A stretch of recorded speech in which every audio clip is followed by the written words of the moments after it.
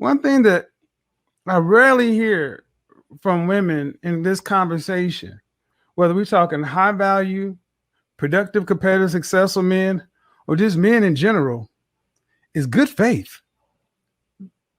I'm always hearing this color purple. I had the fights all my life and all this stuff that I'm 52 years on this planet. And I don't see women getting beat and cheat like this. I didn't see this. So why do so many of our conversations devolve into, well, I'd rather be by myself versus this life that you can't tell me that most women are living, even the majority of women. This was part of the contention we had back when you came over to my show, Tawana, this narrative that just is not rooted in any observable or even data-driven reality, but it's still real to far too many Black women. Why is that? I can speak it for me. I think that it's programmed, like when you go through certain things, you kind of program yourself to, accept the negative first, right? You look at it that way, you accept the negative first, and if something positive comes in, you're like, okay, well, it's like a surprise. You prepare yourself for the worst, right? It's not a good thing to do. I won't say that it is a good thing to do. It's not a good thing to just automatically preconceive, right? But when you go through stuff and you know that you're the reason why of it, it makes you leery when you continue, because you're like, always, you're the cause of everyone that you choose, right?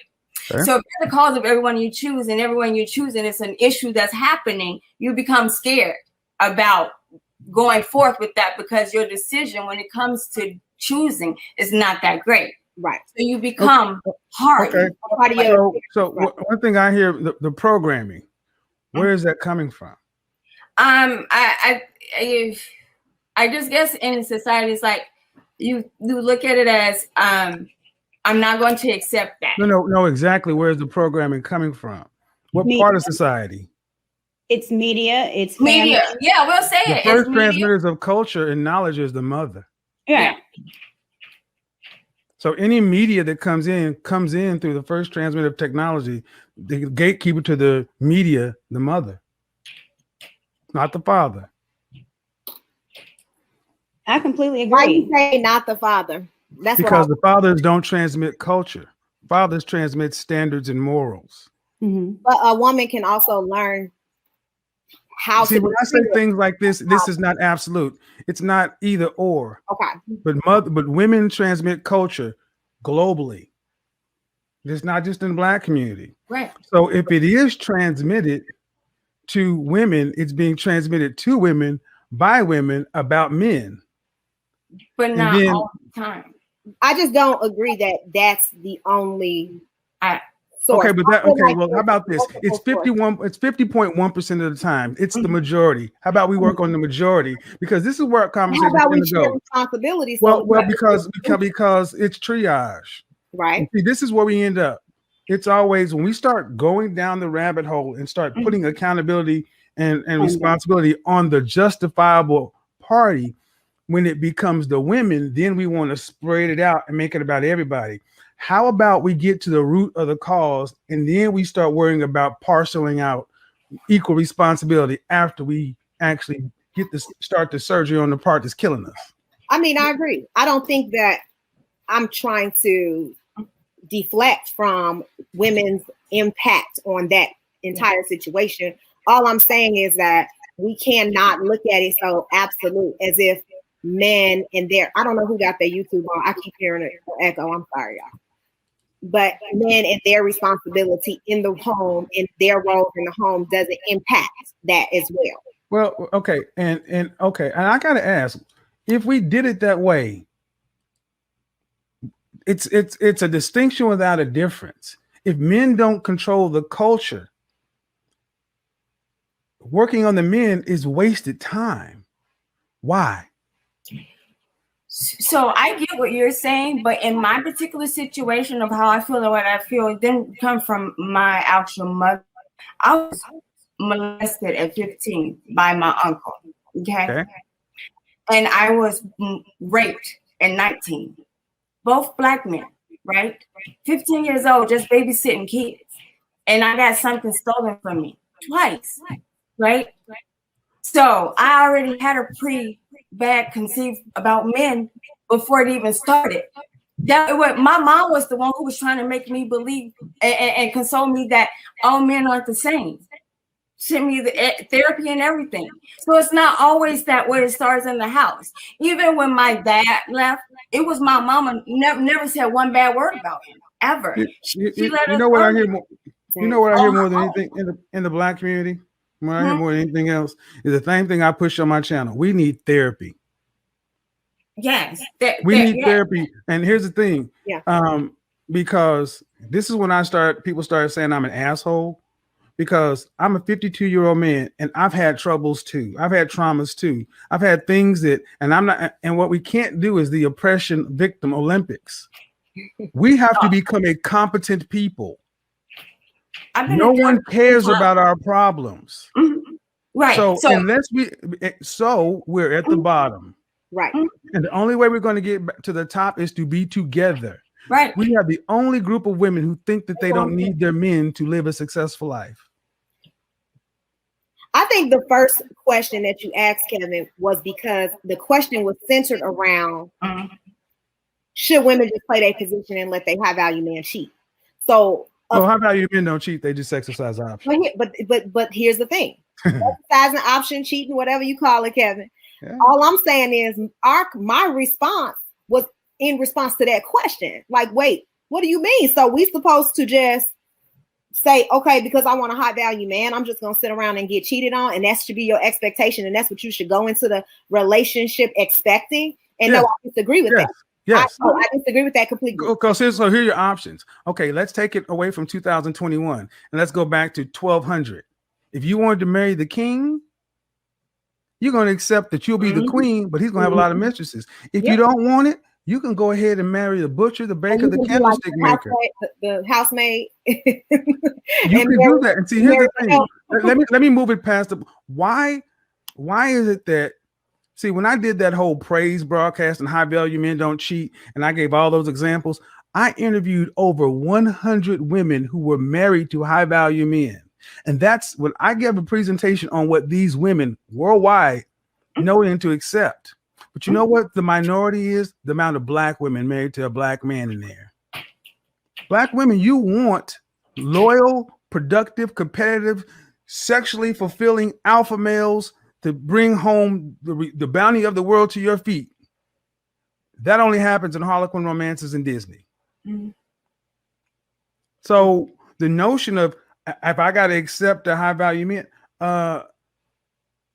well, look at in our community, Martin Luther King. Coretta Scott King didn't even marry after he died. She was so bound to his legacy and what he had to do. She played her part. Yep. Jacqueline Onassis Kennedy, Robert Kennedy and his brother were openly making the White House the Playboy Mansion. They shared Marilyn Monroe.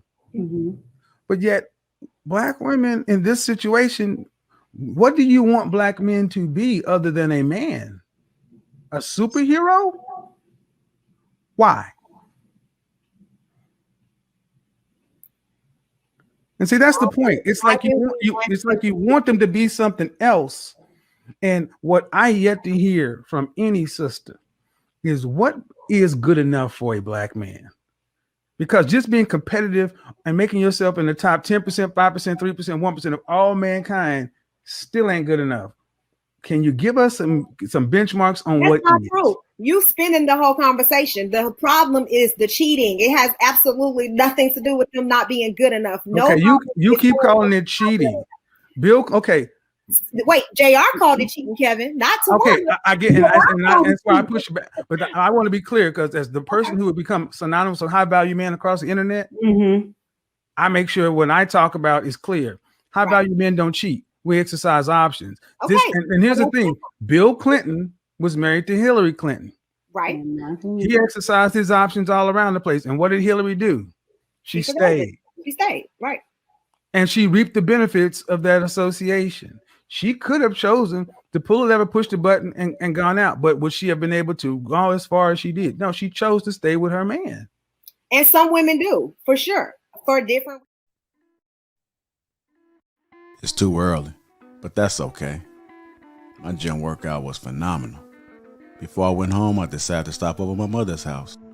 I haven't seen my mother in 2 months. I know she's going to be very surprised to see me. I can't wait. What the? I couldn't believe what I was seeing. The first thing I noticed was this person's skin. What is going on? Uncomplicated, untreated skin? Who is this guy? I had to take a step back, but then I realized it was my brother. But look at his skin. Have you guys ever seen anything like that? I had to take a closer look and figure out what was going on. Best believe I crept up on him. Peep this. I'm still looking at his skin, trying to figure out, how did we get here? I could do nothing but shake my head. He could definitely use my help. I had to get to the bottom of this. He definitely needed some game about his skin. I'm just staring at it, like looking at it. Come on, bro. I knew what to do. I had to reach in my bag and get that Tiege Hanley. Uncomplicated skincare for men. Bro, this is why I'm excited to have Tiege Hanley as the sponsor of today's video. They have helped me start and maintain my skincare routine by making the entire process uncomplicated. Honestly, it's the best skincare system for guys like you and me. I recommend you start with their level 1 system, which comes with all the basics.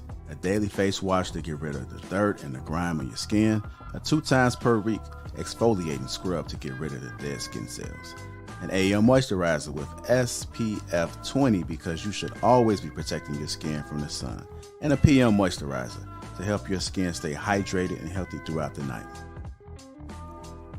My brother was so excited. My favorite part about Tiege Hanley is that every box comes with an instruction card that tells you when to use each product, how much to use, and in what order. They really make the process of achieving and maintaining amazing skin easy. Shout out to Tiege Hanley. And because Tiege Hanley is sponsoring today's video, they're offering my viewers a great deal. Just click the first link in the description, and not only do you get Tiege Hanley for the best possible price, but they'll also give you a free gift with your first box. Click that link and get started today for just $30. Feel the Tiege. Let the Tiege force be with you.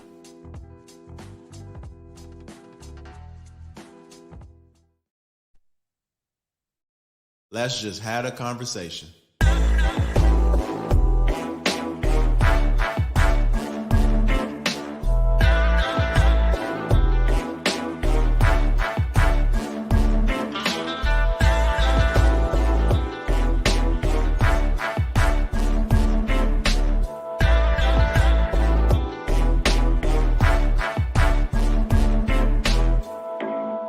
How y'all doing, family?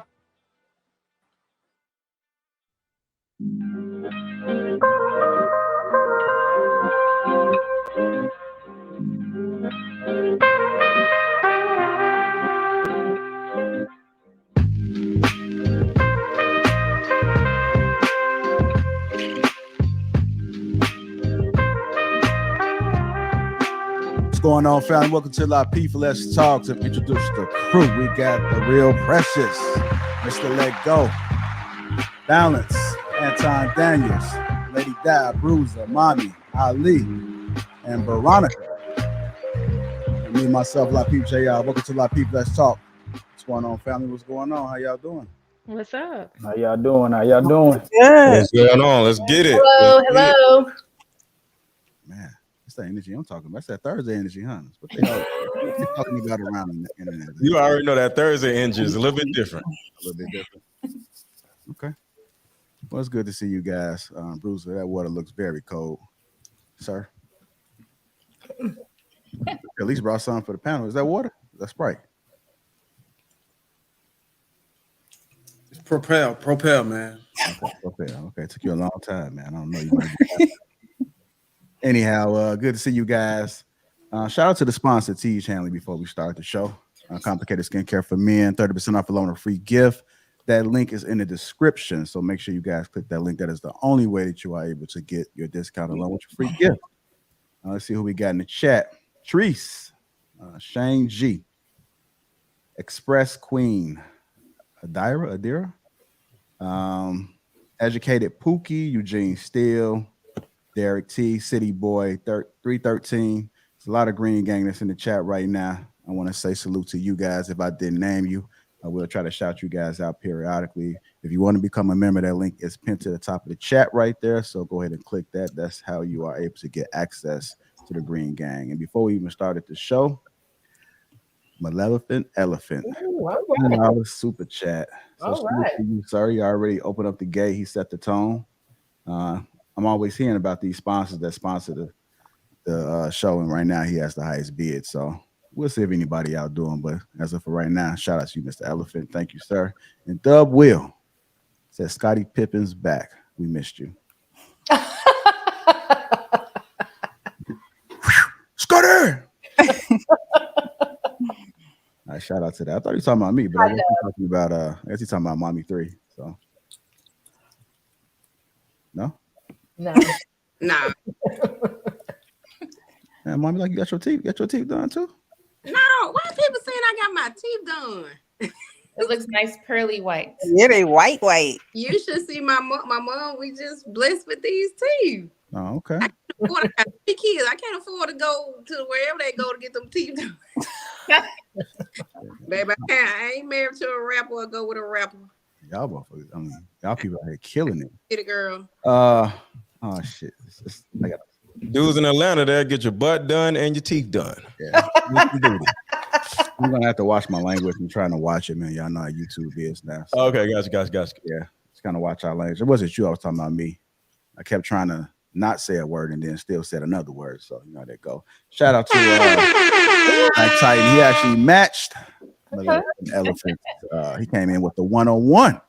First time I've ever seen a 101. So he is official sponsor of the show right now. So we're gonna go ahead and salute Mr. Black Titan. Thank you, sir. Appreciate you. He outdid you, Mr. Elephant, but it's cool because I know that you probably outdid a lot of folks on this chat tonight. So both of y'all will hold it.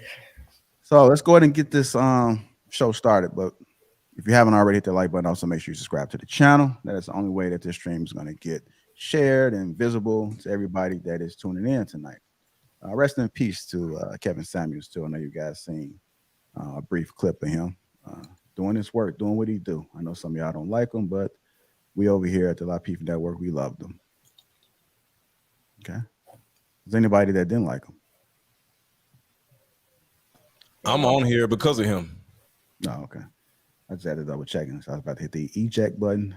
They're not gonna say that. They definitely not gonna say it. Well, you know what? I thought he was a bit harsh myself. Some of the stuff he was just over the top. Okay. I liked him a lot. I don't know. I think if you ever had a coach before, then you understand that, you know, sometimes the harshness, it may hurt, but it's gonna help. Mm-hmm. That's my It best. is, but it's just one episode I saw, and he asked the lady what her weight was. And she was like, I don't think my weight has anything to do with anything. And he was just like, y'all know what I'm talking about? And y'all know what he told her? She can get her off of his channel. And I'm just like, He felt disrespected. You know how he rolled. yeah. And the I thing really about watch it is when somebody runs a channel a certain type of way, and you have to expect those questions. So for her to just say, don't worry about it, that was because if I would have said something like that and I threw her off my channel, I would be wrong because she wouldn't have expected that, you know? But if this is how you run your platform and somebody comes up there and he asks something that you expect them to ask, you're not conforming to the system of the channel. So no, I think that was disrespectful, but for her to do that was actually disrespectful to him because he does that with everybody as far as what's your weight, your dress size and all the other stuff. That's how he does. So she was actually disrespecting his platform by doing it. Yep. Yeah. Now we got to go ahead and shift it. It's going to get into our topic for the night. Our first topic of the night is men that want to 100% provide for their woman does it for control. There was a conversation that I was having, and it came up that if the man wants to provide, it's because he's trying to have control over that woman. I want to kind of get you guys' thoughts about that. Is that a true statement? Do you think that men that are higher earners, that when they date and they offer to provide, it's for control? Let's talk about it. Let's start with Balance first. Let me go to Balance. You could go to me first, JR. That's what's up. It depends. Sometimes that's true. Sometimes, yes, there are men that want to control women with money. That's not new. That's from the beginning of time. We know that. But there are men that just have a provider mentality and they want to provide for their women. So you just have to realize the character of the man that you're choosing and learn him and wonder why he wants to do that. I mean, yes, some men do want to control women, whether they have money or not, honestly. And then there are men who just want to provide for their women. You got to know the difference. So have discernment. Okay. Mommy 3, what are your thoughts about it? Men that want to 100% provide for their woman, does it for control?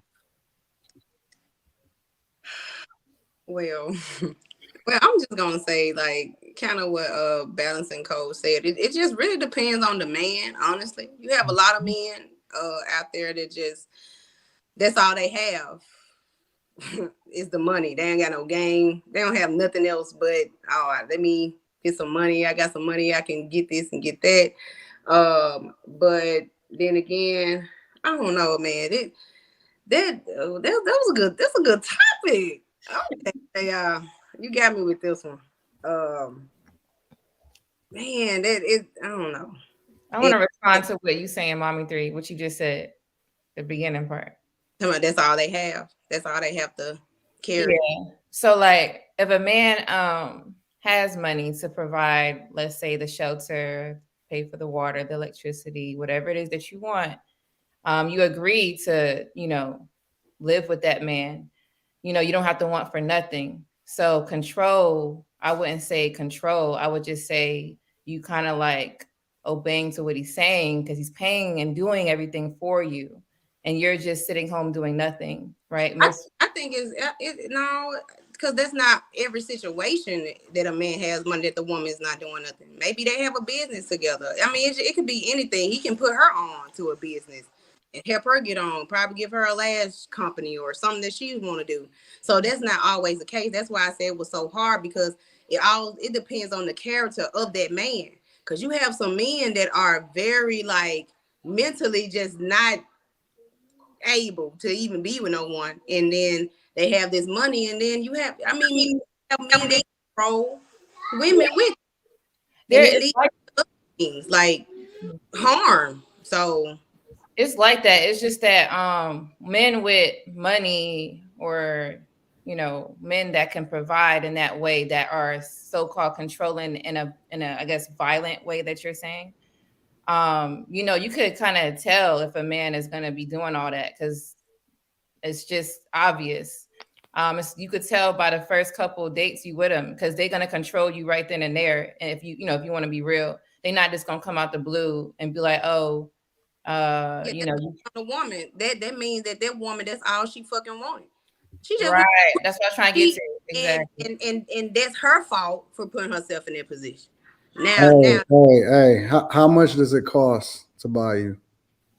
To buy me? Yeah. It don't cost nothing to buy me, baby. I know. No.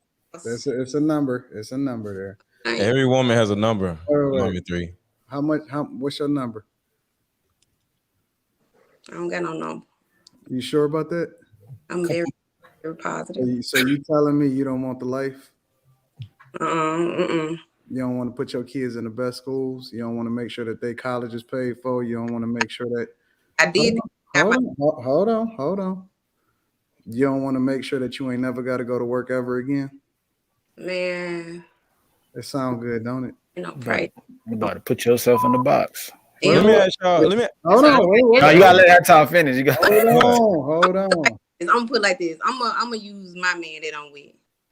Like it didn't come with a price or nothing like that. And it's crazy because I'm being for real. It's so crazy because I already talked about how we got together, blah, blah, blah. But the thing is, I didn't know what he had. So I didn't even look at that. So it's like, I don't even, what you mean a price? No. I'm not talking about what you settled for. I'm talking about what you want. Because it's a difference, right? But I want. Hold on. Not. Wait a minute. My life. Mommy, like let him finish. He's trying to make a point. You trying to let him finish. Okay. I'm not talking about what you settled for. I'm talking about what you want. Listen, has anybody ever asked you what your dreams and aspirations were? And I'm not talking about, do you want to be happy I'm talking about where you want to live. How many times do you want to go there? And then what type of flight you want to take when you get there? Hold on. Girl, I'm not city like. Stop.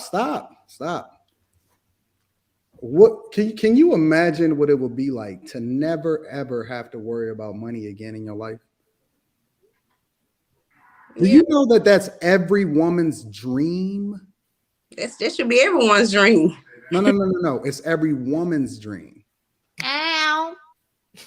You gotta remember, Mommy 3 loves. We the one who control everything, so it's not every person's dream. It's every woman's dream. Listen. She can say what she want to say. But understand. her smile, her body language, her reaction, it tell a different story. I'm gonna just tell you, it's a whole nother conversation. See, when you got to get up early to go to work, and then you got to start your car up a little early because you got to knock the frost off the windshield.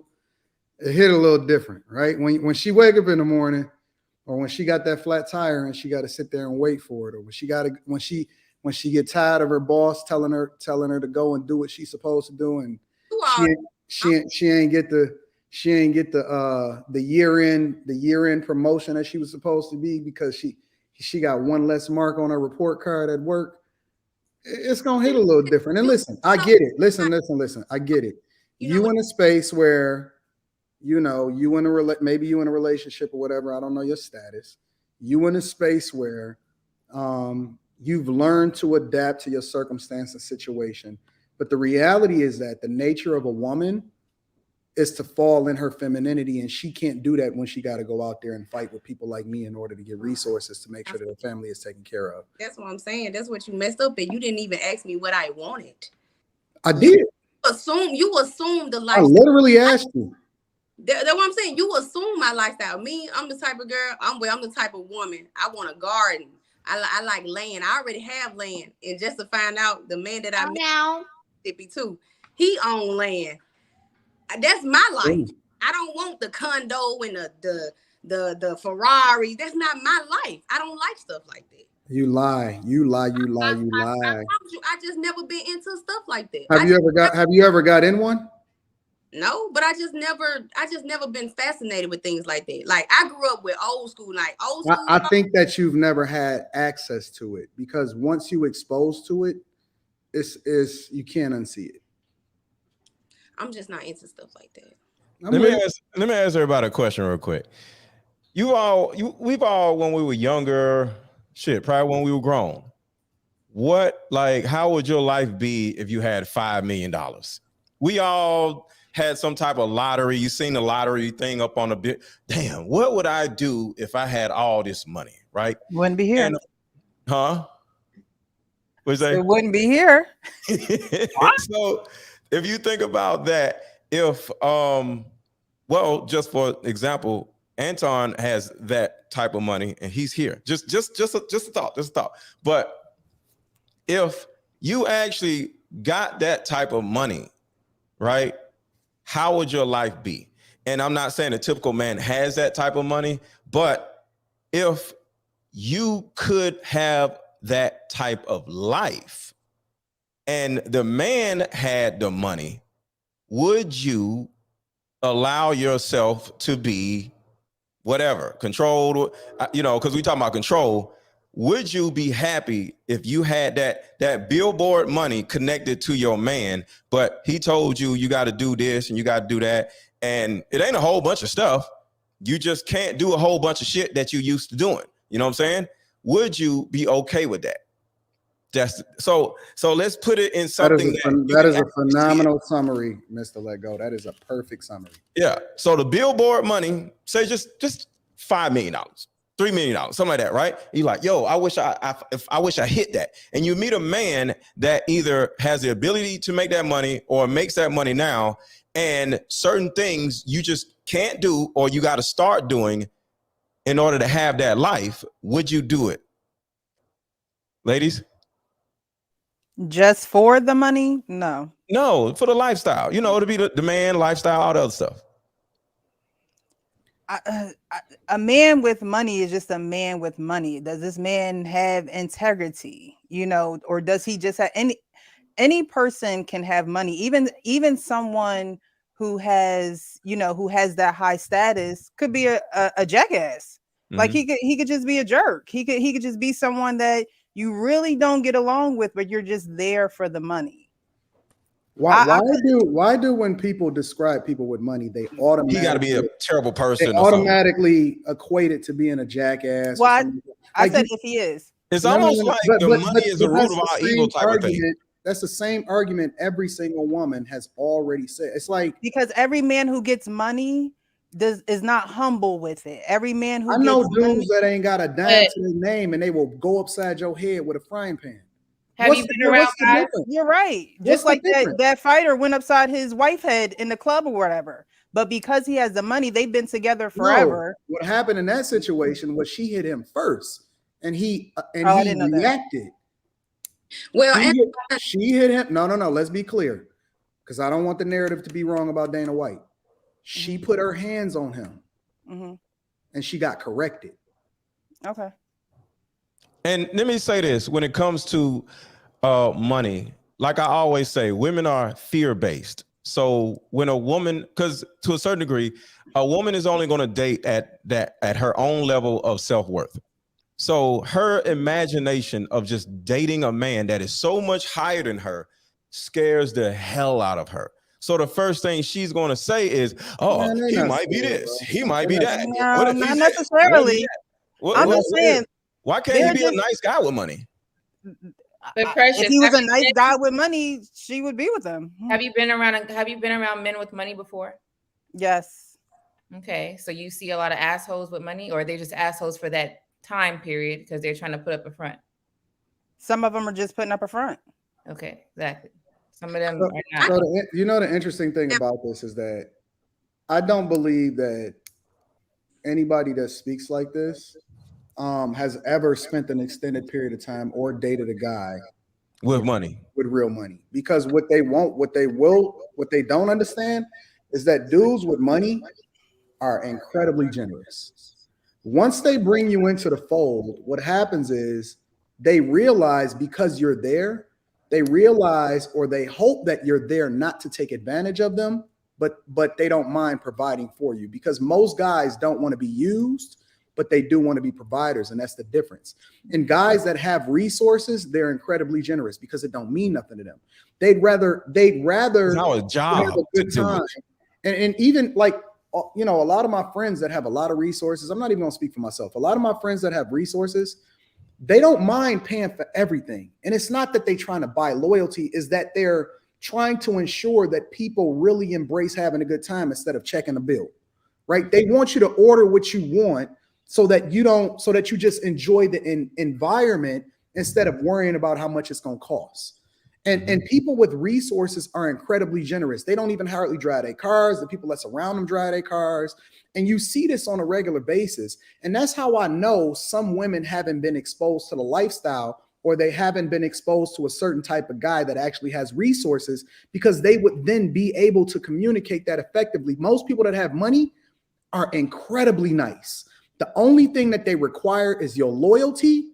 And they also require for you to go about taking care of your business, because they're business minded. They understand that their time is money, so they don't want you wasting it. They don't like playing games, so they don't want you coming in their presence and then wasting their time, because if he's taking time out to spend time with you, that means he's taking time away from something else that he could be doing to produce, or that he can be doing something more conducive to whatever his lifestyle is. And so women that understand things from a business perspective, or higher end women, or women that's used to that lifestyle, they adjust to that and then they embrace it. And that's one of the reasons why they regularly associate with and they can date guys with money, because women that don't or have not been used to that type of lifestyle, they operate with a duress mindset. What does he want to do? Is he going to control me? Most guys that got money is assholes and stuff like that. They think like that because they have a broke duress mindset, and they're so used to dealing with a certain type of lifestyle that have not exposed them to that. And it automatically puts them in a space to where they have to compete for resources, or a guy needs you to go to work. Not necessarily that you're going to work because you can or you want to,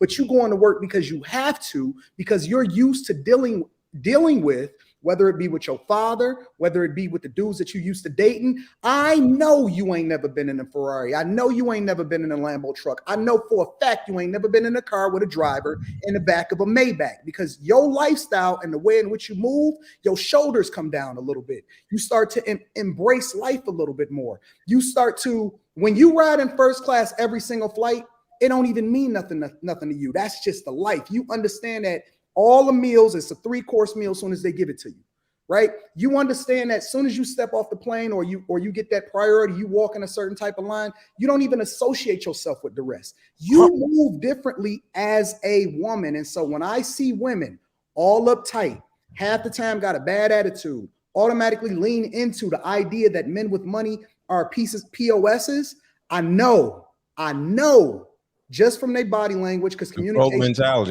communication is 90% body language and 10% of what you say. I know they ain't never been with a dude with money. That's why I asked that question, because I actually was around. I lived the lifestyle with that, in the sense of being around people, not just men, people with money. I was in the industry before I even got married. But it's a lot different. Those people are generous as hell. That's why I asked, were they putting up a front? Because sometimes when you go out, they got to make a show. They're not like assholes. They're very nice people, like, honestly. So that's why I asked y'all that, because I don't want, you saying stuff like that, but it's not true. You know what I'm saying? So that's all I wanted to say. Go and sit courtside at any game, and then go into the Players Club and see how they treat you. Every single person in there, all the wives are incredibly nice and helpful. And the dudes bend over backwards in order to ensure that they have every single accommodation. If you telling me that that's the way that you don't want to be controlled, then I think that it's something seriously wrong in the head with the majority of our women. Well, the thing about it is, it's something seriously wrong in the head of our women.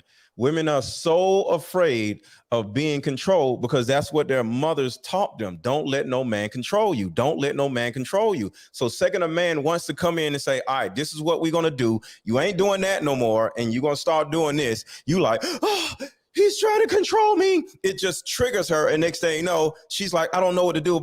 But at the end of the day, control isn't really control. It depends on who the man is, of course. But control is about system.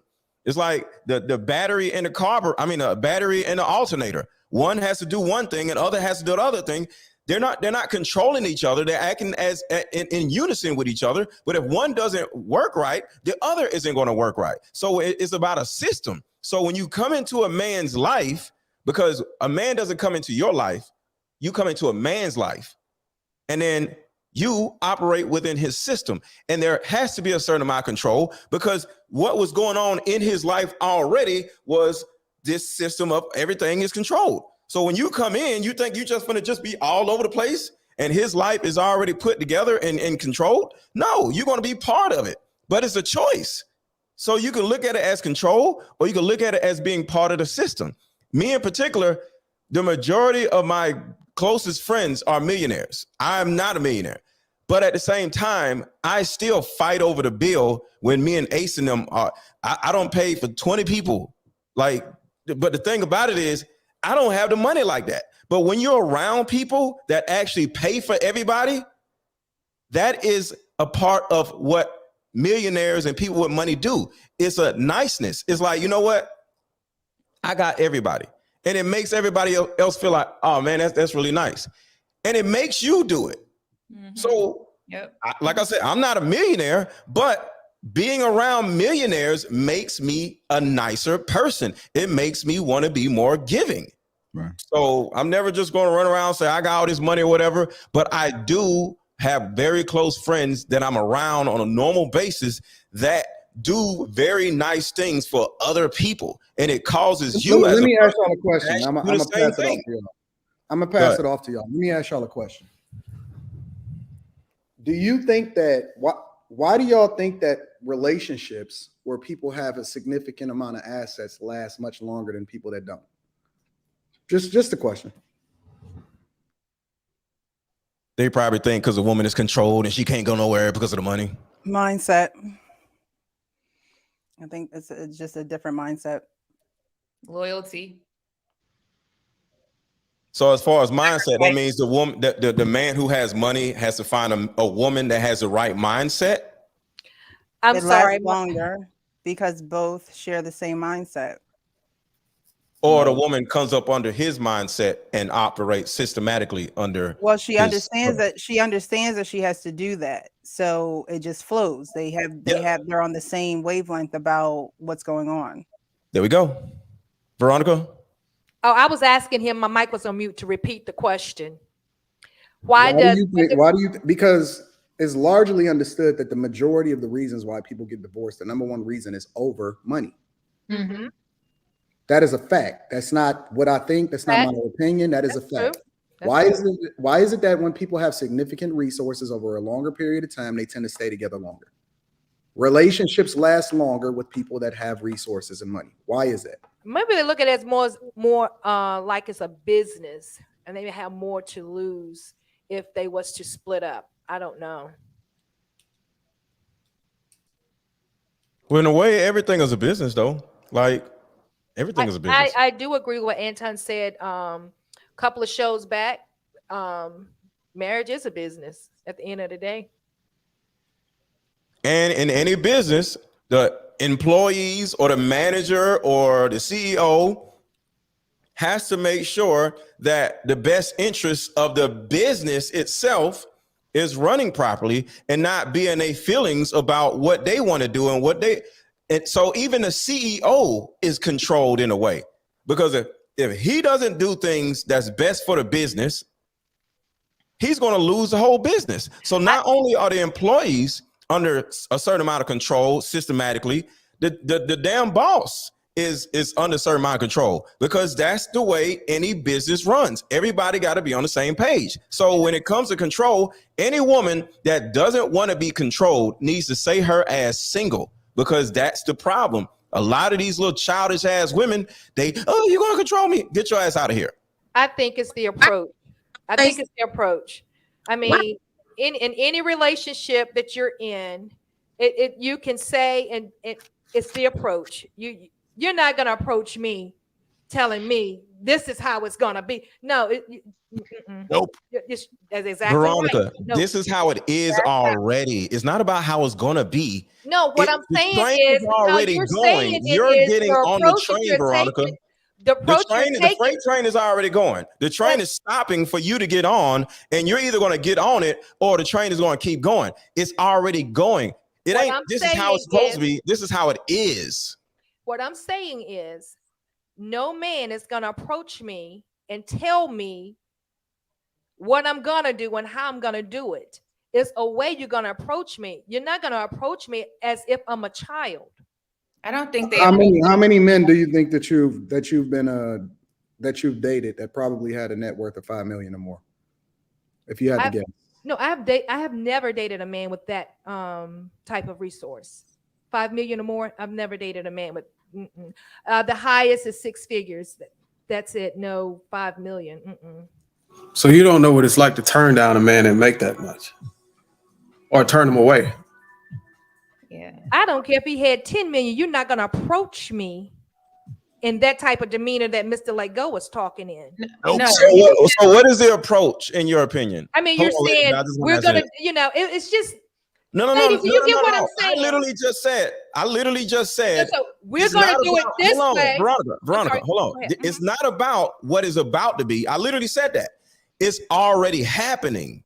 I never said what is about to be. No, it's already happening. You see a man that is operating in a certain manner, and you can either choose to get on his train or you can go be on a bus. Wait, because I want to hear. Jump on and you stay off. Hold on. I want to hear what Ali and Bruiser also, what y'all thoughts are.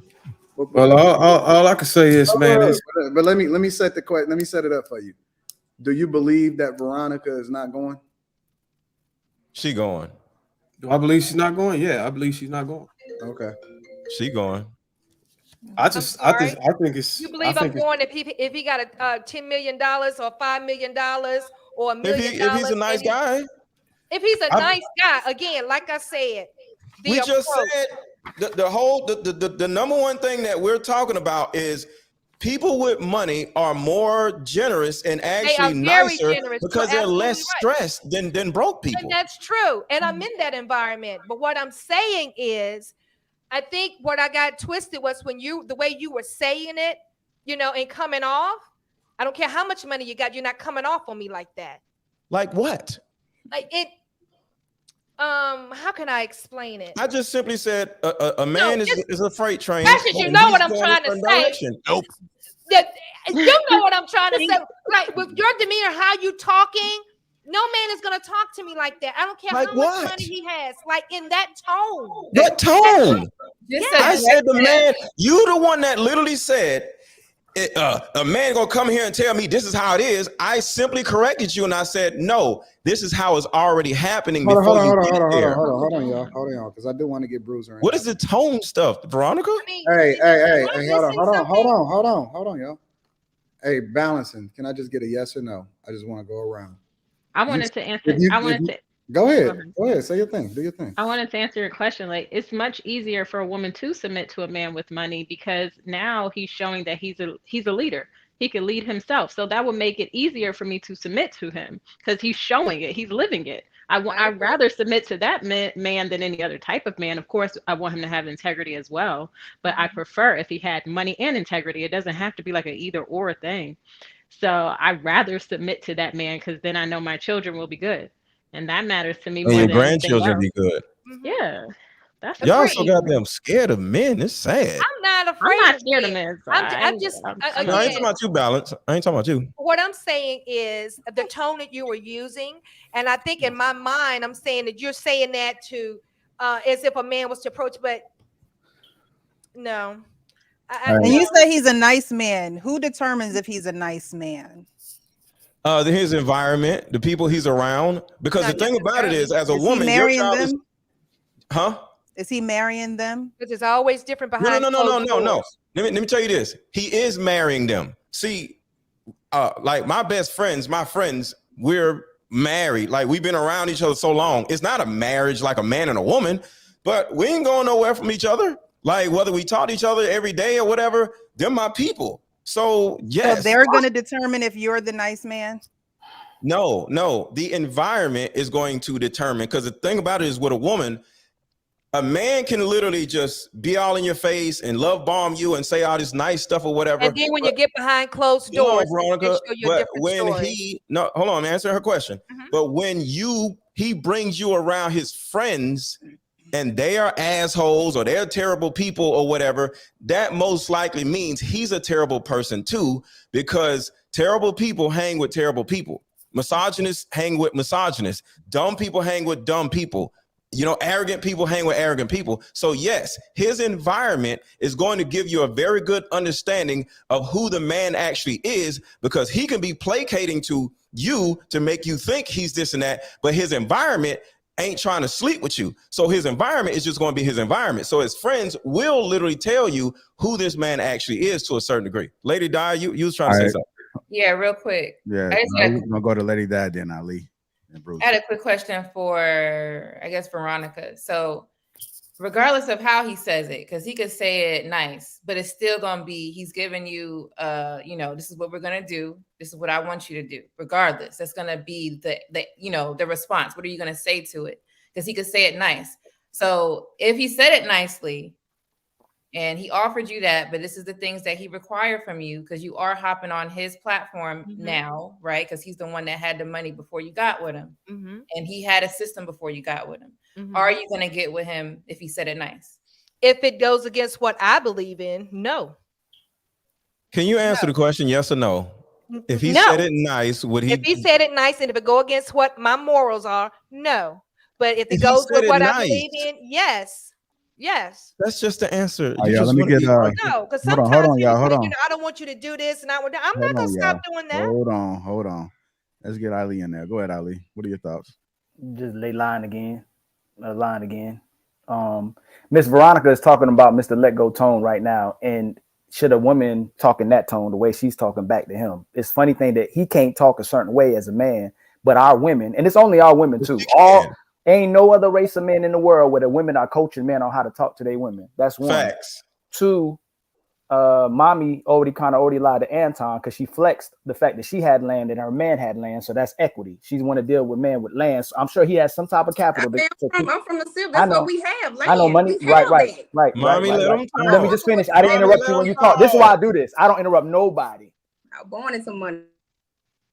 If you ask a man if money matters, he'll say yeah. If you ask little children if money matters, they'll say yeah. When you ask women if money matters, they're in such a place to find a reason to not follow a man. It's his delivery. It's does he have integrity? Nah, I don't care about money. That's like asking a man if he don't care about sex. Like you're being dishonest. We all care about money. So if I tell you I don't care about sex, no matter who it's from, and a woman is going to care about money. You know why? Because one of the most uncomfortable questions. And that's another interruption. One of the most uncomfortable questions for a man is a woman asking him what he does for a living, and he ain't doing nothing. You know what's the second most uncomfortable person? Is a woman sitting in front of another woman, and that woman asking that woman what does her husband do for a living. Y'all lying. Yes. Can y'all I say lying. something? So let me keep going. I want to finish because I know y'all want to cut. I know y'all want to cut. No, you calling names. Don't Let him finish. Let him cook. This is 2023, and again, women in our whole experience tell us the same thing over and over again, so much to the point that they can never answer a direct question. They don't know what they want. So the control aspect. Any woman I ever met says she wanted a leader, she wanted a man in control, and she wanted a man who can handle her. Right? That's all of our experiences, right? So then if I'm gonna be an authority of you, again, we're gonna say to be responsible of you, I have to have full authority of you again, right? But then you want control of me as well. You want me to be monogamous. You want me to come home at a certain time. You want me to spend my money a certain way. You want to dictate certain things that I do in a household. So you want control as well. When you say that's my man, what do you mean by that? When I say that's my woman, what do we mean by that? You want to be controlled. People want to be controlled. So we're being disingenuous when you do this again, because again, we're asking women questions to where they have to answer it honestly, but it goes back to deflection, because the real question is it that you don't know how to be a woman? So you have to find a reason for why you don't follow a man. That's what I think. Find a reason why a man don't want to. It's like me meeting a woman of my dreams. Look, I meet a woman of my dreams. Look, let's say Precious. Hold on, let's say Precious, the woman of my dreams, right? But I know I don't got all the things that I need to keep Precious. I don't like that her glasses are black. They keep setting the standard higher every time they have the man of their dreams, because they're not prepared to what that man needs. They're not who they say they are. It's always deflection. Can we take a moment of silence for that small chronic break? I'm just saying, like, I can appreciate when somebody absolutely positively just gives it the raw truth. They don't mince words. They absolutely say whatever it is that they say. I mean, the ladies is more than welcome to respond. He took a breather for y'all. Smoke weed every day. Go Oh my ahead. God. Go ahead and respond, Mommy. Why Okay, did he, so what do Hold he on, mean hold on, about hold on. I'm gonna go to women? Mommy. Look, they all over the place. Let me go to Mommy. Go ahead, Mommy. No, I want to know, what do he mean? Like, he said something that I didn't never agree with. I don't even know what he's talking about. He said something about women not wanting to be controlled. We never said that. You just did in the big. You flip now. You flip flopping again. No, You I said you did don't want to not. be That's what I'm saying. controlled. I never said that.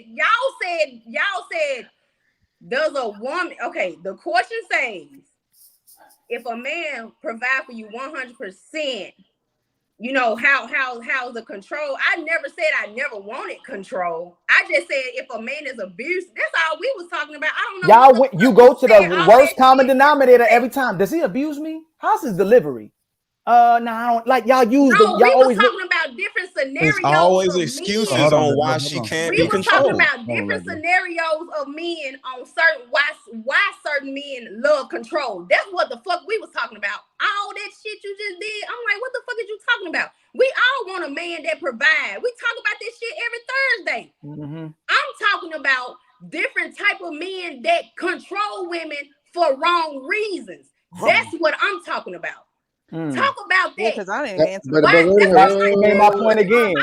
She made my point again. That's what I'm saying. Wait. So, hold on. I did, and your tone is not ladylike. So again, you making my point again. You don't coach. Nobody coaches a woman when she talking out of line. But we just coached Mr. Let Go. All he was doing was talking like a man. So a man, it's only a man to talk loud. So you police tone to me. A woman shouldn't talk loud to a man. No, a woman shouldn't. I know. Oh, poor baby. I'm sorry. I'm so sorry. Well, I know. I'm so sorry. I know. I'm so sorry. I know. I am so sorry. I know. I told you. I agree with you. Oh, baby, I will rock you to sleep if I that's agree what with you you. feel. If my tone trigger you and it makes you feel some type of way, my bad. But all I'm saying is what you said was not nothing pertaining to what us women said on this panel. We said that a certain type of men control for different reasons. They control women because that's all that they have is money. And when the Actually, money hold on, let go. they Let gone. go. I'm gonna get to Precious next. Go ahead, Precious. I think she triggered. So I don't think that men who provide 100% do it for control. I think they do it literally to be the leader in the relationship.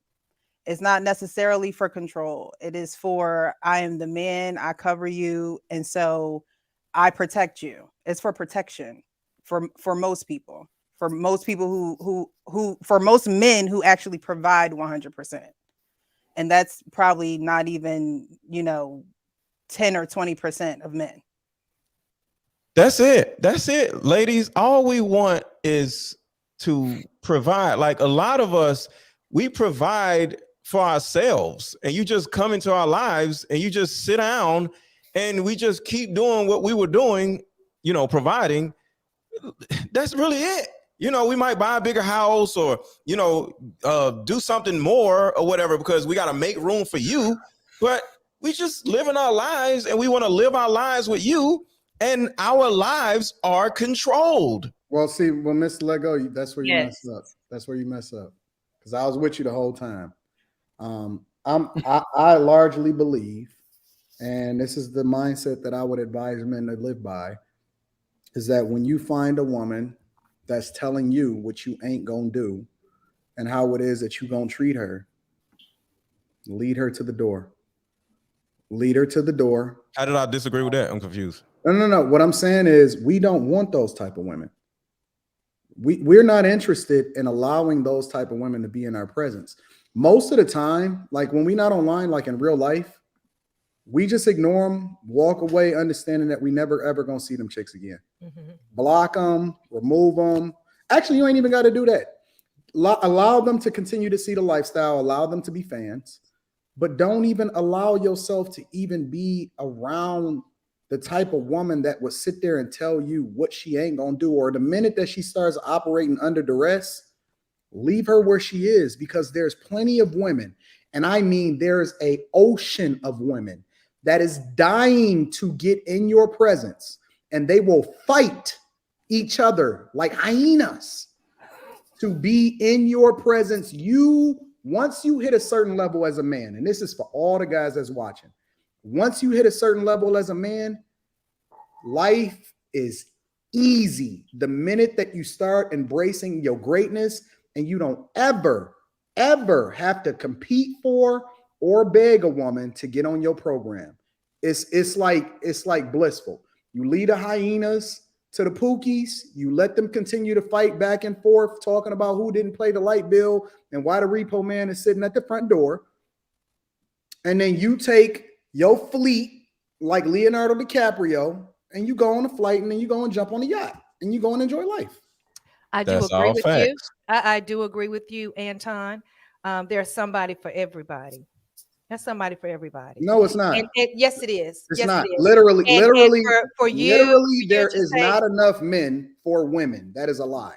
Well, that is a talking point that is not true that somebody sold you. That is not true. There is not somebody for everybody. Plenty of people die by themselves every single day, and there are plenty of women that never get married.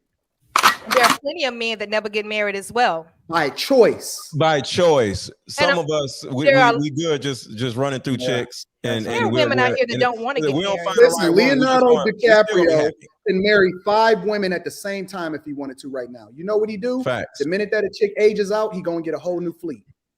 Facts. By choice. Yep. See, y'all women love to try to put us in the same goddamn barrel as y'all. No, no, no. I know from me. I know from me what I will accept and what I won't accept. Yeah, those that got you next. You know, I like I said, I know what I will accept and what I won't accept. And yeah, that's my stance, and I stand by it. All right, let's get Bruce in there. That's why I always say humble and beautiful is the best candidate for a wife. Humble and beautiful. Y'all women are not humble. Y'all way over y'all head. And that's your opinion. That's your opinion. That's your opinion. As a man, our opinion is what matters when y'all are trying to date men. Not you, Veronica, not in your, particular. Not your opinion. Okay. So, Veronica, you're married. So I'm not saying you in particular, but it is our opinion. And guess what? Our opinion is what matters because y'all are dating us. Are so you married? That's your opinion. How many on the panel is married? How many on 1, 2, 3, 4. So what's your point? So now you're gonna listen to me because they're married now, right? No, I'm not gonna listen to you. You got what you want.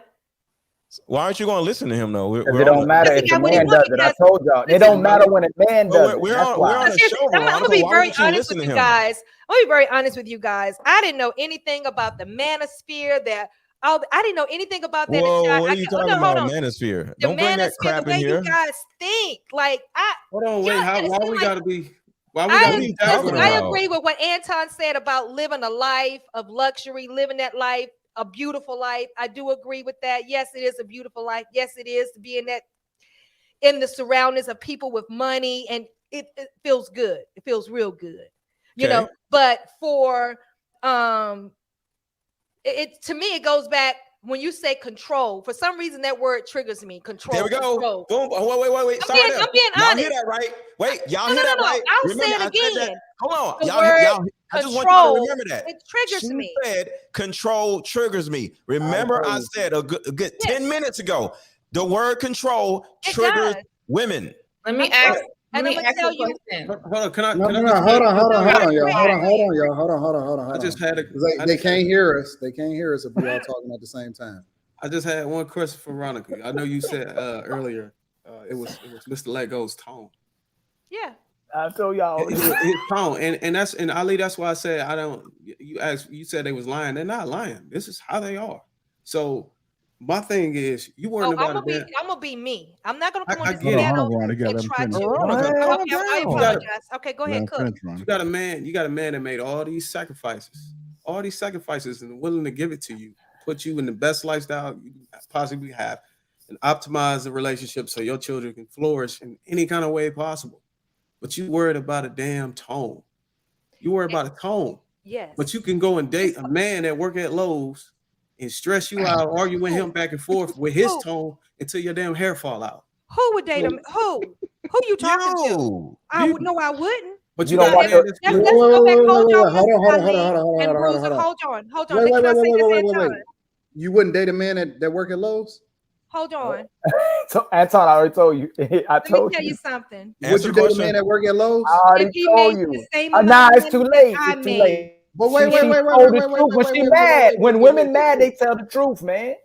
So you wouldn't. Listen, there's no shame in my game. You just said you wouldn't. Hold He on. caught you. You literally just contradicted yourself. Yep. You And everybody did. saw it. How to tell me how? You can't place a value on a man based off of how much he makes and then say I wouldn't talk to a man based off of how much he makes. Facts. What is you? I Bruh. said that I would date whoever I dated had to make as much as I made. That's But you placing lied. a value on a man Right. based off of how much he makes. Listen, I've been through the struggle. Hey, I've Anton, been I through set the it up struggle. for you. I'm not Oh, just now you've been through the struggle. Yeah. Wait. I just painted the picture of bliss. Now she talking about I've been through the struggle. I don't want to talk to a man making a certain amount. And I meant what I Because said. all they know is struggle. I wanted That's to all they ask know. Ooh, these black women is impossible. And the fact that let me y'all- tell you they're something. so used to struggle. Anything that's not struggle, he's controlling. And the fact that y'all got a question, somebody questioned earlier about determining his niceness. How do you know he's nice? This man is willing to be. He's setting himself apart from all the other men. First of all, I know some guys that make $60,000, $70,000, $80,000 that used to work at Home Depot. That's a fact. If I was making that and he was making that, great. You didn't say If that. I'm making six figures, I want him to be making six figures. No, you said I wouldn't talk to who working at Lowe's. I wouldn't talk to nobody. Exactly. Well, you know what? Right. You're right, because in my mindset, they don't make that kind of money, and they could make that type of money. You said it didn't matter.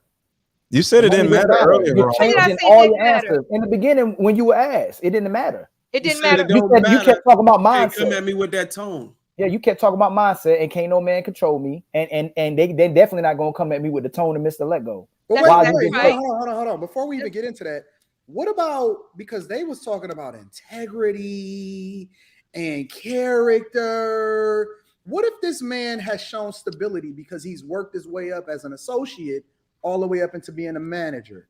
Or, you know, he's shown that he's able to work well with people and he gets along, and maybe they have a program in which he's educated himself through that program or anything. They didn't say none of that. The first thing that they said was, I'm not rocking with no dude that work at Lowe's. They never Or said somebody who got money. anything about his character, how long he worked there, what position did he have, and here's the number one thing that women say: I don't mind a man that's on the come up, but what is his ambition? What is his goals? They didn't ask none of that. The first thing they said was, I'm not talking to no dude at Lowe's. And then the second thing they said was, he got to be making as much as me or more. That's what I that said. is They didn't literally say the that. contradiction They of didn't say every that. single I thing. said that. I said that. I said that. Okay. All right, cool. Okay, you're contradicting everything you said, not they. All right, hold on, y'all. Let's get Well, Lady Di you now. know, Hold I'm on, sorry. Lady Go Di got ahead. a question. Go ahead, Lady Di. So I just want to clarify, what is control to you? Because control is like someone telling you to, I don't know, like go Bark sit- like a dog, or don't go outside. Yeah, or don't eat. What is control to you? Because you're saying you don't want a man like that. So what does that look like? Please, ladies. We got to move on this. Ladies, you got to be careful the way y'all acting right now.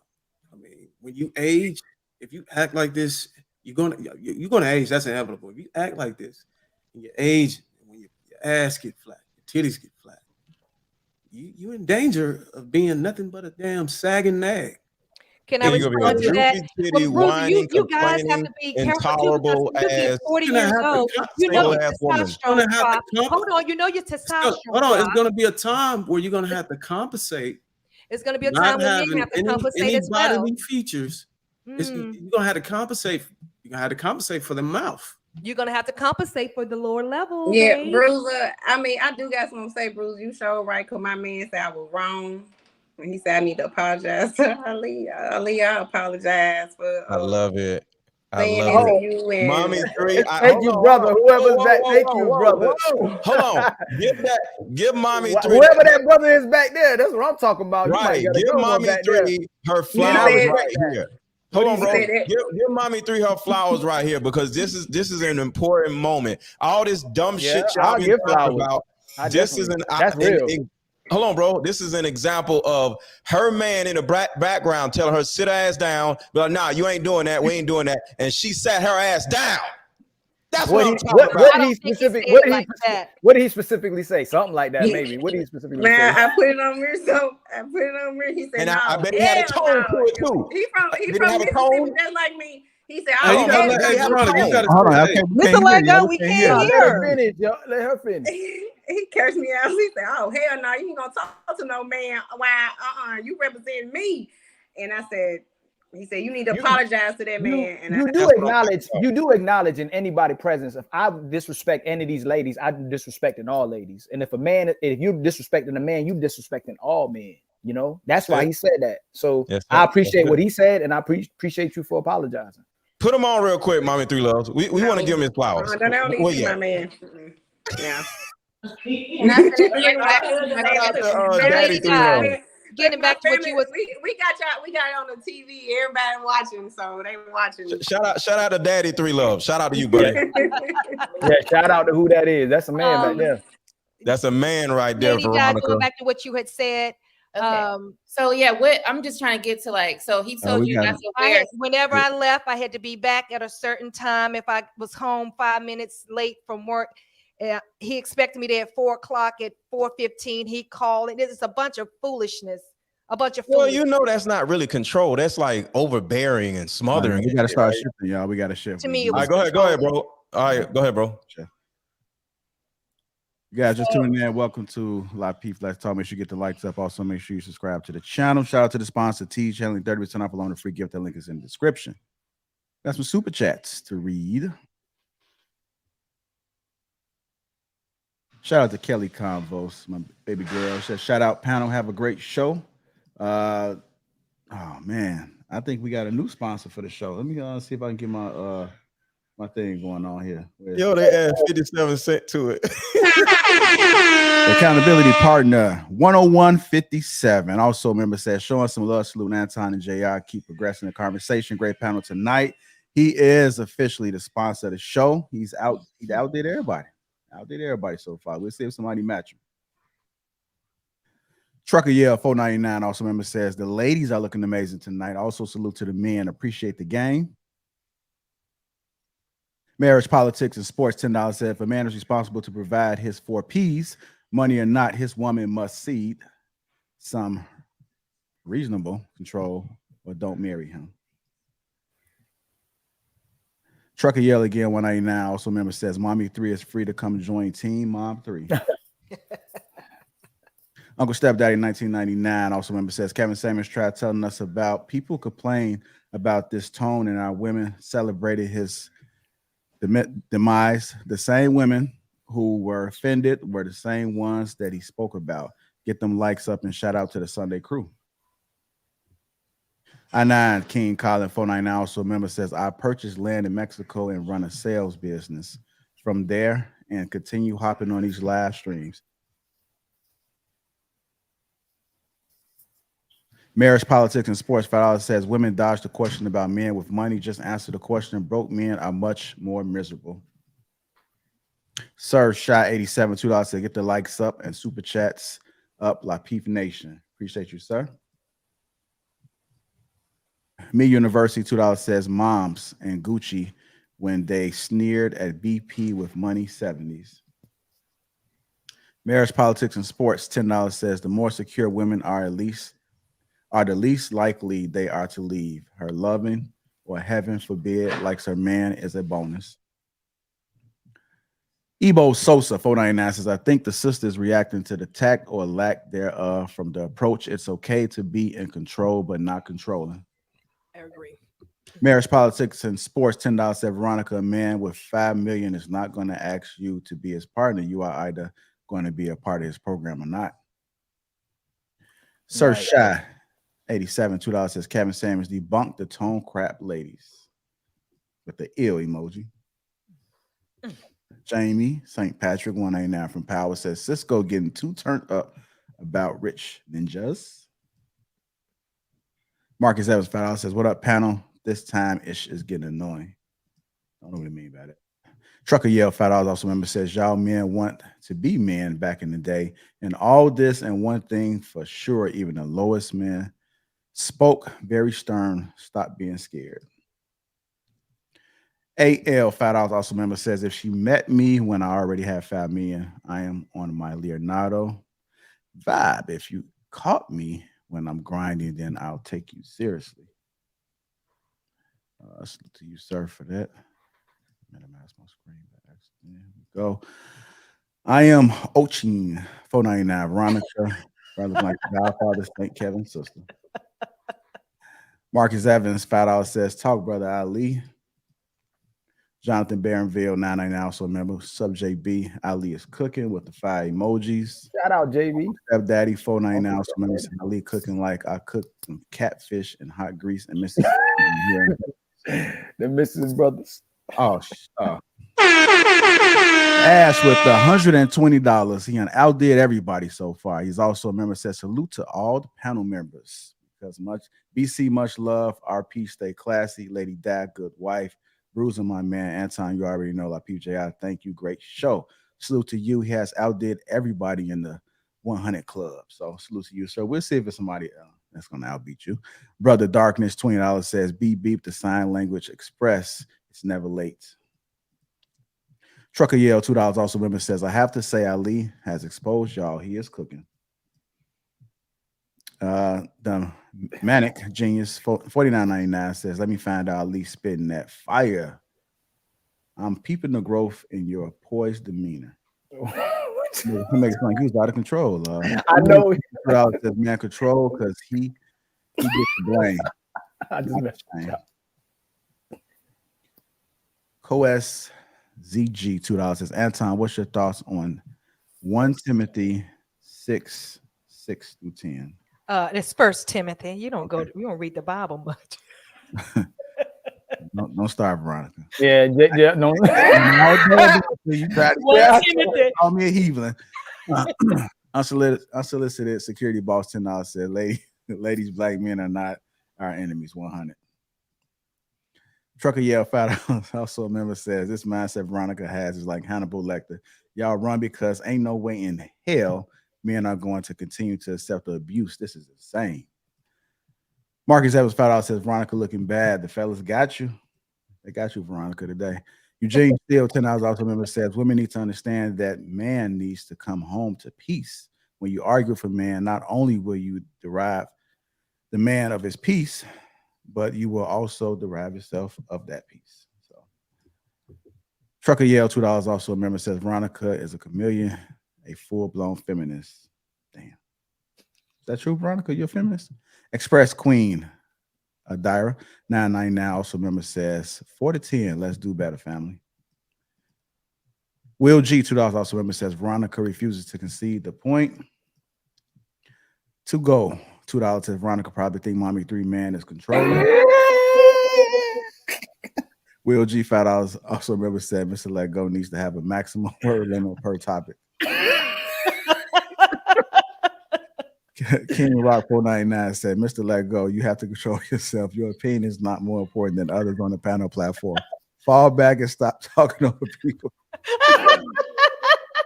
The average bro 499 says, Veronica, it's your damn mouth. Shout out to Bearville 999. Also remember says, fellas, please don't be responsible for any woman who you don't have the authority over. That makes no sense. Facts. What they call controlling is really just a man doing what he's supposed to do. Facts.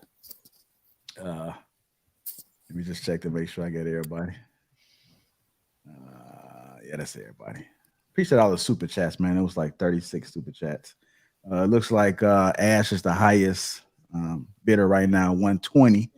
Let's see if somebody outdo that 120. So shout out to Ash, officially the sponsor of the show, sir.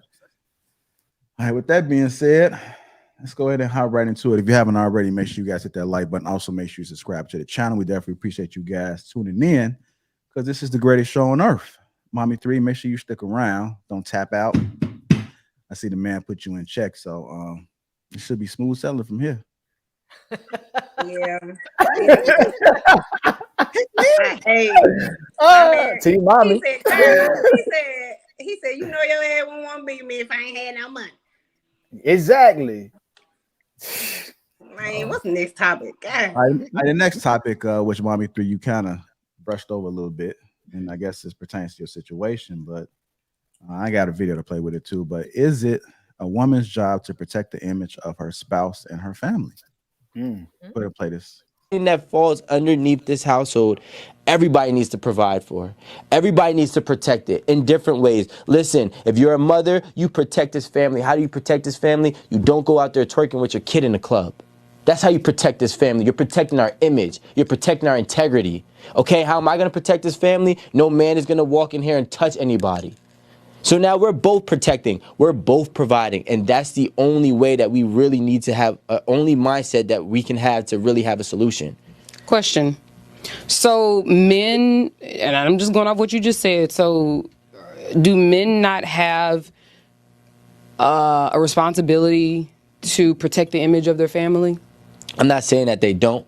I was just giving a example because everybody needs to protect the integrity of everything. But I think that the word protect has been pushed as a men-only obligation. Question, who's pushing that? Because I ain't gonna lie, in the comments, they be like, well, what you gonna do when somebody break in your house? First of all, like, no one's breaking into most people's houses. Like, what are the chances of that happening in most cases? Like, the chances of somebody having to provide, that's every single day. Yeah. Is anybody under threat of having their house broken into every day? No. Like, so I'm just saying, these are the retorts that men are saying in the comments. All right, is it a woman's job to protect the image of her spouse and her family? I'm gonna go to Precious first, and then we go to Bruiser.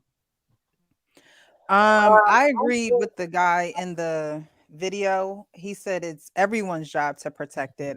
Pertaining to the question, is it a woman's job to protect the image of her house and family? Yes, it is partially her job. The way you represent yourself is you're representing your family, you're representing your husband. So it is your job to protect that image. It is your job to speak highly of your husband. It is your job to watch how you are, on social media or whatever the case is. But I wholeheartedly believe it is a woman's job to protect that. All right.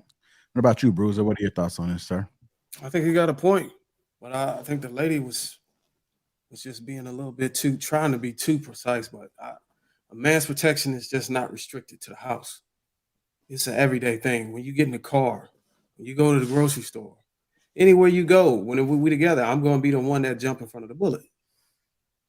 And I also protect a woman from herself, because these women are like children. Shout out to Mr. Let Go.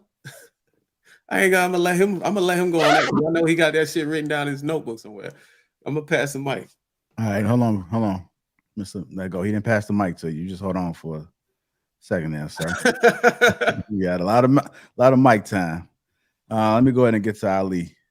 Is it a woman's job to protect the image of her spouse and her family? I mean, you can go back to the apple don't fall far from the tree, right? So the way she conducts herself, the way she speaks, the way she presents herself, is a full representation of her man. And we see it all the time. Like I know y'all do. When we look at social media, when we see women in public, when we look, like I mean, in here, we can see exactly who their husband are. We know exactly how their husband behave. We know how their husband conduct themselves, and we know if he's in control, if he's not in control. But her entire image and reputation is a reflection of who that man is. If she's out of control and she looks like she's promiscuous or looking crazy on the internet, we think the same thing of the man. So yeah, she a full representation of what's going on in her household by how she conducts herself. All right, balancing. I agree with Ali, because if you think about it, a lot of women actually, that's why they want to be single though, because they don't want that covering. They don't want somebody to tell them what to do, tell them how to dress, where they could go, what time they have to be back. So they rather just do what they want to be on their own and not have a covering.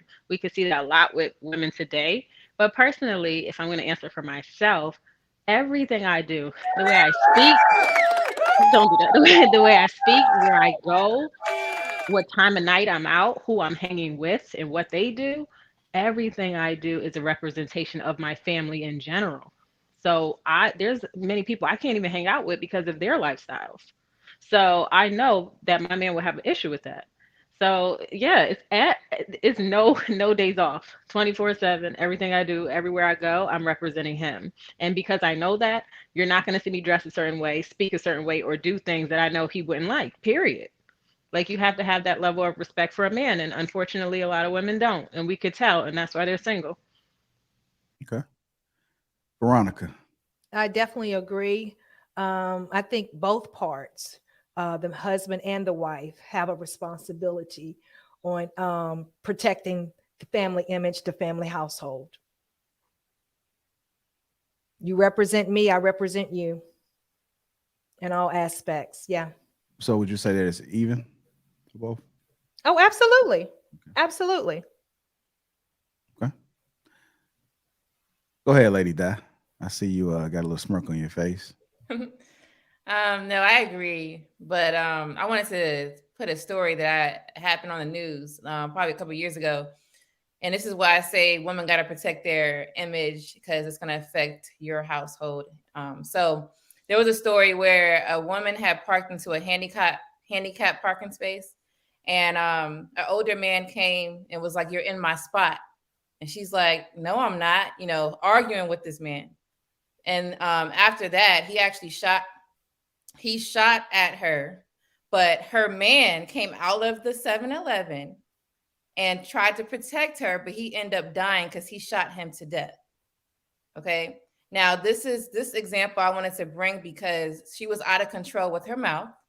First of all, you shouldn't be arguing with no man in public. First of all, you don't even know this man. You don't know what he has. That's number one. Secondly, you shouldn't be arguing with no man, period. Because they are, they have ways that is going to be more stronger than you regardless. So you arguing with a man is like, why would you do that? You already know you're going to lose. So you might as well stop right there, get out that man's spot because he's an old ass man, need a handicap spot. Why are you even going back and forth? So that shows immaturity. And your immaturity in your mouth got your man killed.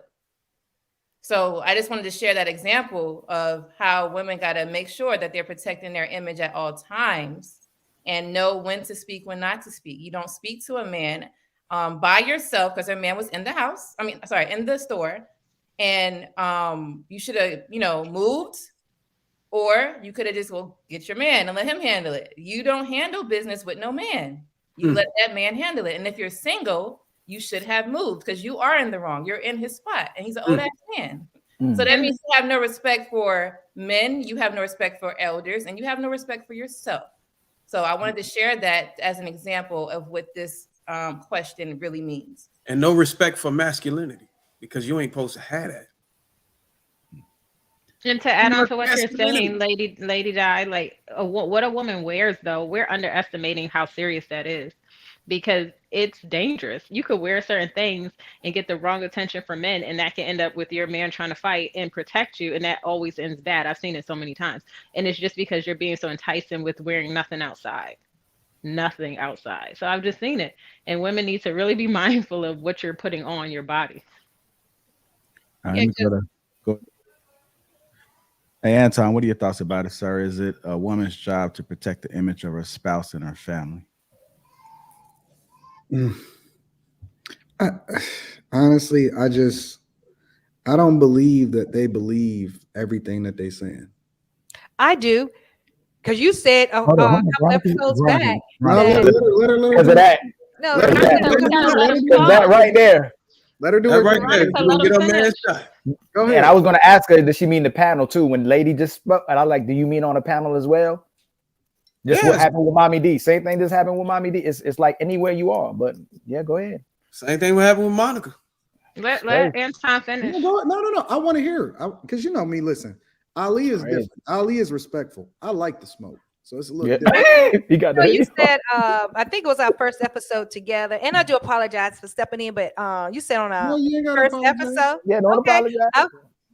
Okay, Ali, I see you keep jumping in too when you not because you just doing the opposite. That's don't all. save her, don't save her, Ali. I love you though. I love you back. I love you back. But you had said like when your wife step out, she's a representation of you. You remember that conversation? Mm-hmm. And she knows not to step out of line. Yeah, that's correct. Okay. All And right. when I tell her to be quiet, what you gonna do? That's right. You hear? I heard her. Okay. But y'all not like her. No, it's they Y'all man. don't They have- man is not So like. you know what? Listen, you ain't never, ever heard my chick. Half the time, you don't even know if she in the room or not. True. You ain't heard her. You ain't never seen her get out of line online. You ain't never seen her do anything outside of exactly what it is that you know what I'm saying, how it is that I set the standard. I don't believe. And the reason that I don't believe it is because what it is that y'all display is completely different than what it is that I see y'all saying right now. You can't tell me that you don't play hyena. You can't tell me that because it's too easy for you to do it online. You can't sell me They on do the it so much. Yeah, it's natural, right? Listen, it's natural for my chick to just be chilling. She just be chilling. She don't care nothing about it, whatever, you know what I'm saying? Because that's just the demeanor of who she is. All I got to do is say the wrong word and y'all gonna be like, yeah, like I know that. I know this. Yep. So you know, I just don't believe it. I genuinely just don't believe it. But that's just me personally. Okay. Well, fortunately, I don't have to prove myself to you or nobody. I know how I carry myself with my husband and for my family. But that wasn't the question. The question was protect specifically how you protection, specifically how he described it in the video, Mm-hmm. was how you represent yourself also in public in the presence of other On men. YouTube. Mm-hmm. It's all encompassing. You can't divide it only when you in front of your man. Yep. Well, I don't feel like I disrespected my husband in any kind of way on social media. I didn't say that you did. I just said I don't believe what y'all saying on the platform. Can I explain what Anton is saying? So, for example, when a man or woman, doesn't matter, is speaking, women seem to get triggered right away by a word, and they automatically start cutting people off right away, and then they start to explain themselves when no one asked. So that's what that means. Your trigger word is control. I think that is cool. Like I like to see the animals in the wild, you know, doing what they do in the jungle when they, you know what I'm saying, when they're not being supervised or domesticated by men. You know what I'm saying? I like to see it. It's enticing. Like it's nothing like seeing a group of black women all in one setting and seeing how they operate. And it's pretty funny because if you let them describe it, how it is that they interact with other women, a lot of times black women will say that they don't even like being with or hanging out with other black women, right? Because they can't get along. They can't get along. They can't operate. They can't backbite. They can't talk negative, not talk negative about each other. At some point, somebody gonna get mad and think that somebody's trying to take their man or anything like that. And so, you know, I just don't see it because I think that the true nature of a great woman is a person that brings people together. She is a person that networks effectively. She is a person that brings in business for her husband. She is a person that you know, gets along with other wives because they know that that is the way in which you network and then bring in communities, right? A true woman, if you look at the women of yesteryear, it's a lot of things that I don't like about the generations before us, but they really were the people, because it's not the men that brings together the community. If you start to look at neighborhoods, it was the women. They were the ones that were the glue. They were the ones that connected with neighbors. Even in movies, they were the ones that made the pie when a new neighbor came in and then they, you know what I'm saying, introduced themselves. You don't see that from women today. And it's not because technology or anything like that. They're just not hospitable. They don't have that spirit. They don't have that sweet spirit. They don't have that character that then reflects in every single thing that they do. And I've always said that who you are in one place is a representation of how you are in other things. You can't code switch everything. And so when you see women that get unruly at work, or you see women that's always angry at other women and they don't want to be around nobody else, and you see women that's always angry at their kids, and the overwhelming majority of women are using kids against the men that they used to talk to in order to try to get back at the man and all this other type of stuff, it's painting a completely different picture from what it is that I see being communicated by the majority of the people when the question is being posed. It's not an accurate reflection of what society really is and what women are becoming today. Even in my coaching group, I tell y'all, like, you represent yourself everywhere you go. I always talk about branding, right? So if you just take the man out of the situation, because some of y'all got a man, some of y'all don't, right? You still got to look at yourself as a representation of your personal brand. And when you're used to and accustomed to representing your brand, when you're out on Instagram or YouTube lives or whatever, and you hold you're consistent in who you are, then you get with a man, you're used to doing it. See, a man don't want to train no damn woman to do nothing. You are a grown ass woman. Why don't you know how to operate without the man? Because if you don't know I'm not done. I'm sorry. When you don't know how to operate without the man, you're not going to know how to operate with the man. So look at your life as a brand. Tell yourself not to wear them tight ass pants or whatever, or some all up your butt. Tell yourself not to wear that shit. So when you get with a man, he ain't got to tell you nothing. And that's what I was telling you earlier, Veronica. We ain't going to tell you to do nothing. You are just going to operate accordingly because we pick a woman that already knows how to operate accordingly. We ain't got to tell you nothing. I don't tell no woman nothing. I'm going to ask a question and wait for her to do it. And if she don't do it, it's going to be a problem. And I ain't going to yell at her and do nothing. Changes are going to be made. Period. I don't tell nobody to do nothing. Like, even in the coaching group, I don't tell y'all do nothing. I give y'all the information and say, hey, if y'all want to do it, here. If not, I don't care. Period. Men don't run around yelling at women and telling them what to do. No, you operate accordingly. And if you don't want to operate accordingly, your ass is back on the street. All right, let go. I think you reached that limit. Let go. Can I say one thing? Yeah, go ahead. Okay. So, so I apologize. I didn't get all that. I from the way you were talking, I was listening to your tone. And Anton, this is for you. I did carry my neighbors some flowers and welcome them to the neighborhood. It wasn't a pie, but I carried them some flowers and welcomed them to the neighborhood. Really? Yeah. Did it have it? I bet you didn't take the thorns off. Anton, you said you was gonna start a new leaf. That's what you said. No, I was gonna start a new leaf with beefing with people. I don't think that this is beef. I'm gonna still have smoke. I'm gonna still do what I do. But yeah.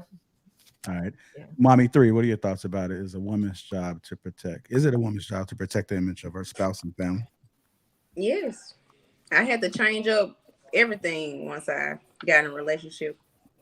Also, with the things that I post and stuff like that. So, yeah. She's extremely feminine right now. Dang, she's super feminine right now, boy. Whatever you say. But hey, if your man can't get you in order, who can? You know what I mean? Like, at least she's look, that's how it happens.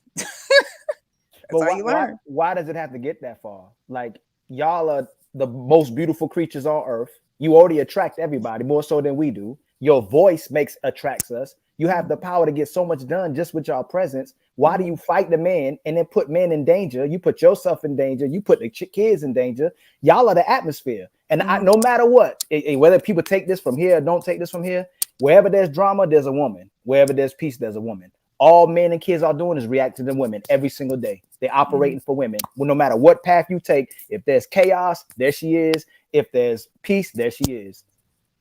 I agree. So let me ask y'all a question then, though. If y'all with a girl, let's just say you're not married to her, all right? But you with a chick and she get into it with a dude, or, for whatever reason, whether it's how she dress or, her getting over talking or talking to a dude a certain type of way, and you find yourself in a position in that position between a rock and a hard place. Are you you going to town? You putting it on the line for her? Now remember, this is not your wife. This is a woman that you are with. It could be a chick that you dating. It could be just a chick that you're hanging out with or whatever. Are you going to town for that chick that then is a reflection of that other thing that's not being communicated? Are you putting it on the line for her? I'm just curious. All right, I go. The answer would be no, because one, I can only speak for myself. A woman that I choose to be around is not going to act like that. And she understands that she's not supposed to act like that. I don't carry myself like that. And I'd be damned if a woman around me carries herself like that. So if she carries herself like that, she's no longer with me. Now, I will make sure she gets home safely, but I'm not jumping in no dude's face after she in particular jumped in another dude's face. I'm gonna back my ass up and I'm gonna sit back, and if she survives, I'm gonna bring her little bloody ass back home to her mama and be like, she was acting a fool, but here your goofy ass daughter. You need to raise her better, because you ain't got never hear from me. So I'm gonna take her home after she got her ass whooped or whatever, and take her back to her little goofy ass mama. But am I jumping in? No. You gonna smash her one good time before you take her back? Nope. It's a wrap. She a turn. I don't mess with no wild ass woman. She take her ass on somewhere. Bruiser, are you doing the same thing as Mr. Let Go? I mean, I'm not tolerating nothing. I'm not taking her home or nothing. She can catch a goddamn cab. You got to take her home, bro. If you pick a woman up, you got to take her back home. That's just my personal. If you don't listen to me and you gonna argue with me, yeah, I'm out.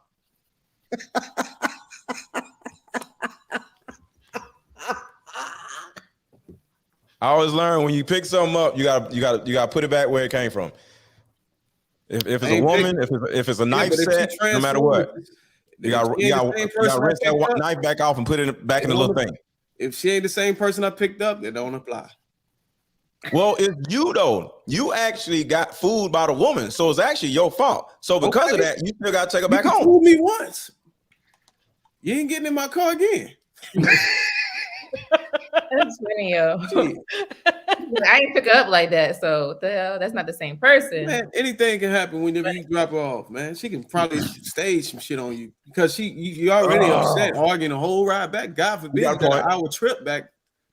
You got a point. Somebody, he touched me. Oh no. You got a point. You have a definitely does have a point. You have a point. You have a point. You just changed the way I think. Her ass staying at the club or staying at the bar, I'm leaving. Women get crazy. And they'll blame it on you. Now you find yourself in a told you, hey, Mr. Let Go. Make sure you record this. I told you I was gonna change it. I was gonna challenge you. Bruce is my coaching group again. I said Bruce is my coaching group too. He learned already. Ladies, how do y'all feel about that? Do y'all think that that's fair? Go ahead, lady. Sure Cut you off. I sure do. I think it's fair because you shouldn't put somebody else in a position to get hurt when you can just simply walk away or be quiet or whatever. For real.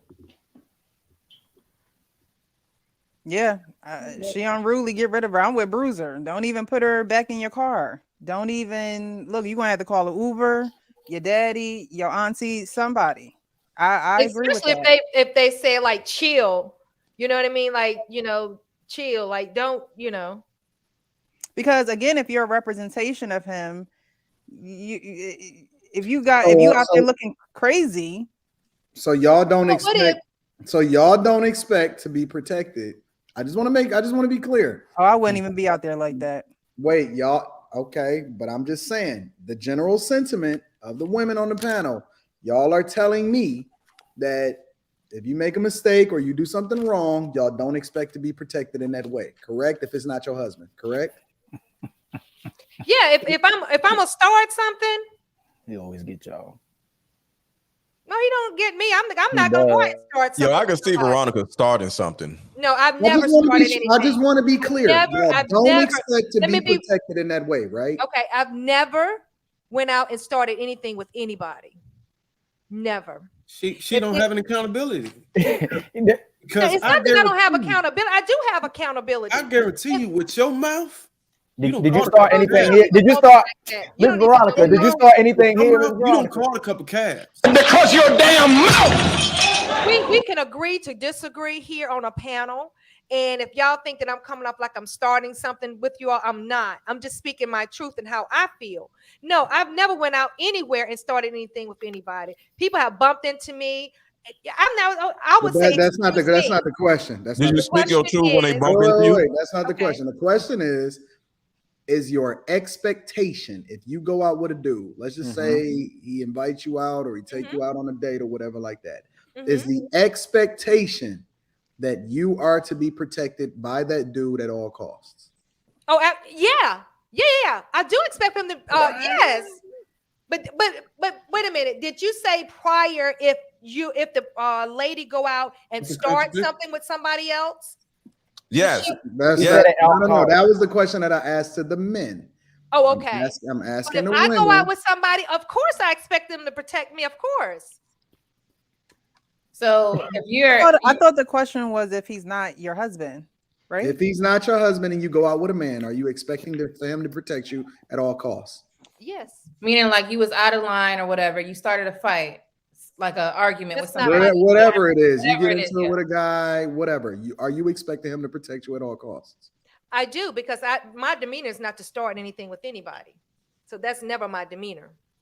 So it would have to. But if you do, Veronica, if you do, if it does happen, start it something, happens. should he protect you? Yes. But if I'm in the wrong, I just can't see myself.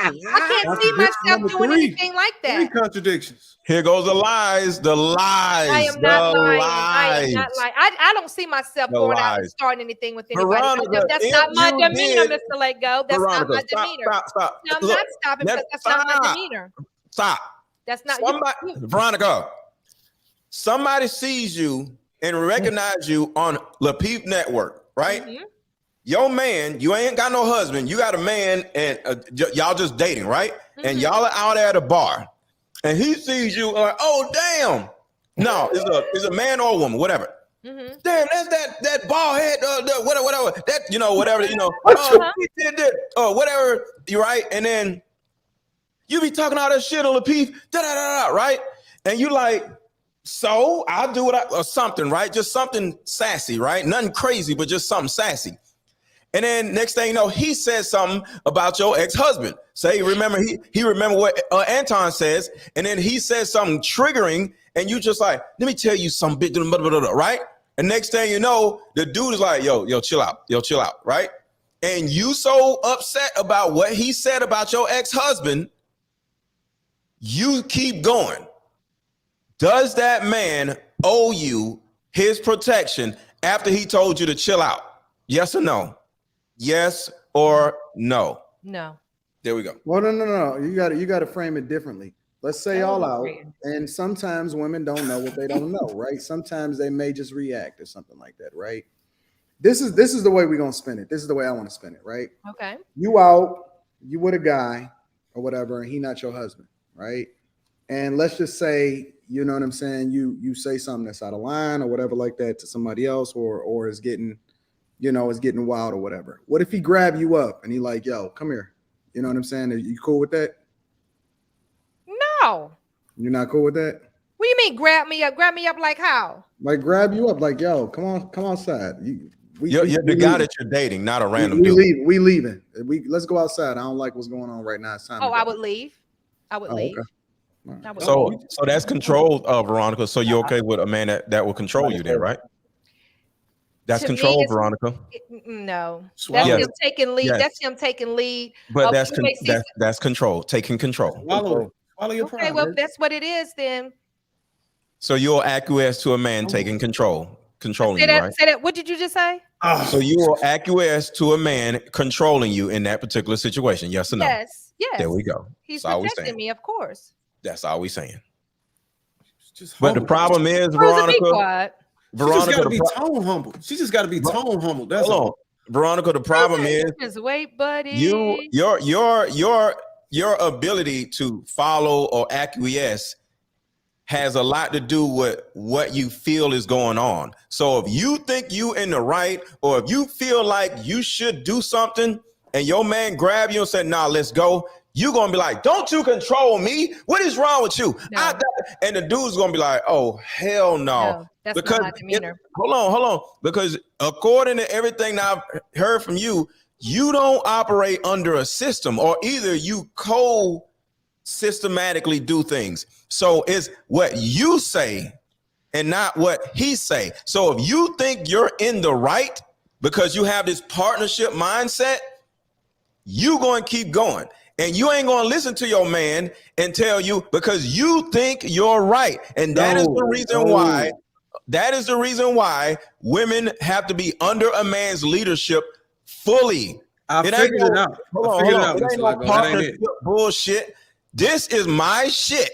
And when we out, this is how it's going to work. Because if it's not, you're going to feel like you're in the right. You're going to feel like you're justified by whatever it is that you're thinking or feeling. And you're going to keep going. And you're going to expect the man to have your goddamn back. No, I said leave. So we motherfucking leaving.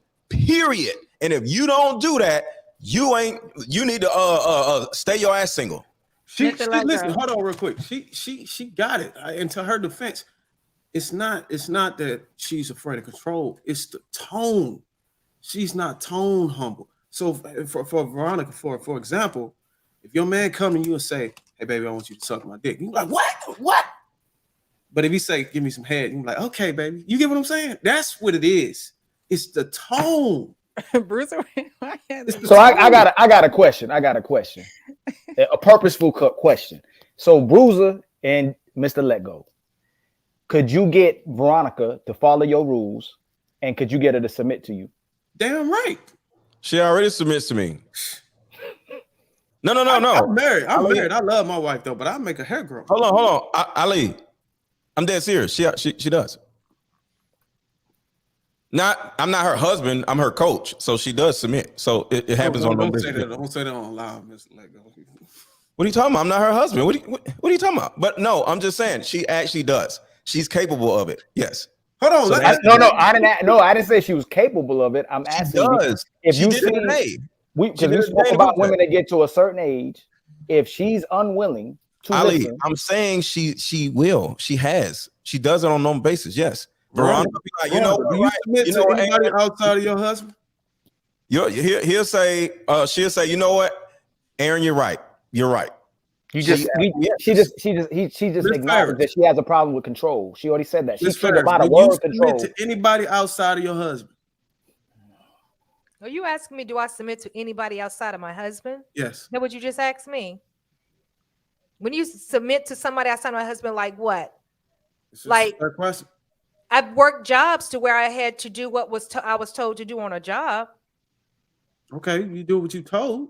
Hold on a minute. But when they came to me in the wrong tone. Hold on now. Exactly. So when they came, hold on. See what I'm talking about? Y'all got it. Y'all gonna make a submit. When they came to me in the wrong tone, yelling, demanding, then it was a problem. But who is yelling and demanding though? Don't nobody be yelling at nobody. I'm telling you, when you work in a textile industrial industry, and when you have supervisors that get under stress or whatever, and they numbers, if they don't feel like you're getting it out quick enough, they under stress, so then they're going to project that off on you. There's a way that you talk to people. There's a way that you talk to people. There's a way that you communicate. That's a woman I can conquer because I know her mind. I know how she thinks. It's all psychological. It's all about the tone, man. She'll submit. She'll be in her femininity. You just got to know how to talk. I do have my femininity. And you probably found the right man that know how to talk to you. You know your language, right? She don't even like the word control. Right. So that's what it is. Ali, what is the problem, honey? What is the problem? Ms. Veronica, I could say the same thing about you. I just said that I don't think they could control you. I don't think they could. I don't think you would submit to them. It's an honest opinion about what I'm watching in a relationship. I don't think those two brothers. I'm not saying the man you with. I don't think those two brothers. What you're saying, Can you add context to what you're saying? Because she's If saying a woman is if a woman is unwilling to have a man have authority over her and have control over her, she's unwilling to completely submit.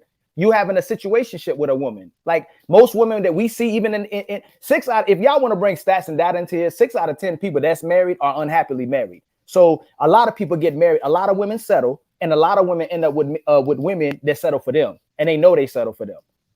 They end up with women that the other men didn't want. That's the truth, because they didn't think they could do better as well too. But at any point in time, that woman can cheat on him, leave him, and it'd be over for them. And we know that. So all I'm asking is, when you see a woman that's operating with a certain frequency, I'm not gonna go all the way. I'm not even gonna bring your name into it, Miss Veronica. And you telling men that you can control them is falsehood, and get them to submit is falsehood.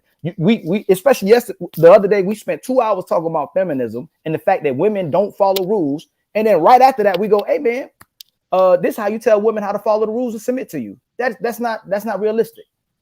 Hold on, wait. Are you saying that it ain't nothing? Are you saying there ain't no way to crack the code of a woman? I didn't say no. I didn't say that. I didn't say that. Ali, so what do you mean? What do you? Okay, so in one hand, y'all, we're talking about women. We talked about feminism and the fact we all agreed that there's women that don't follow rules. Can we agree to that? There are women who don't follow rules. Yes. Right. Then the other panel, you and Bruiser both said that y'all understand. Both of y'all see the risk of being in a marriage. If Bruiser said even if he gets in another marriage, it'd be hard for him. You also acknowledge the risk of being in a marriage. Yes. Correct. Yes. But in another hand, you said if a woman don't follow your rules, you can't be in control of her. What did you say? You said you don't what did you say? You leave them out in the cold. You leave them out in the cold. If they don't get their stuff together, and then Bruiser right after you, he said that agreed with you. They don't get no D, they don't get no likes on their Instagram, and then you said they eventually will get their things together. That's not realistic. So what is the point you're making? Is the question. We're trying to put it all together. You cannot make a woman the quality of a woman is much greater than your ability to get her to submit. That's what I'm saying. If it's for any man. No, it's no. You are not above a woman who doesn't want to submit. No man is. That's ego. Because y'all both. Hold on, y'all both. No, but hold on. Y'all cut me off like that. Let me ask you a question. Hold on, bro. So we won't just keep going around in circles. No, brother, y'all, you cut me off. Look, it is ego. Hold on. Ego. There's a context to everything. We talked about this about 15 minutes ago. Every woman has a price. It's not about money. Every woman has a price. If she wants this, she's going to shut the hell up and submit no matter who she is. Most men don't have this. So she's not going to shut the hell up. So every woman has a price. So no, every woman will submit. It depends on the results that the man is able to bring to her. Because like I said, I bring Veronica results to what she asked me in my coaching group. Therefore, she submits. She did not submit before I showed her the results because it was contingent to the results. But once she's seen the results, she submitted. That is any woman on the planet. Women are going to talk about two separate things. Women are going to submit depending on what results you're available or prepared or able to give to her. Period. Every woman will submit. And just because I can crack it, or just because you can't crack the code, don't mean I can't. That's they go to ego. Bruce, you know ego. Both of y'all was hold up. This is what I mean. No, this is ego. No, but I was supposed to go after Mr. Let Go, Bruce. You can go in the room with a woman. You can go in the room with a woman, and she won't bust it open for you. I come in that motherfucker, she'll bust it open for me. Just because she can't do it for you, don't mean that she's not gonna be able to do it for me. No, that ain't the point. We're talking about women. No, it's not, because both of y'all have divorced before. Every man different. No, have y'all both divorced before? What that got to do with anything? It has a lot to do with it. What are you talking about? That means that woman didn't submit. I divorced my wife. Why? Because I didn't want to be with her no more. What are you talking about? Why? Because he didn't want to be with her. It wasn't really a big reason. I was just young and I didn't want to do this shit no more. So you'll get in relationships with women that you just don't want to even be with them no more. So y'all both would quit on women. Yes. Yeah. So then why would a woman risk being in a marriage with y'all? Because that's what a risk is. You risk it. You risk it. That's how life is. a man or a woman has the ability or the option to say, I don't want to do this shit no more. If you don't want to be somewhere, if you hold on, Bruiser. It's not that you get bored with a woman and turn around and say, I don't want to be with her no more. There's a whole bunch of shit going on, and the man makes a decision like, yo, I don't want to do this shit no more. So y'all coach, do what you want at your convenience. If you don't feel like being with a person, then we should agree with the women. We should have their back. When they not happy anymore, when they don't want to be with a man no more, they're fulfilling what they want to do. So that's what y'all preach. They already do that. Y'all saying the same thing they do, but we already said that was negative that they do that. But what is your point though? But how about you explain why you divorced your wife? Because this is so. You don't want to hear that part. Hold on, Lady Di, what you say? That's not the truth. Lady Di, what you say? Mr. Lego and Bruiser, like, explain why you divorced your wife. Because right now you're saying because you wanted to. But Okay, I can explain mine. Because it wasn't just because I just wanted to not do something or whatever. It was a certain amount of undermining of the household, huh? It's a short form version. Short form. Yeah.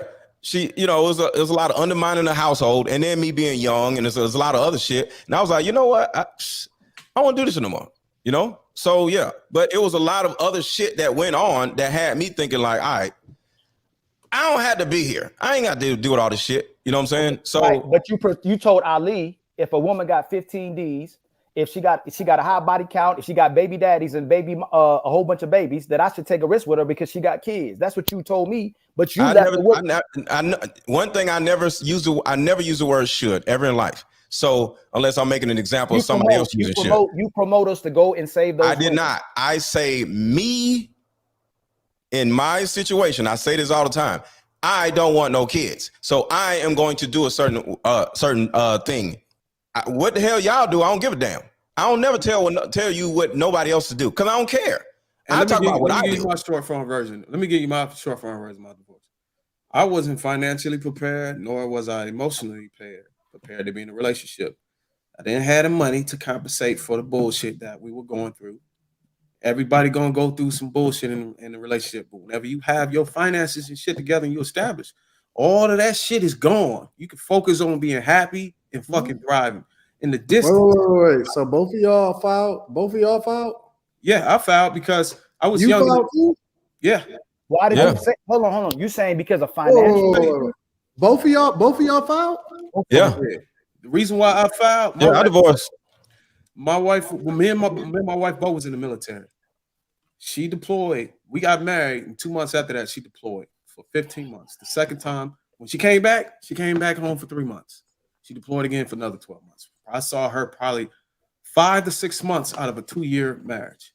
It wasn't nothing I can predict for my emotion to be able to handle, you know what I'm saying? And all that. So I was out here smashing. Were you reserved? Huh? He's out here smashing. Wait. So you was cheating and you was out here smashing? Yeah, that is actually the tipping point. That's the reason why I got out, because I knew that I wasn't sexually disciplined because of the distance of. I was 21 years old. I was a fucking rabbit out here. And I was 23. I think I was 23 years old. Yeah. No way possible. I didn't have a father. I didn't have a mother. I wasn't. Oh no. Don't do that, Bruiser. Don't do that. We're not playing the Victim Olympics. Okay, I won't do that. It ain't got nothing to do with no father, no mother. You made those decisions on your own. Let him tell his truth. No, but I'm just saying, you want to hear it. I didn't have a father. No, we're not doing that. I was not. Listen. Well, if you had a father, you might still be married. I didn't leave her because she did me wrong. I'm not saying any of that. I'm not pointing the blame at her.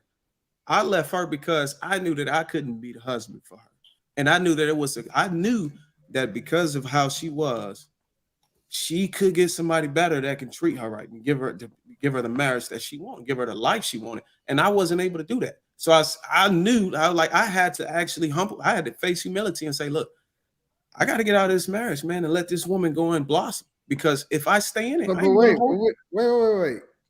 But Bruiser, I mean, let's just be real. You wasn't doing it for her because you was fucking other women. Doing what? I was doing it for her. I could have stayed in. She begged me to stay in a relationship and miss knowing that I had bitches in the house and all this. Bro, stuff. you divorced a woman and you divorced her for her? That don't even sound right. You're not listening to what I'm saying. You're not Okay, listening. go ahead. Explain We it ain't to talking us. about a relationship. You talking about a My bad. divorce. My bad. Go ahead. It's Explain called courtesy. It was more like a courtesy divorce. I was courtesy divorce. You said he I wasn't don't know treating any her right. other word. I don't know any other word to put it, bro. I knew that I wasn't capable of being monogamous and faithful to her to the point that she wanted, and to the point that I vowed to do when we had the conversation before marriage. I broke it. So I was like, there's no way I'm gonna stay in this relationship because I like going out smashing other bitches. Wait, but was it But was Okay. it the money or was it the hoes? It was the hoes. I was in the Maybe it was he was not Maybe it making was enough both. money, It was and he simp, coped bro. with not having enough money Listen, with the I'm hoes. fully accountable. I was a simp. I was a slave to the vagina, bro. And there's no way I was gonna come in there and you was give my broke and wife you was an a slave to the STD vagina? or fuck around and get somebody pregnant while I was. There's no way I'm gonna do that. Wait, what? You wasn't using rubbers? You wasn't using rubbers? Bro, Oh my I'm telling God. you. No, I was God using rubbers. Hold on, I was using And you rubbers. was broke. I didn't want And you was broke? And you was broke. Bruiser. I didn't say I was broke, but Oh y'all my trolling right now, God. but we good. You said you had financial issues, but then we advocate. We I didn't advocate say for the I women who never stick once through their said I man. never Why once we? said I had If financial issues. I said if I had the necessary finances to You wouldn't be fucking overwhelm the bitches. bullshit. Wouldn't you be fucking more bitches if you had more money? How? In your scenario? Hold on, y'all. We got to be good. We got to be cool on the language because you. Oh, that's right. I'm sorry. Wouldn't you be smashing more chicks if you had more money, according to everything that you're saying?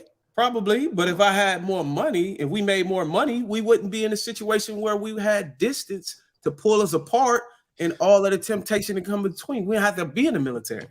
That's what I'm trying to tell you. But you, if I had more money, I wouldn't listen. You chose to marry somebody that's in the military. If I got enough money, there's no way I'm gonna be occupied in an occupation that caused me to be away from my wife for 2 years. But if you still had that rabbit in you, you still was gonna run. Anton. You still was going to run, right? No, I wasn't. Anton, I want to say something to you. I was listening to your morning show, and you said something, and it made me rewind it back and listen to it again because I was shocked. So you've been married for I forget how many years, and you've never cheated on your wife. Not once. And I was so impressed with that because I was under the impression that you had. But I wanted to say I admire that in you, and I give you much respect for that. Let me say this, Veronica. Through the highs, Anton the be putting lows. on.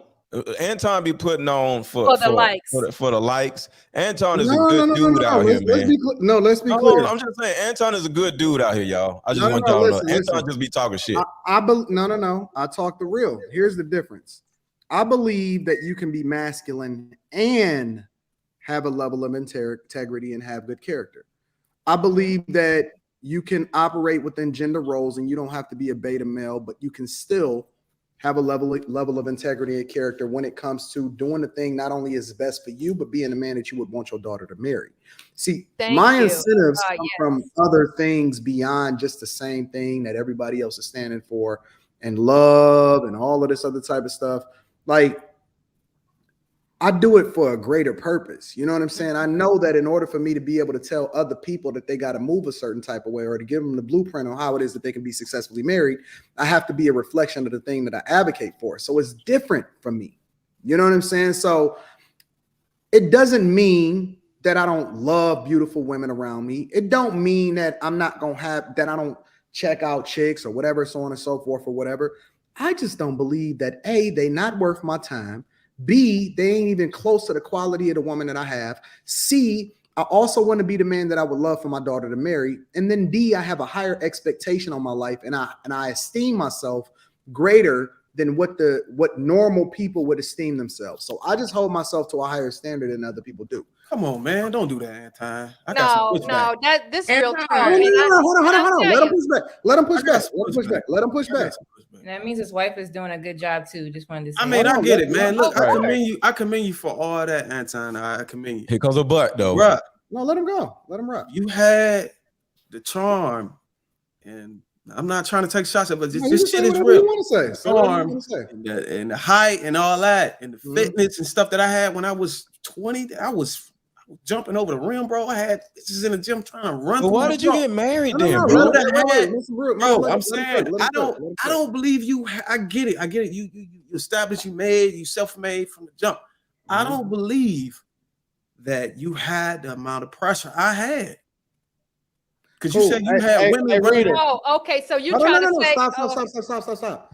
Hey, Rita. They beating me up like I'm the villain. I don't think they had the same amount of pressure I had. That's what I'm saying. Bruiser, you are the villain right now. They have No. different goals. You know the interesting thing about it is that people in the chat that know me in real life. They've known me over 25, 30 years.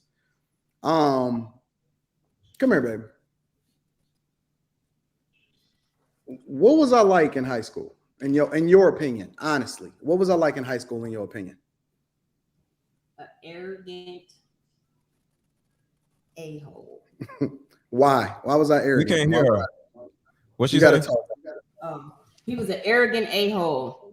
And why was I like that? Let me refine that. Have I ever in your life, honest to God, have I ever in your life ever had a problem getting women? No. And the first day that I met you, what did I say to you? Can I say that on here? You can say it. The first day that I met you, what did I say to you? He asked me, did I give oral? I'll say that because he was a little more vulgar than that, though. Listen, Bruiser, I've been the same way since I was born, bro. The same way since I was born. Ain't never been different. Always talk the same way. My mother will tell you that I've been the same way since I was born. So, I mean, you know, you well, can you know think. what? Hold on, wait. You can. Okay. But that's not the point that I'm making. The point that I'm making is this, and they say it all the time, and it is absolutely true. The character of a man is tested when he gets resources. The character of a man is tested when he has everything. Right? So even if it was true what you said, let's say I never could get a girl that had a pocket protector in my pocket and the whole 9 yards. And I'm cool with that, right? Because I don't think it's a badge of honor to sleep with a whole lot of women. I think the badge of honor is to have a level of dick discipline and to realize their value as a man. But let's just say hypothetically that that's true and I had a pocket protector, right? Then that would mean that once I started getting resources and attention, that would mean that I would start to break out and it would start to be a different story because that's not what I'm used to, right? So how am I able to maintain a level of character and stability, and how come my chick don't worry about me? Bruiser. Because you never switched up. So he remained consistent. Plus, he got once you, like you said, when you had the resources, you got a lot to lose. So that's when you really exactly. It's dudes that fumble every single day. He value all his hard work and all the stuff he earned. It's dudes that lose and fumble Over the every box. single day. But And but a listen, woman so has that I agree with intrinsic value that can't be Hold replaced. on, Mr. Let Go. God damn. Let me say this. Let me say this. I think that more dudes should be nerds. I advocate for the nerds. I advocate for the dudes that's supposedly cornballs because, in my opinion, in other cultures, those are the dudes that celebrate it. We the only community of people that actually highlight the POSs, let's just say that, and we celebrate it. I don't think that that's cool. I think that the cool thing is getting a job and being a nerd and being successful and leveling up and becoming the best version of yourself. I think that you can't even truly judge a man until he's in his 40s and 50s because he don't even hit his apex. He don't even really start to come into his own until he's in his 30s. Most dudes don't even start to get themselves together and realize the value that they could bring into this world until they become 30 or above. So when you see the true character of a person, you start to see it when he starts to get older, when he starts to get money, when he starts to have resources. How faithful are you? How dedicated are you? How much are you still continuing to grow once you become 30, 40, 50 years old? I'm rocking with I don't want to hang with the thugs. That's the thing that I was trying to get away from when I was raised in the hood. I want to hang with the nerds. I want to be in a room with people that's 10 times smarter than me, have a greater IQ than me, that can add value to me, that teaches me all of the things from a technical perspective that I've never could have learned hanging out in the hood with the dudes that was talking to BS on the corner every day. I want to be a nerd. I don't want to be in the limelight. You will never, ever catch me in a club. You will never, ever. Matter of fact, everybody knows, anybody that's in the chat that was at the Lapeef shows in Houston or Atlanta, you know I was there chilling. Rita was by my side the whole time. If it wasn't about no business, if it wasn't about connecting with the people, and I spent the majority of the time, I was one of the most social people in the entire room. The minute that it's over, I'm on the flight, I'm gone, and I'm about my business. I don't get caught up. I don't hang out, and that's no shade to nobody. Anybody can do what they want to do. I am about being a nerd in business. I don't get all I'm saying is, so when people say that, but no, let me just say this one last thing. When people say that to me, I take it as a compliment. When people say, Anton, you've been married, you ain't know nothing but one girl, I take it as a compliment. That is somebody that is giving me a badge. I'm rocking with that. Yeah, all I'm saying is I wasn't consistent all the way from 17, 18, all the way to now. I'm saying that I was a different motherfucker, and I accept that because the person I've transformed into, I'm proud of it. And when I look back, man, I'm with that. I'm not saying I'm proud of what I did in the past. I'm proud of how I changed. I didn't think I can do it. That's why I believe in God. You get what I'm saying? Because these things that I was doing, bro, they was just it was almost unforgivable. But the problem with your argument, though, Bruiser, and we like the transition, but you was doing the same thing that the women do. The same thing that the men do. Listen, I am you not were making excuses. You were making excuses as to why you didn't do the right thing and why you broke up your marriage. What excuse did I make? You was victim Olympics, I believe. You were making excuses in the same way that we hold accountable, and we say why you ain't stay with your family. Y'all asked me why did I divorce? Why you do this? You were saying your daddy won't hold me. I didn't say it was justified. I just told you that was the why. That was why I did it when I was 21 years old. Jump out the gym. You said that I ain't had no big discipline, and you said I ain't had no father, and all of this other type of stuff. Yeah, that's all I'm saying is we got to be consistent. If we're gonna hold women accountable, then we're gonna have to. But somebody asked me why. Let it go. Now you trying to defend yourself like these women. Let it go. We got to move on. We got to move on, Bruce. We got to get one more thing. Let me just say one thing. No. Hold on, Miss Lover. We let you talk all fucking night, nigga. Hold on. Watch the language. Watch the language now. Watch the language. Now he getting like Veronica. That was my past, bro. Listen, I get it. I'm not trying to go. We gotta move on. Hold on real quick. None of this stuff I said represents who I am today, man. All I'm saying is I'm accountable for what I did. Somebody asked why the fuck I did it. Bruiser, let it go. Why I did it. That's all. Bro, stop. No, the point was Ali, stop. We gotta move on. If you guys are just tuning in, welcome to Lapeef Let's Talk. Make sure you get the likes up. Also, make sure you subscribe to the channel. Shout out to the sponsor, T Channeling Uncomplicated Skincare for Men. 30% off along a free gift. You want to become a member? That link is pinned to the top of the chat right now. So that's why you click it and become Green Gang. We get super chats and son. Yeah, I got you. Let's rock out. I got it. Let me knock it out. Valdez Brown says, first time back in a while, Anton. Who the hell are these people? They are some of the most phenomenal people that I've ever done a panel with. That's who they are. Logic QC with the fireball says the wife is a representation of their husband. The more masculine the wife, the more feminine the husband. The way she behaves makes him look good or bad, depending on whatever it is that they stand for. Jay Marie says he is right. I saw a white woman and kids working in a club on New Year's Eve in Houston, Texas. Out of control, WTF. What the F? Marcus 7, shout out to you for the fireball, says Veronica is the only hyena on the panel so far. Aw. We like Veronica. The average bro says at Lady Di, I know a lady who mouth off at a man at Walmart with her two grandkids and blanked her in the face. Shout out to Trina Hearn, became a member. We appreciate you. Miss Parker is also a member, but dropped that 2 ball. Says older women, we got to let go of the bravado. Marcus 7 said, tell him, Anton, thank you for the 2 ball. Dub Will is also a member, said it's sad. JR got to ask y'all to get the likes up, hit the GD like button. What's so hard about that? Mr. TKO, Man, mommy 3 is my crush. She extra cute tonight. That forehead look a little bigger tonight, but I can dig it. I can dig it. Marcus Evans with the five ball says, I agree with both Mr. Let Go and Bruiser. Most or more men need to do it. Women need to learn the hard way. Will G says, Anton set the trap and they fell in it. Nope, that was Ali that did it. I'm not taking credit for it. Veronica is the new queen of contradiction. That guy Dub says, salute JR, Anton, Ali, JP 2024. Jonathan Barronville, my dog, he's also a member with the 10 ball, says, you ever see a pretty chick in the moment she opens her mouth, you can feel your dick shrinking. Unruly females are literally a turnoff.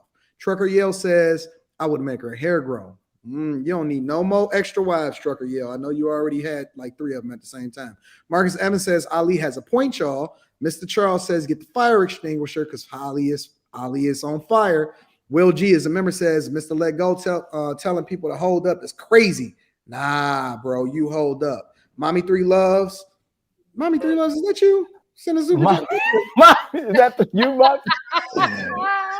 Fried chicken. I like Ali is cooking fried chicken in this MF. Who want a plate? Q Dub says with the 5 ball, I don't want kids, but I'll take care of someone else's. Help me understand this logic.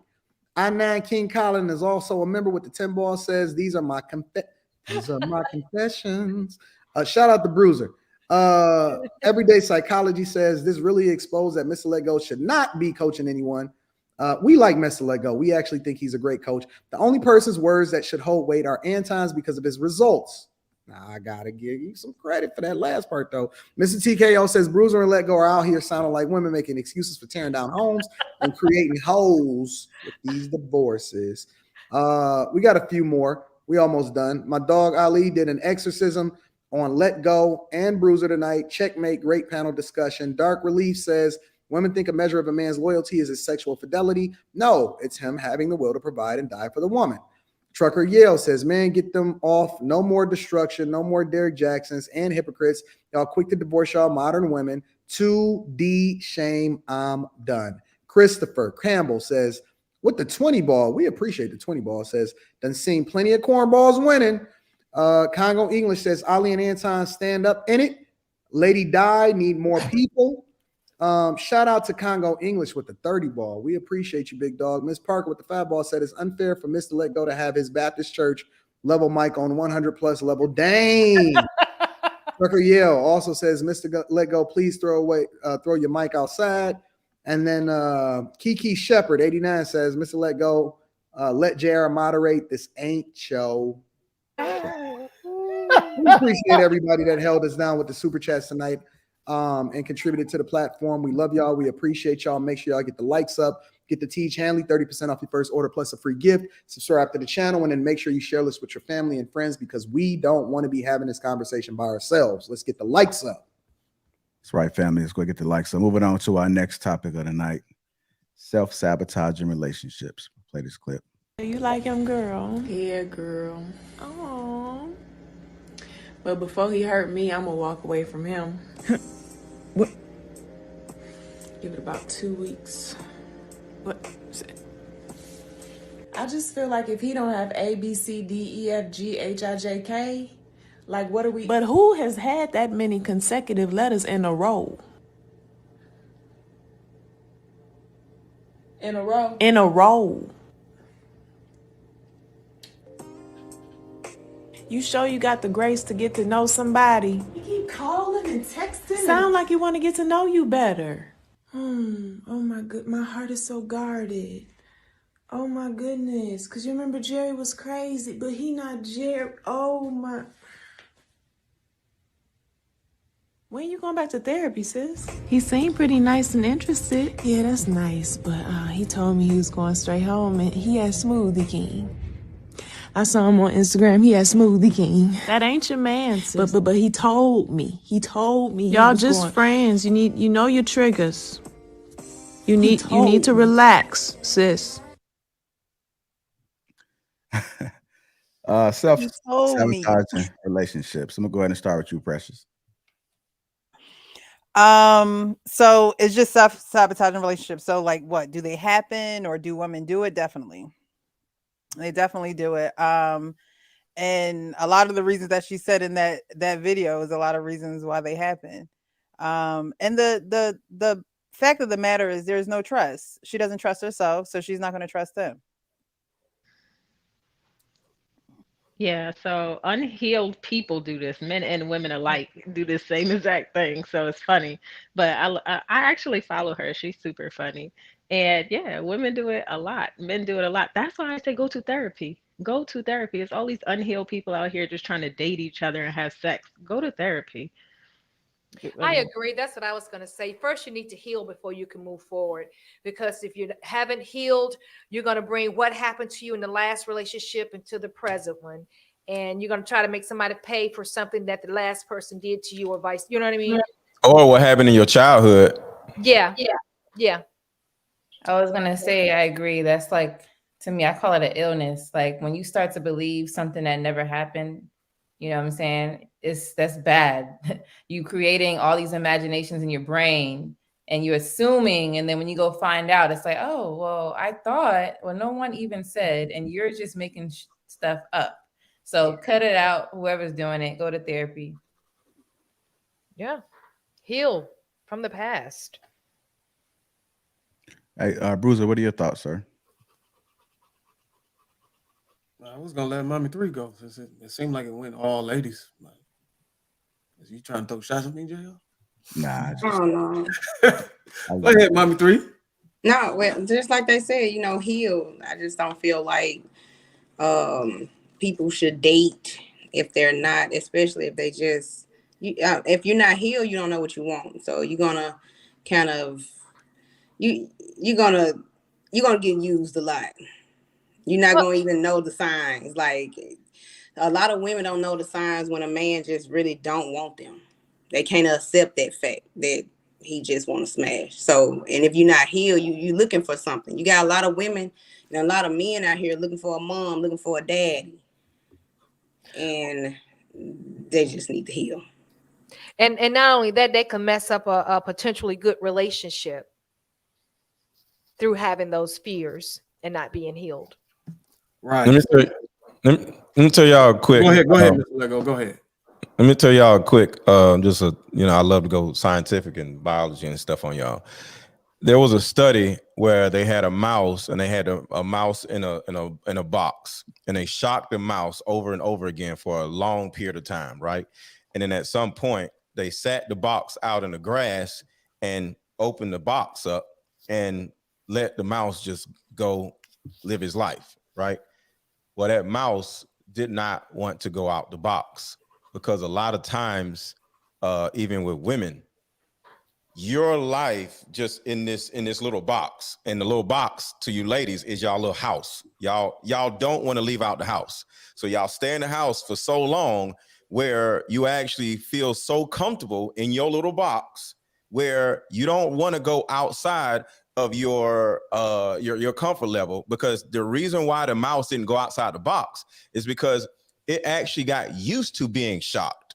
So it dealt with being by itself and it dealt with being shocked. But when it goes outside of the box, now the mouse has to think about different variables. What if outside I'm getting shocked too, and I got to deal with something trying to kill me or whatever? At least ain't nothing trying to kill me in the box. So when it comes to you ladies, you think, what if he cheats on me? Well, what if he does this? What if he gay? Or what if he's whatever? And she rather stay in her little box and be safe in solitude instead of going out in the world and dealing with the unknown. Because like I always say, women overall, they don't have beliefs. They only have fears of what may happen. So they rather just be like the little mouse and just stay in the box where they're safe. Because being single, you're safe. You can't get cheated on when you're single. You can't, a man can't abuse you or whatever. You know, you can't get manipulated when you're single. So when you're single, you're safe. So you stay in your little box because it's safe. But you just like the little mouse that don't never want to go outside and live his damn life. Mr. Lego, you always talking about the women. I once dated a man who actually was cheated on by a woman in the past. And because of that, he had this distrust of women in general. So I tried to date him, and it was so terrible because he would just always accuse me of going places and ask me where I'm at and want to track me and call me and weird energy. And that's because he really thought he had a fear of somebody cheating on him again. Even though that's not my personality, that's not my character, it didn't matter to him because it happened to him in the past. He's guarded, he wants to protect himself. That man should have just went to therapy. It's not all women have fears. It's people, unhealed people have fears, and they need to go to therapy, men and women alike.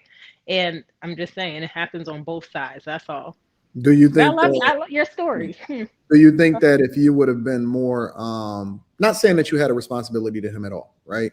Just a general question and an observation. Do you think that if you would have been initially more transparent with him and alleviating those fears, that it would have, in a way, started to reprogram his mind to start to trust you more and to actually allow for himself to be more open? Not necessarily that maybe he could have did it without therapy, and that you being more open. So I'll give you an example, right?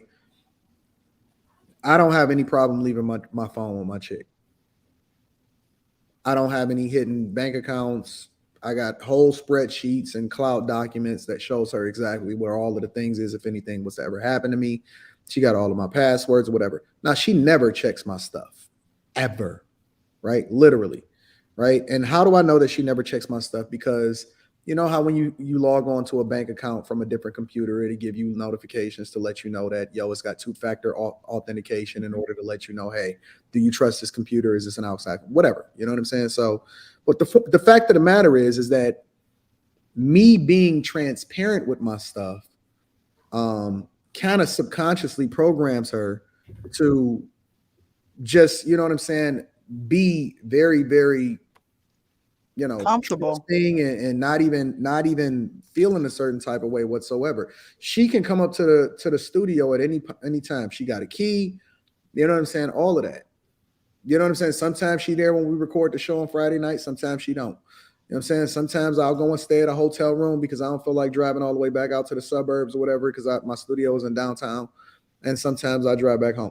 But I don't have the type of problems that other people have, simply because there's a level of security that comes along with, I think, being transparent. Do you think that could have, do you think that it's a possibility that you may have let go of a good guy, you know, and that you could have probably dealt with it a little bit differently? Hey, before anybody answer that, can I ask you something on that before we go too far away from it? You say you don't have those problems, you don't deal with it. Do you think because you met your woman, nobody else had your woman before her to actually give her like the opportunity to trauma bond with you? Like, she didn't come from another man. She didn't come from comparison. She didn't come from these fears that she got to actually go get healed from. Well, I hate to use you as an example, Bruiser, but I've never actually done her dirty. That's what I was gonna say. But that's you making my point. I didn't ruin her. I didn't make her. You agree with me? Will you agree with me that your situation is significant because you met your woman without an impression or any imprint on her emotions or, you know, fears or anything? No, Bruiser. She asked me to take her virginity way back in high school. I turned her down. And then not only did I turn her down, and I've actually told this story before, I told her that not only that, but I protected her. And I told her that nobody could have her because she didn't even realize at the time that how precious she was. She didn't have a father in her life. She grew up with her mother and her grandmother in the household and all of that other type of stuff. And so, you know, I made sure that she was protected, even though I didn't talk to her. Or I didn't have any kind of problem having access to doing whatever it is that I wanted to do with her. I told her that she was more precious than she realized, and she didn't even realize it until years later after we reconnected, but that stuck with her. You know what I'm saying? That rode with her. So all through high school and all through college and everything like that, she never moved without first checking with me and asking, did it make sense for her to even be in certain places at certain times? So, you know, I think we like to absolve ourselves of the responsibility that comes along with how we impact other people, but I embrace it. So, In balance, I just want to ask you a question. I didn't answer the last question. Go ahead. Oh no, what? Go ahead. I was Well, just going to I want to answer ask you a Anton's question after question. you answer that. Go ahead. Okay, and I think because Anton asked a great question. Personally, I'm naturally transparent. So for me, I was already doing a lot of things up front. But I think, for example, like he wanted me to prove that I'm taking a flight at this specific time, so I have to send the flight times and all of that. But I will say that it's a certain point where enough is enough. Because even if you're doing that regularly and it just is getting worse, and they need more proof and more and more and more, like you can't satisfy that. It's like a glutton. Like you can't satisfy this person. Like they have to heal first. It's like anybody who overeats, who has too much sex, who whatever, they need to heal that because you're never going to satisfy that hole that they have. So regardless of what you do, it'll never be enough to satisfy them until they heal on their own. To answer your question. I feel you. Yeah. So Honey, that was a hard relationship, wasn't it? I know it was. So Yeah, balance rough. when it comes to the traumas that I talked about, as far as women not wanting to just go outside of their just circumference of safety, just being single or being in a house or whatever, being afraid of what somebody's going to do. At least that guy was, because I don't know if you had an opportunity to talk to him and say, yo, like, can you back off, or what's the actual problem, or what did you go through? At least he didn't run, because that's the biggest thing that happens in my scenario versus your scenario. Because yes, men are traumatized and they operate in a certain type of way versus how women are traumatized. No, he ran in different ways. But yeah, that's what I'm saying. But the thing about it is, you had the opportunity to have those conversations with him. But a lot of women, they just want to run back to their little box like the mouse. And next thing you know, nothing can be changed or fixed or whatever. At least that guy, you had an opportunity, or he had an opportunity to have conversations in order to get through that. Whether he needed to, get away from you or not, that was a known issue that he kept asking you. But did you ever, because this is the question, did you ever have a conversation with him and say, is there a reason why you're like this? And what was his answer? Absolutely. And that's how I found out that his ex-woman cheated on him. So now what? What do we do with this situation with you and that guy? Did you ask him, so what do we, okay, I understand that. So what do we do about this? Do we end it or do we work on it? Like, what went on it right there? It depends on the person's actions, because they can say anything with their words. When you found out that there was an issue, did y'all turn around and say, okay, so what do we do next? Or did y'all just break it up? Yes, we got to talk about it and we got to work on it. That was what we agreed to do, but that did not happen. Because it didn't happen. Why did it end if that's the case? Because it didn't happen. Oh, because he kept doing it. Okay, well, at least the conversation was able to be had, though. You know how some men, they can have a conversation, right? But sometimes they tune you out. They're not really having a change. They're like, oh, they'll just like, yeah, but they're not changing anything because they need therapy. A woman, like, what you're saying about women, though, in the sense of they want to stay in their house. That's very true. They're comfortable there. They don't want to change in that sense too. So both of those people need healing, but you always just talk about the one side. So do you agree that he may have been triggered by some stuff you were doing? I think he was just triggered by everything. Yeah. All right, y'all, we got to kind of switch it back. I know we're getting off to the situation. Anybody else want to add on to that topic about self-sabotage relationships before we move on? Ali, you came off the mic. Our generation is extremely weak, given the things that's happened to us generationally. There's a normalcy of suffrage that has to happen for us to be strong people and reach our peak of what humanity is. So a strong man and woman have to go through pain and suffer. The problem is the way men suffer pain and the way women suffer pain is differently. A man is created biologically to endure pain, to protect and provide, and to feel every aspect of life to be a man for his family. A woman is only supposed to endure pain based on her family, which becomes love, because the pain comes from suffering and serving her child, her husband and her child.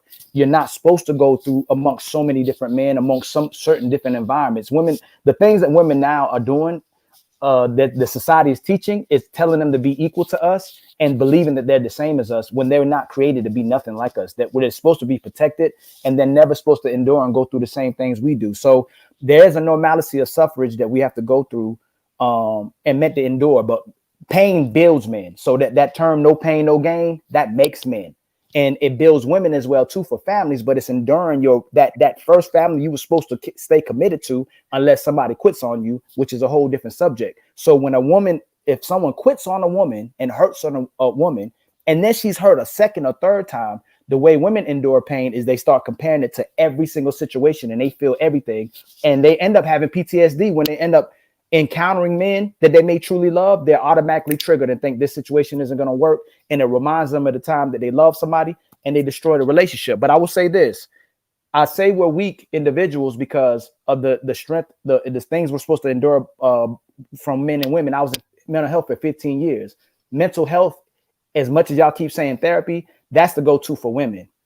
Men don't need, men, families is what gave us therapy. That's why we had grandfathers, uncles, grandmothers, relatives. They taught us to be men and women. Mental health is teaching us not to have accountability and responsibility for our actions, especially women. They'll meet men on these panels, on these spaces, and expect the man to be 100%. And then when the man is asking for her to be 100% woman, she says she's triggered. She says she gaslighted. She says she need to heal. She heals it to the end of her days. Every time I'm asking a lady, or brothers are asking women to do some things for men, they always healing. Brothers are trying to heal from the risk of if they're dealing with women who are still healing, and then they project and flip it back on the men, and men have to heal. So in the same respect, when you say you 50-50, no pain, no gain, you have to be able to endure what a man, the pain a man does. But men are made for this. Men are ready to endure life. But then when women want the pleasures of men and the things they get from power, but when they start getting hurt, they end up trying to be women again. And they have no accountability and responsibility, nor are they made to endure that type of pain. So if the man doesn't have a family, if he doesn't have uncles and fathers and grandfathers to go to, then what should he do if he needs to work on himself? So majority of when we talk about men and women, most of those men and women are coming from overmothered and underfathered homes. But a lot of men still end up, because of life, get taught how to be men. They're forced to be men, even if they don't have fathers. So I know you take it back like that, but a lot of men are still willing to do their duty. They still will go to other men. The problem is what they think is a man is an average man who can sustain a household, and they meet women who say that's not enough. When Anton, from the very beginning, that's why I said we flip right back to what happens. Anton could be an extraordinary man, and certain men that are elite, that's extraordinary. Most men ain't never gonna reach Anton's level. Most women ain't gonna reach it either. So what happens when two people meet each other? I know you look like that too, Bruce. I don't know why. When they meet each other, the man wants to be a good man, but the woman says, I want more. I want more money. I want a bigger house. I want a nicer car. I want more. The family isn't enough anymore. Women want luxury. Women want to be prioritized, and they want to be the man, and they can care less about a family. And that's what women brag about almost every single day. You don't need a marriage. You don't need a man. You don't need no babies. And men are still, y'all expect a man to still fight for it. A man learns how to be a man through his community, through his job. I mean, it's unfortunate for the ones that don't have fathers, but because they are the providers and they're protectors, they learn just by walking outside. Right. So if they do something a certain way, they know that shit ain't gonna work. So they got to switch it up and learn, and they're gonna learn through their failures. We have to be accountable, or we bums, deadbeats, and unestablished men. We save women when they're not accountable. So if you do me balance, you could do me wrong right now, and 20 men will come save you because you did me wrong. You don't have to be accountable in today's society. You're not shamed or judged. People come straight to save you. But I do want to come in and say we do need therapy. Men do need therapy. Men need therapy. We're not gonna do that and just say, you know what the funny thing about it? Hold on. I need to make sure the people in the audience hear this. Men need therapy. We're not just going to just jump over that and act like women just know. Men need therapy also. We dealt with trauma. Women dealt with trauma. If you black, you need to sit in front of a black male or female therapist and have a conversation with what went on with you, period. A therapist can't advise you on what to do. They actually no, that's not the point. It is the point. I work. Remember, I worked in. Did you work in? Mr. Lego, did you work in? Hold on. Your profession is what you. Hold on, brother. Your profession is what you're doing right now. Were you in mental health for 15 years? It actually makes us narcissists. Everybody focuses on self-love. Everything's about self. You were supposed to learn about those things as you became a grown woman and grown man. Therapy gives you. The problem is we don't know how to. We don't have a family. Therapy. We don't know how to love other people, and we don't have responsibility or knowledge of duty. The therapy is actually. But if you don't have anybody to teach you that, you need to teach. Ali, stop for 1 second, man. Every therapist is a person. They're a human being. Okay, so it's not like it's a box and you just go to this therapist. These are different people. Okay, so if one person is unable or doesn't want to do something, you go to another therapist. These are people. These men are fathers. These women are mothers. Like if you're talking like therapy is a thing. Therapy, going to a therapist, these are people. So if one person is unable or doesn't want to do this and that, you go to another therapist. These are damn people, bro. And this thought process of you can't go to a person that knows more than you to actually get something out of yourself. That's some crazy shit. Mr. Lego, let me ask you a question. Because I've been saying this for a long time. And so I'm glad that it's finally another man up here that actually aligns with what it is that I've been saying, right? How do you know that you healed? I'm not about being healed. I'm about getting more information. It's not about healed. See, I don't run around saying you're healed, you're not healed. But if like Balance described, you have unresolved trauma, how do you determine whether or not you healed? Because if you go to a regular doctor, right? If you go to, a person that is solving for a physical issue that you may have, right? You have a measurable that you can identify to determine whether you were successful. If you broke a leg and then they treat you and then you get a cast or whatever, so on and so forth. If they have surgery and they operate and they have open heart surgery, whatever, right? How do you determine whether or not you are successfully healed when it comes to people? So I can answer that. When your triggers are no longer there, it's important. A lot of people, they don't get triggered until they actually get into a relationship or in a stressful or strenuous type of environment or whatever. And then they're going to react in a certain type of way. It's something called regression. You can look that up. People regress in certain situations when they're triggered. They turn into their child.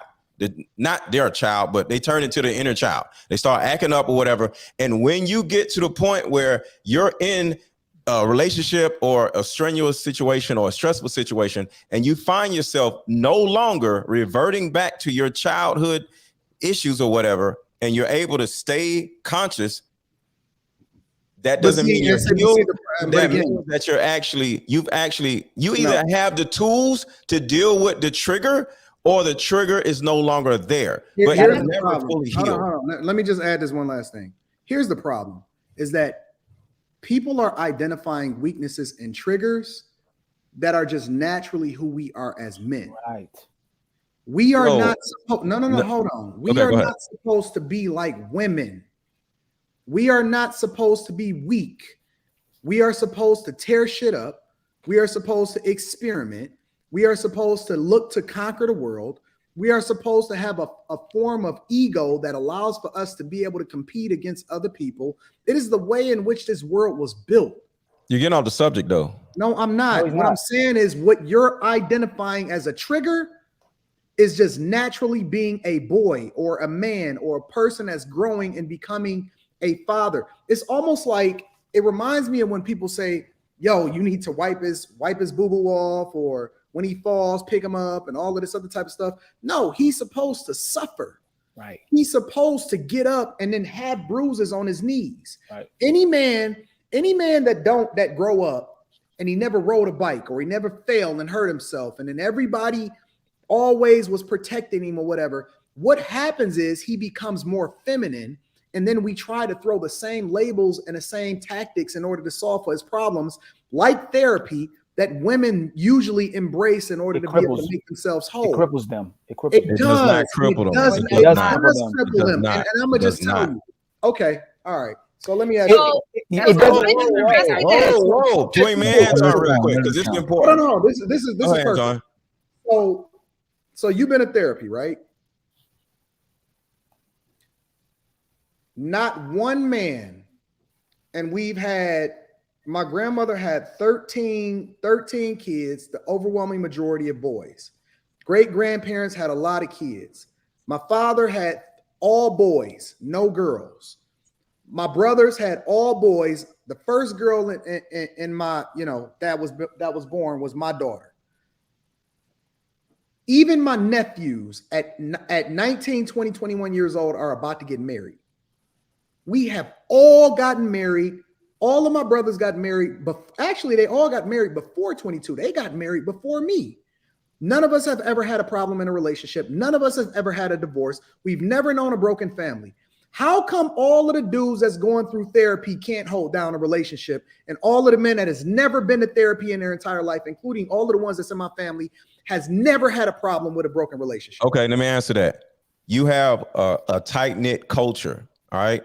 The rest of the people out here, male and female, don't have that. Just like what Ali was saying. You go to your man, a lot of people don't have all that shit. So you can't go to your uncle. Your uncle's a crackhead. You can't go to this person. This person in jail. You can't go to that person. So with you, Anton, the reason why you so much of a great upstanding person is because of the culture of your family system. There's people who have been through all kinds of stuff. And that so person, why wouldn't you embrace what it is that's made us successful? Right. Why wouldn't you embrace what made us successful? Hold on, bro. Listen, this is important. Understanding? You have a family system that did not traumatize you compared to another family system. People are brought up by single mother households, all these different situations. Okay. Like I told you, there's something called regression. I can give you a perfect example of a tool that a person can actually get from a therapist or a coach or whatever. Just as an example, it's called don't be the first victim, which means you get into an argument with the opposite sex, right? And they have an issue and you have an issue, right? You let them deal with their issue first and you be the second victim instead of the first. Let them get all that shit out. And then you actually put your shit to the side and then deal with theirs, hear them, see them, and then turn around and deal with your stuff. What usually happens, I'm almost done. What usually happens in arguments is both people want to be the victim at the same time. So once you turn around and say to yourself, I'm not going to be the first victim, you now leave the floor open for the other person to open up about their grievances and put your grievances second. That's just a tool that will stop. That's a conflict resolution tool that you can learn from a mentor, coach, or therapist. It's something that simple. Cool. So when you getting married? Soon. Can I say something? No. Because the only thing that I care about is the results. And so if these things are working, then that means that it's supposed to translate into what it is that we're doing in real life, correct? Yes, but there's other people. Wait, there's variables. Remember, variables. Your family had a pretty tight-knit group, right? You found a woman that was not traumatized because she was a virgin, right? So, and she has some issues, but she was a virgin. You got her when she was young, right? So you have two different people that have the same low amount of variables that could have caused trauma. When me or somebody else, they're dating the opposite. Hold on. When they're dating the opposite sex, that person has a certain amount of variables, trauma. The other person has a certain amount of variables, trauma. So when I'm dating somebody, I have to understand, or I'm going to understand, that that particular person has a certain amount of variables that they, or we have to get through before we get married. Because it's about the variables. Different people have different amounts of childhood trauma. You got to remember, y'all got together when y'all was in high school. Neither one of y'all had multiple variables of trauma. You had a tight-knit family, and she, to a certain degree, was a virgin. So your situation is different. Let me say something to that, please. So my husband, I don't talk about him on here, but I am right now. My husband had a lot of trauma, okay? And he didn't go to therapy, and he's a phenomenal man, right? He didn't have to do all that. He just know what his greater success is as a man, and he executed it.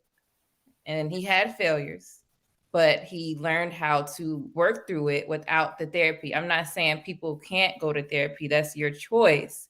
But as a man, if you know your purpose in life, you know it ain't to be with drama and having a whole bunch of baby mamas, because, well, how does that work for you? You should know how to move. You're going to learn by your community, like I was saying earlier, and you're going to make sure it's the best thing that you could do for yourself, because you know you shouldn't be doing certain things. It's not going to work for you financially or whatever. So you should be able to look around you and say, hey, I don't want to be like that. And then maybe be around people, you know, because you might not have it when you're younger, but when you're older, you have resources to be around people who are successful. So you network and you learn that way. You don't have to have therapy in order to learn what your success is as a man. So But sometimes that networking has to be therapy, is all I'm saying. I agree with you. It could be, but you don't have to sit in front of somebody. Like, yeah, I understand that. Like, you could learn. Just a village of people, right? A therapist could be one of those people in that village, because some people don't have that group of people like you're saying, right? And if you don't, you have to move out of your sphere of influence and go talk to more people. And sometimes to talk to a very educated person or a person that can help you, it has to be a coach, it has to be a mentor, and it could be a therapist. That's all I'm saying. I'm just saying, don't totally shit on therapy. Feminine men that I know, the most feminine men that I know come from therapy. Hold on, Precious, you about to say something? The most feminine men that I know come from therapy. Anton, I think I forget how many shows back, but you did say people should get therapy. That's what you said. No, I said women should get therapy. Yeah. Did you say women? Women should get therapy. I said, let me tell you what I've said, and everybody on this panel can confirm it. I said that therapy was a scam. You said that, and then you come back after that on another show and said, you know, we should get therapy. And I had asked you, I forget what show it was, I forget what it was, but you said, yeah, people need therapy. You might have been listening to the wrong person, because why would I say therapy is a scam and I said men need therapy? You said it was a scam on one show, and then on another show you said people need therapy. Which one? But if therapy is a scam, wouldn't it be a scam for women too? I can't. Well, but yeah, women want people to make them feel better about themselves. So I got you. I don't think it actually. Men need I don't think that it. I'm sorry. No, go ahead. Go ahead. No, because a thought came to my mind, and I wanted to say it real quickly before I forgot. But you said men need to sit, women need to go to therapy, but men need to go somewhere else. I forget what you said. But men need to be around other men, and they need to suffer. I said that men need to suffer. That's what you said. Okay, so, but I would say this: there's nothing wrong with therapy. There's nothing wrong with men and women going to therapy. There's nothing wrong if you can go to a community and get the therapy you need. But I'm a strong advocate for therapy for men and women.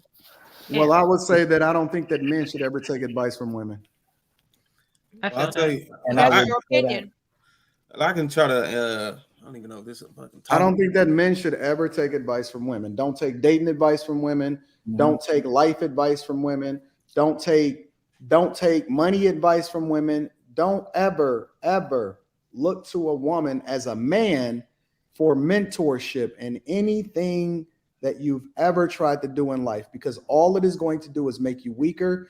She's going to subconsciously impose feminist talking points in ways in which that you're not supposed to operate as a man from a masculine perspective into your life, and it's going to weaken you, and you're going to create you're going to create further trauma that you don't even know that you're creating. You're going to create it in your sons. You're going to pass it down in your daughters. How do you know that to be fact? Your life.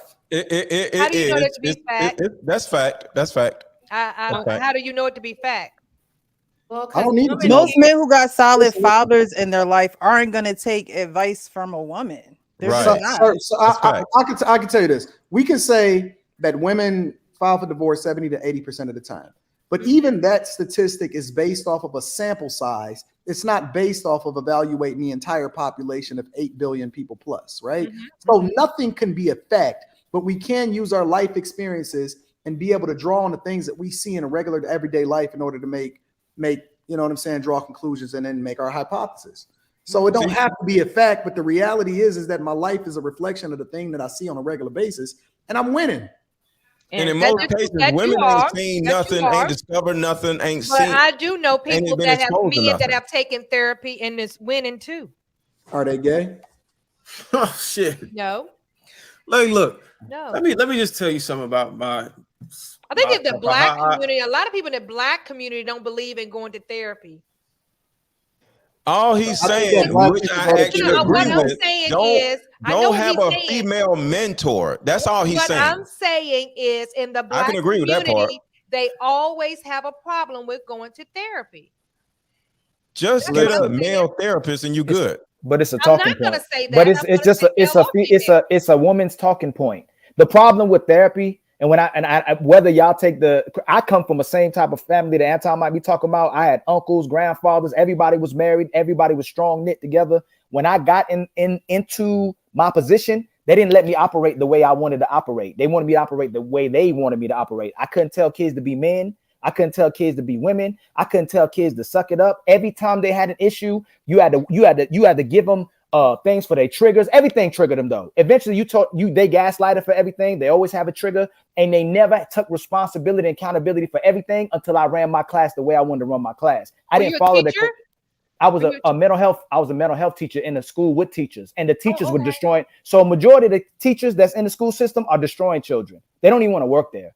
They're over mothering them. If they do good, they take credit for it. If they do bad, they don't want to have nothing to do with the kid. And there's too many women in the system. And you're sitting in a meeting with women. They're sitting with a young boy and giving advice on what should happen to a young boy. And when a man gives advice, the women shut all the advice down. The boy goes crazy, and then the women want nothing to do with him, just like in real life, where a lot of women don't want nothing to do with their mamas today, and their mamas kick the man and the women out their house. Well, so Ali, do you agree that Ali, you hold on, y'all, before I get cut off. Hold on. Let them Right, finish, y'all. Let them finish. We need men and women school. We need people to develop into men and women. We don't need someone to keep making excuses for why they're doing what they're doing, and have someone just work them through their emotions and have a place to vet. So if I need to be accountable with Veronica, all I go is, I don't want to hear what you want to say, and I go to therapy. You know how many brothers I know go to therapy with their women, and their women stop going to therapy because the therapist outs the woman and what she's doing, and she don't want to go to therapy anymore. A lot of brothers go to therapy because women are telling them to go to therapy, and that don't fix the situation. And if you Google about self-help books and about what therapy is doing to people, is making people worse. I have a question, Ali. So Yes, ma'am. were you in a public school? Private. No, I was I work with youth at risk. All the kids that I work with all got kicked out of school. Mhm. When they win my class, I swear to God, I can go get data from the school. I can go to the school and get that out. They all had A's and B's. The main requisite was having a man there. Like I already made it up. Kids don't need meds, they need men. The kids don't have men, they don't have discipline. Hold on, say that again. Say that again. That's Kids dope. don't need meds, they need men. Yes. That's it. Mhm. That's it. That's So it.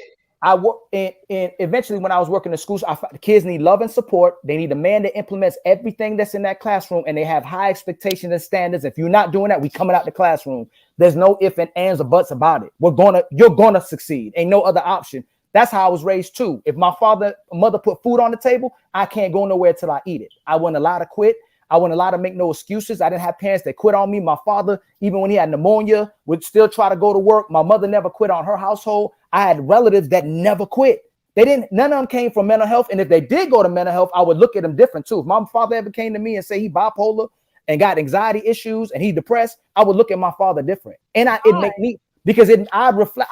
My father, if he said that to me, I'd reflect. I'd reflect just the same thing he's doing. I feel like I can do the same thing. A lot of people see what their mothers and fathers do generationally, and they make excuses just like their mother and father. So, Ali, why did you become a mental health teacher?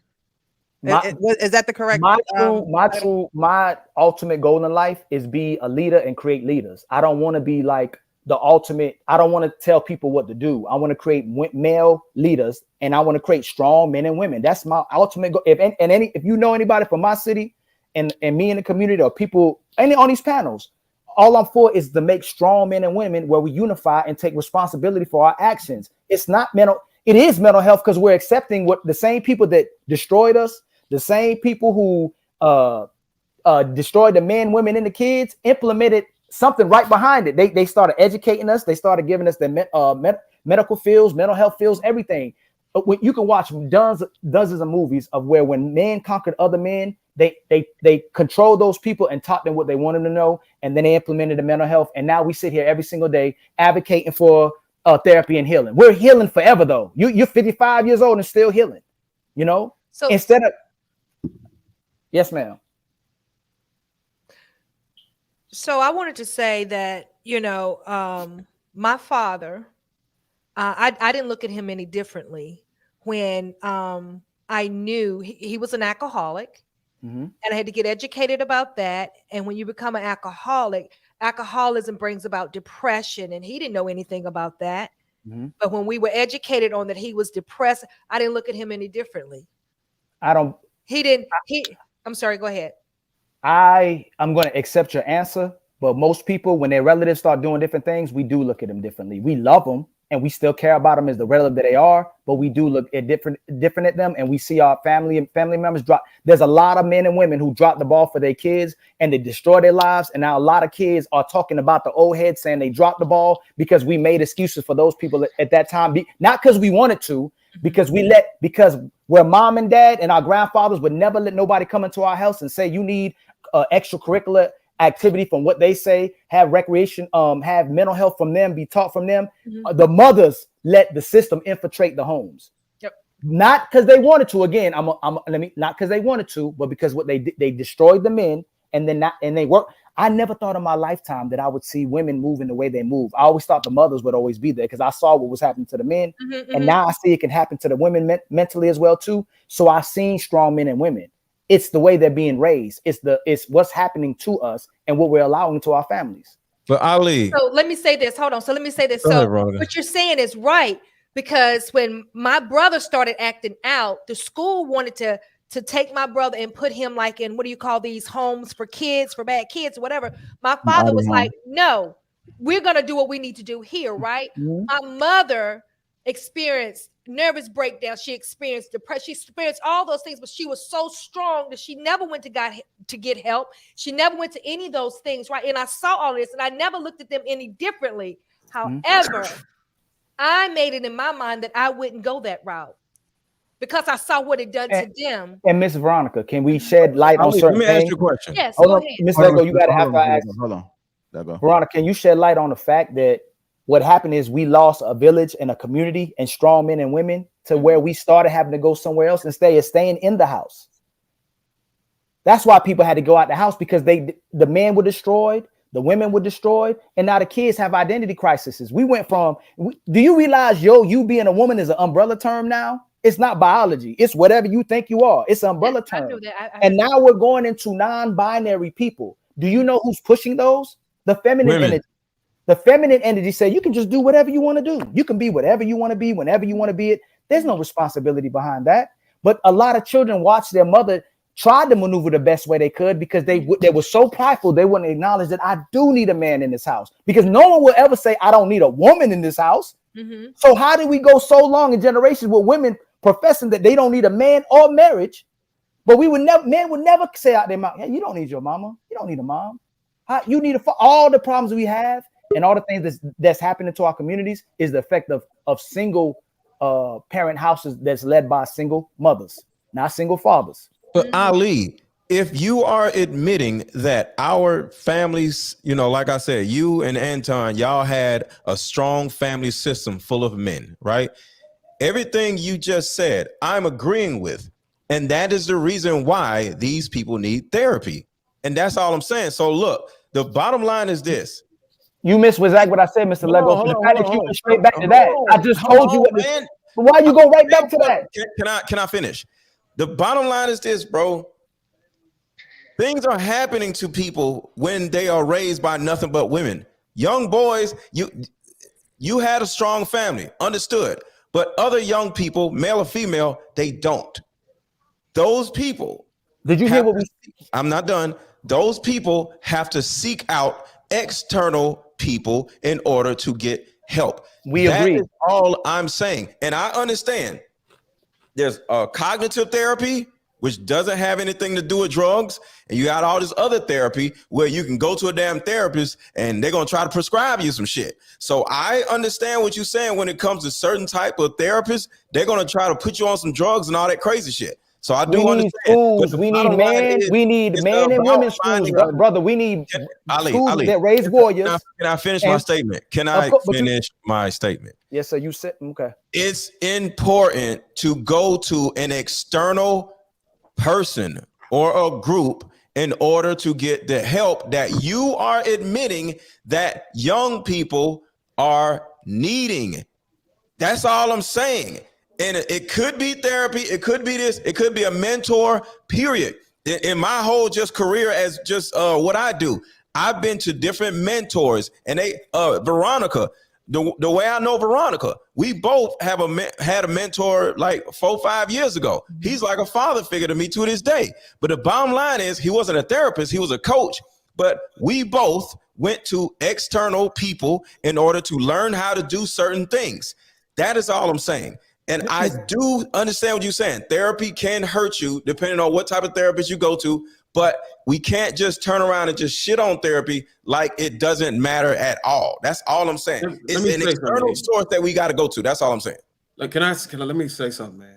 Let Ali go ahead and say what he was going to say. Y'all keep cutting him off. Go ahead, Ali. My bad, I ain't mean to cut. Go ahead. I'll just sit down for another 30 when minutes. Anton and me are saying we don't need therapy, we're saying in its current state, we need women and men school. We need brothers that's like this. Yes. We need people who are credible of men and women that need to surround art. We need to rebuild a village again. So Yes, we I have to agree. re-implement families again. I agree. Therapists are legally advised they cannot give you advice.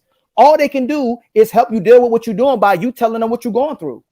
And they just talk you through it. There's But somebody sometimes you you're talking about what you're going through can actually give you an understanding.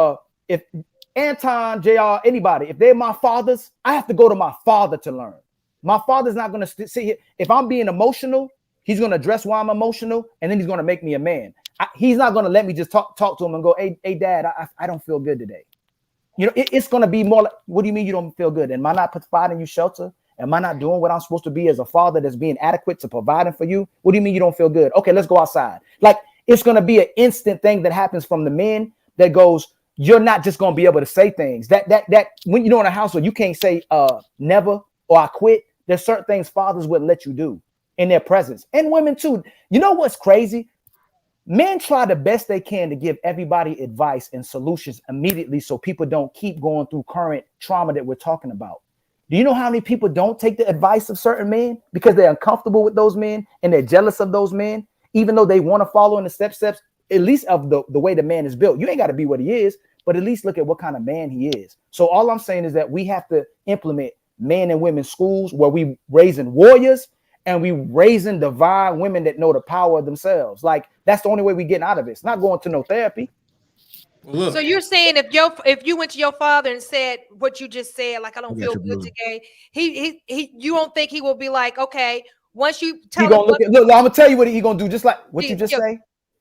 Hey, let's go. Like, we gonna go do something. Like, we gonna do something like to like I feel it right now. Like my father didn't let me think I was weak or getting moments where I quit on myself or where I can endure anything outside of being strong. Always. I don't have time. When in the wilderness, do you see how much we're becoming weak? Nothing in the wilderness goes, a lion look at a lion come and go, hey, you feel depressed today? Soon as that animal touches the ground, they have to be ready to be prepared for the wild. They don't have a prefrontal cortex, bro. They don't have a prefrontal cortex. That's a bad men and analogy. women. Listen, I'm gonna tell you what. You get around men who are tamed beasts. They got the beast inside of them, and strong women. That's who's gonna lead civilization. Not people that's sitting over there and going, I'm depressed. I got anxiety. Don't nobody care about. Hold on, Miss Veronica. No. They really.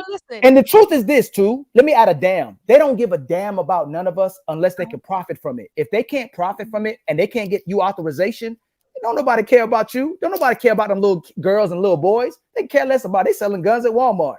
They don't care about nobody as long as they can profit from it. That's what it is. They don't want strong people. So all they doing now is implementing population control by taking you out of you. So let me ask you this. Hold on, So Veronica. you said Veronica, strong hold on. Bars Veronica. all over tonight. We get the bruiser. Go ahead, You're bruiser. gonna have to book. You're gonna have to book Ali, Veronica, book him. Right. I was gonna say, Ali, since you're the mental or the health mental expert, I just find this very interesting. Maybe you can comment on it if you may. I wasn't with my parents. You know, my mom and my dad. They left me with my auntie. I was raised like somebody said, raised by a bunch of women. I was raised by a bunch of women. So I didn't have an issue with my mom or dad. You know, I still love them. You know what I'm saying? Even, you know, but until I actually had my son and I held my son and it hit me. That's when it hit me. And this was just this year. Now it kind of make me have, I don't know if resentment is the word for it. Now I got some anger about my mother and father now. So I don't know if that's the reverse. That's the trigger, bruiser. It's So something actually happened, and now hold on. But the reason why I'm angry is because when I look at my son, I'm like, damn, how could they left me? right, You know what I'm saying? yeah, Like, yeah. I could never leave my son, bro. Like, no, I got They could they so you have to be my mother and father went through the same things. My mother grew up without her mother, and my father grew up without her father. There has to be a place in you that recognize that if you become as elite as you can, and your son can be as elite that you're gonna make your son, that wasn't really your parents. They did the best they could. That's what happened to them, and you have to forgive them for what they couldn't give you because what they didn't have or what they couldn't endure. And it's not justifying it as well, too. Whatever happened to them at that time in their life where they couldn't endure it, and whatever said I'm gonna treat my kid this way, it had nothing to do with you at all. Nothing. Because if they love themselves, they could love you. They didn't have nothing to give you because they didn't have nothing to give them, especially what those were way harder times. The society doesn't teach us to really acknowledge what really happened to us as people, yo. Like honestly, how ravaged and destroyed we was as people. They don't even let us shed light on it. We can talk about 9/11, Native Americans, the Holocaust. We can talk about everybody, but what Black people endured. When we start talking about what Black people went through, get over it. But if this society really addressed us as actual, possibly indigenous people, and all the things that we actually did to civilization, and it truly look at our pain, if you heal us as much as we love naturally, imagine what we can do to the world if we get back in position of leadership. So you just got to heal. You got to heal yourself. And God, if we use that word, I ain't gonna say heal, excuse me, forgive. Accept that your greatest self is who they truly were meant to be. They just didn't get to that place because all the stuff that we had to endure, all the stuff you saw, MLK gone, Martin Luther King gone, Fred Hampton gone, people who would have been great that ain't been great, relationships that would have been created. Y'all ain't never think about all the great people we possibly could have loved or been with, but because of the things we went through, those relationships weren't created.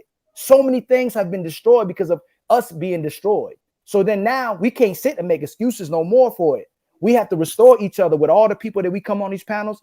We need to do the same thing other races are doing. They pick themselves all the way up. The Mexican come in, pick all the Mexicans up. Jewish man, pick all the Jewish people. Arabics, we the only people to go, hey, good luck. But Ali, don't you see what you just did for Bruiser?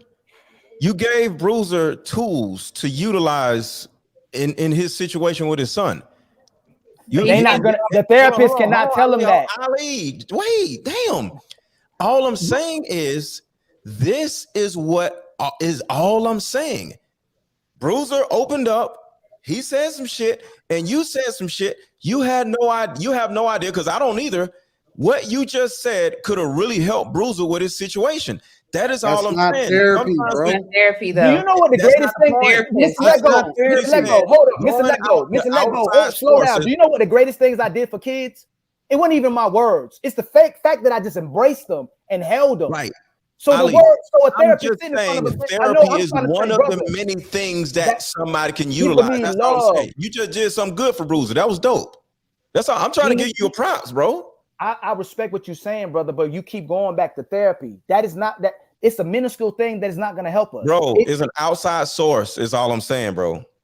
It's an outside source. It's all I'm saying. I agree. People need an outside source, but That's all I'm saying, bro.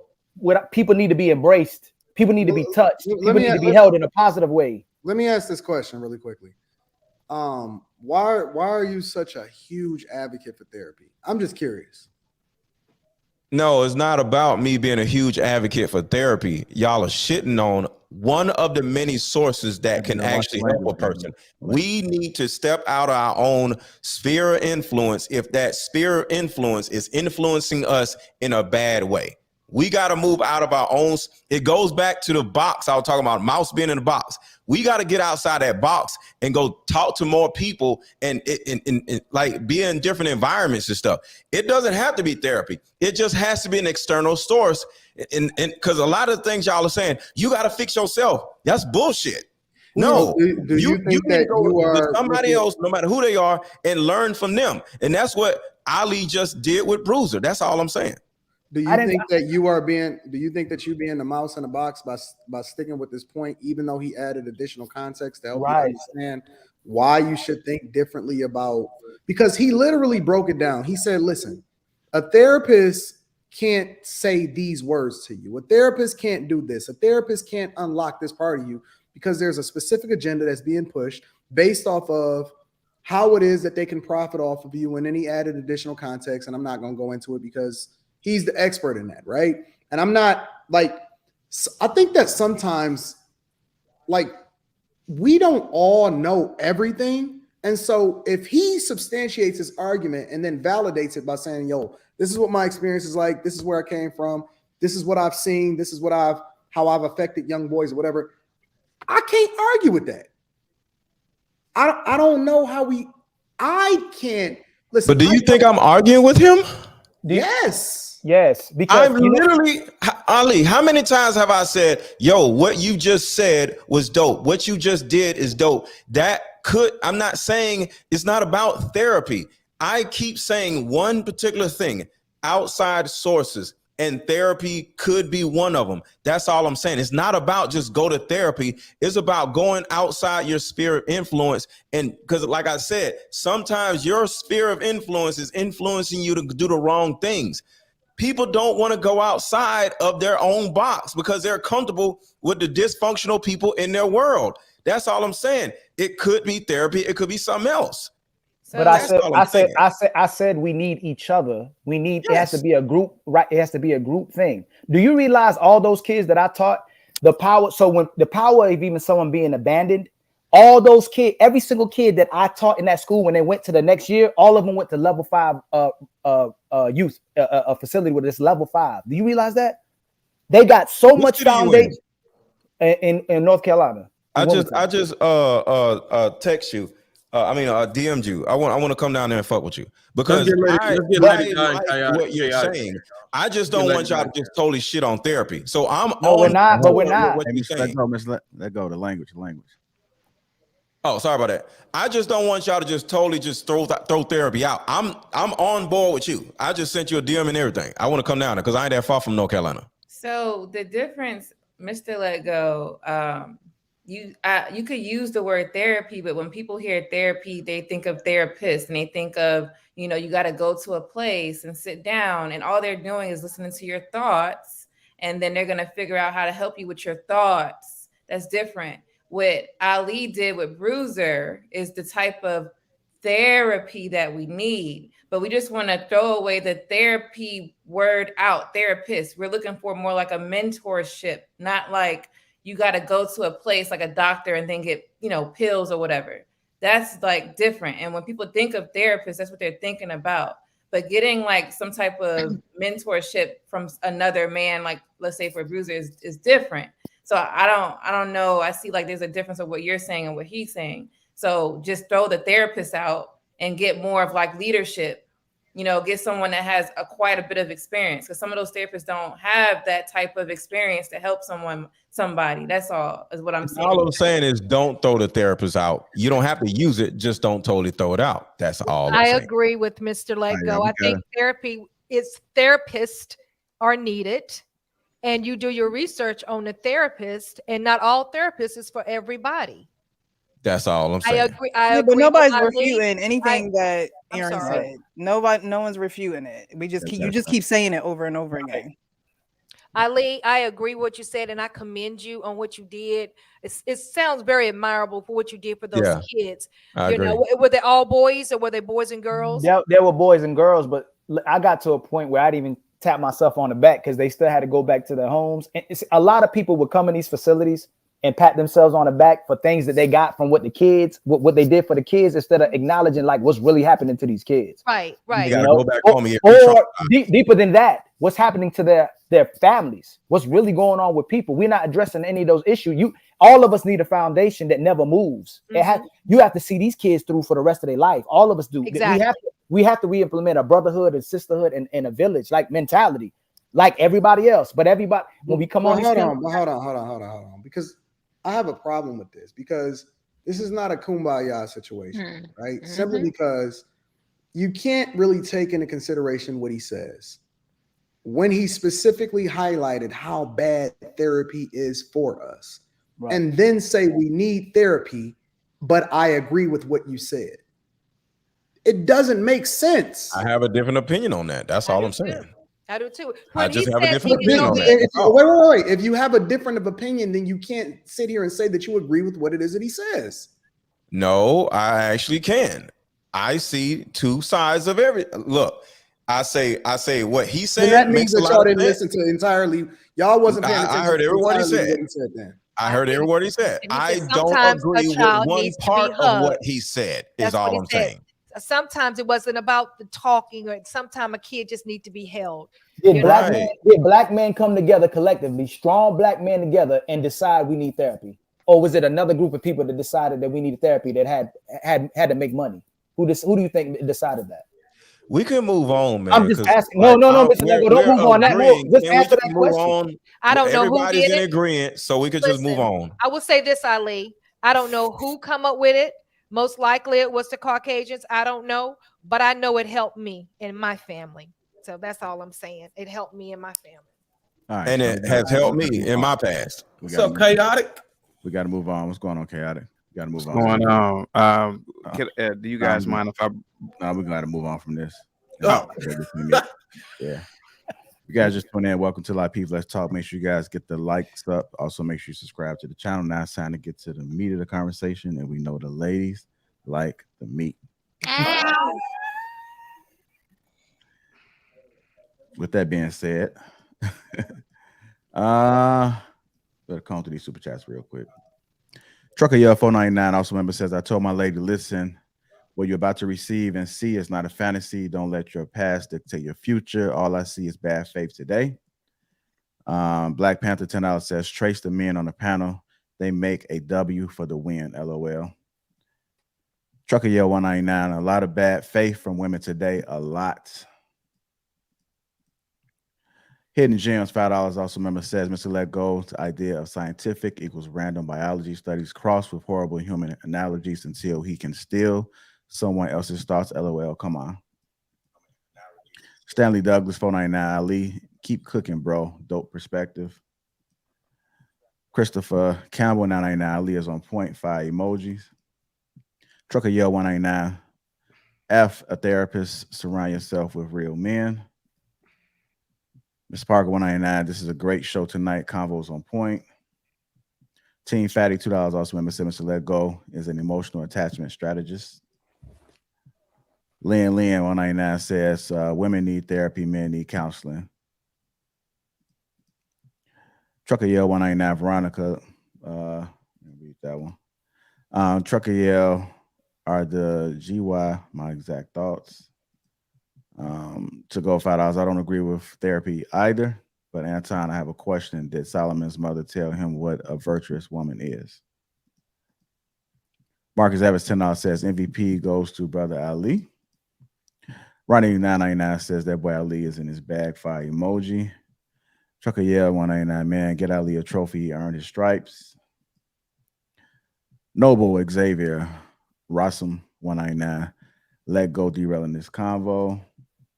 Trucker Yo 199, Mr. Let Go. Go stand your ass in the corner, please. Dre Stat, $10. Yo, shout out to Lapeef and Thursdays. Let go of Mr. Let Go. Always all over the place. Meat, sticking, riding, caping, contradicting, and always over talking. Dude, turbo weird.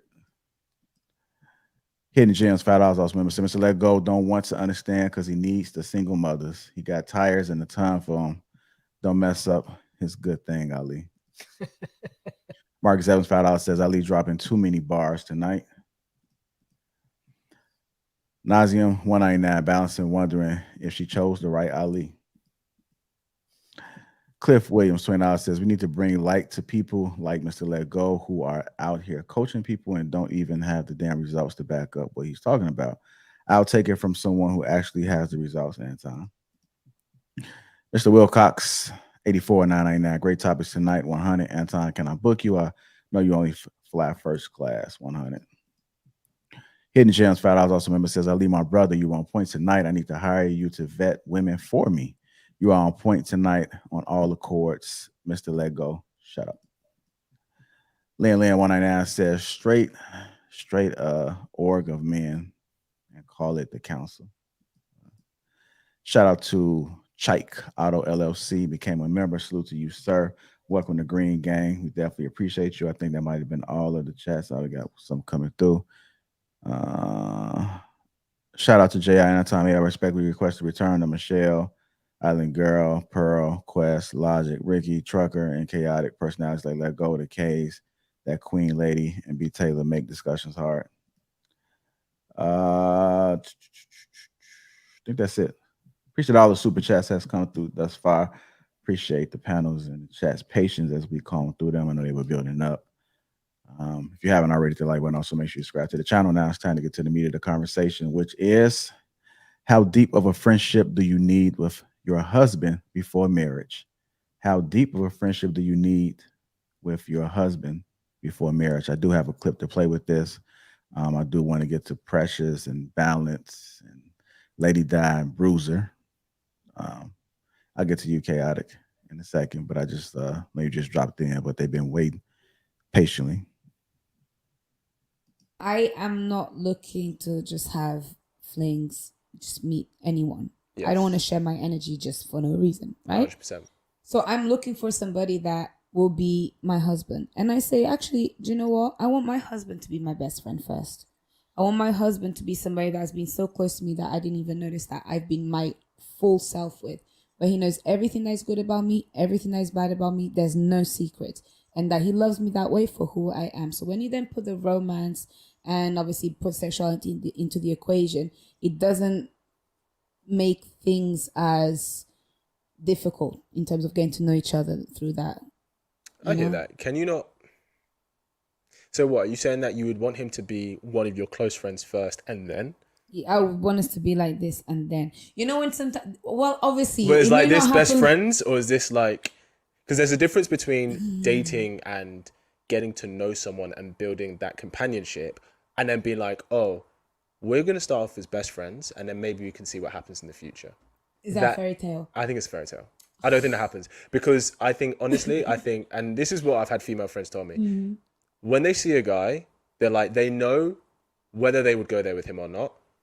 And then it's all about making sure that he's just a decent guy. Yeah. Right? Making sure that he's not a creep, that he's level-headed, whatever. But girls will go, I would fuck him.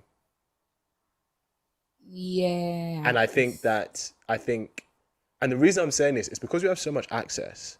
If there's a guy who you think, I'm undecided, Mhm. so I'm going to be friends with him first, right? Because there's so many other people. In that time you're being friends and that you're maybe building that best friendship and closeness, you could easily meet another guy. They're like, I just have this draw to him, this physical draw to him, and he's a great guy, and you naturally choose him. Because I'll be honest, if a guy is friends with a girl because there's a hope of it becoming something more, I always say you have to leave that friendship. I'll be honest. Oh yeah, and no, Leave it. And this It's is not the good for thing. him, and I don't think it's good for her long term. All right, how deep of a friendship do you need with your husband before marriage? Go ahead, Real Precious.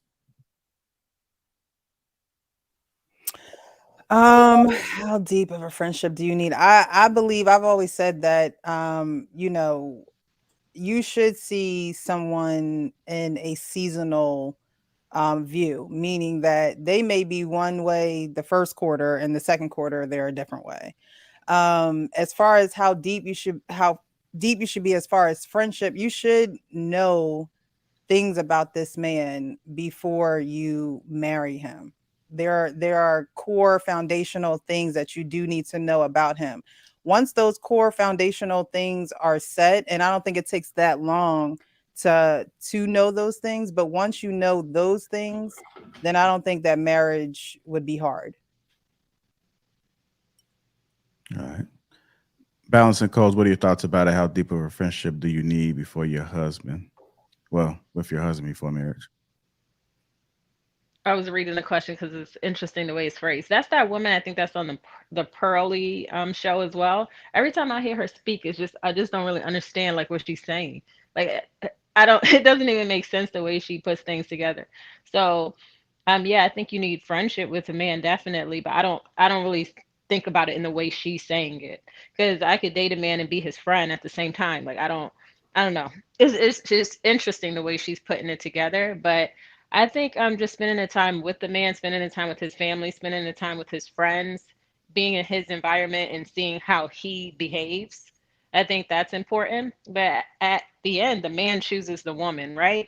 So if he thinks that it's enough time for us to be married, then it's enough time. And I trust his leadership and I think he has good character, then it would be more about what he thinks. So if he thinks a year is enough time, then that's enough time. I don't see any red flags like he's crazy and he's going to kill me. I mean, I'm going to go off his opinion. So, I mean, that's the best way that I can answer that. Okay. Bruiser, what are your thoughts, sir? So I get what she's saying. She don't want to be a 3 or 4 out in the streets. You know, she want to be a wife. She's got these standards. She sounds like she wants some type of chemistry, so she's going to really vet really hard. She cherishes intimacy, you know, before she even have sex. That way, the sex is like, I guess, icing on the cake or whatever. I think someone told a lot of these women that their standards should be, you know, this just dream, this just fancy fairy tale that's Disney World type. Me personally, I think that it's better to look at a man and see if he duplicates himself through me. Will my child make a difference in life? What you know what I'm saying? What did the bloodline look like if I choose this man to be my husband? You get what I'm saying? I think the kids, you know what I'm saying, procreating and creating a better life and sustainability is more important than all these other things. And a lot of people try to vet so hard for that. Oh, he needs to be like a friend. We need to be connected so spiritually and all this other shit. And they end up just running from man to man and man to man until they just run out of their value. So I think they need to like, yo, chill out, man. Like just find you somebody who's willing to look at life and say, hey, look, I'm gonna take care of you. I'm gonna make the sacrifice to make sure you and the kids are good. I'm gonna love you, and that's my duty. I'm gonna be consistent about it. I think that's more important because you don't have that a lot. It's very rare. It's very scarce, and a lot of these men are not even wanting to get in these relationships because women don't want those things. They want those other superficial things. So men are like, well, fuck it. We'll just come to you when we want to beat the cheeks and just keep it moving. Okay. Go ahead, Lady Di. So you don't have to be friends with a man in order to be his wife at all. Because the only thing y'all should be talking about is y'all goals. And if y'all goals are lining up and you could, go under his leadership, then you just go and do it. Now, if there's things in line with that, where it's making you not do it because you feel you need a close connection, a close connection still is not going to stop him from paying bills for you. The close connection is still not going to make him sacrifice for you. So therefore, you don't need a close connection in order to be married to a man. As long as you guys are in line, like I said, you guys established that before and you guys can agree, then you guys go ahead and do that. And through the marriage, you would get close with the man. All right. Chaotic, sir. Welcome to the show, brother. What do you got on this? Welcome, JR, the real precious. Chaotic. Mr. Let Go, Balancing Codes, Anton Ali. Veronica, Broser, Lady D. Hello to everyone in the chat. I mean, the chat. Salute to you. Positivity is going your way. Happy Kwanzaa. Happy New Year. I grew up with two loving Negro parents. My dad is 83. My mom is 65. I believe she is. They're well, not they were. They're still alive, but they're loving. They're caring. I never went without. With that being said, those Negroes are not my friends to this day. Those are my mother and father. That's my mother and father. You may be asking yourself, Chaotic, where are you going with this one? I'm going to tell you. In a marriage, and I got married last year, it's the same thing. Your wife, in my opinion, it's not your friend. Your wife is your partner. Let's be honest, business partner, really. That's one of the reasons why marriages exist. You unite two families. And I don't want anybody to, I don't want you guys to believe what I'm believing. You got to echo chamber me. But my wife is my business partner. She is my companion. But I don't look at her, and she certainly doesn't look at me as we're friends, like children of some sorts. In my opinion, that's friends are between generally, and I gotta say this: a friend is really a same gender bond, in my opinion. Somebody that you grew up with. So I have a lot of friends growing up.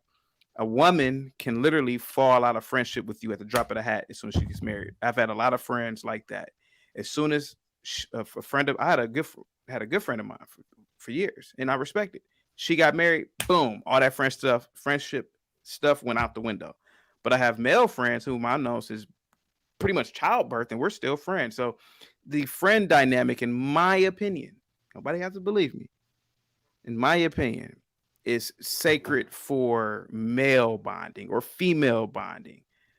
That's just my opinion. So no, me and my wife were not friends before we got married, and I don't consider us friends now. I just consider us companions, lovers, business partners. Because I know if something were to hit the fan, all that friendship stuff goes out the window. That's just me, though. I don't want everybody, I'm not trying to make people believe what I believe. And put a 1 in the chat if you celebrated Kwanzaa this year, by the way, to the chat. Salute everybody. Thank you so much, guys. All right. Can I ask you a question? What usually happens when business partners fall out? Well, I mean, a few things can happen. It gets messy in court, in terms of assets, in terms of distribution of funds. It gets messy, Anton. I mean, I'm pretty sure you know all about this. You're a very well-to-do multi-millionaire, and salute to you, by the way, Anton. But yeah, that's what happens in a business relationship. But the whole idea is not to be in a position where things like that happen, where there's no flaky stuff going on, etc. All right. Yeah. Veronica, what are your thoughts about this? So the question was, how long should you be friends, or should you be friends with the person you marry before you marry?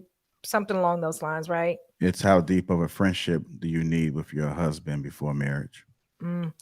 How deep of a friendship do you need before marriage? The only way that I can answer that is, I don't know. My husband and I, when we were dating, we became real good friends, and we stayed friends for we're still friends now. And I love it.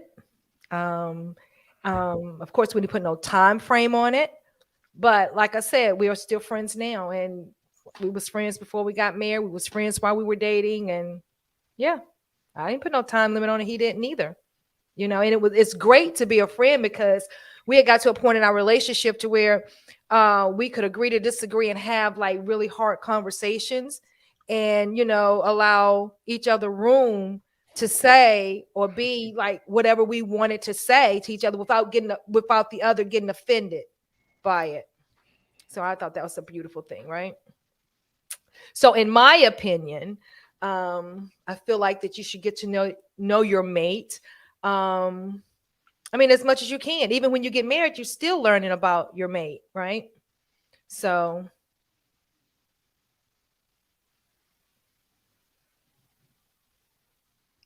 You finished?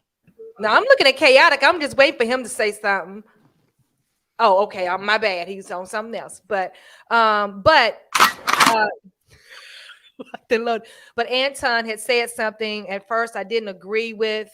Something you said when I first came on the panel is that and I thought about it a lot, where you said, you know, you should how did you have it? And I know you'll correct me because I'm not going to say it exactly like you said it, but you should see how a person operate in a business, because a marriage is a business.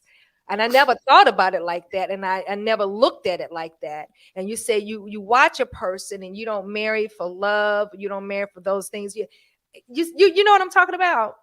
Yeah, I think that for men, they need to look at it from a business perspective first, because they tend to be a little bit more emotional when they get into relationships. Women naturally are hypergamous, so they instinctively look at it from a business perspective, but they lean into it from a love, leaning into it emotionally with the love aspect of it in order to determine whether or not they really want to connect with a person.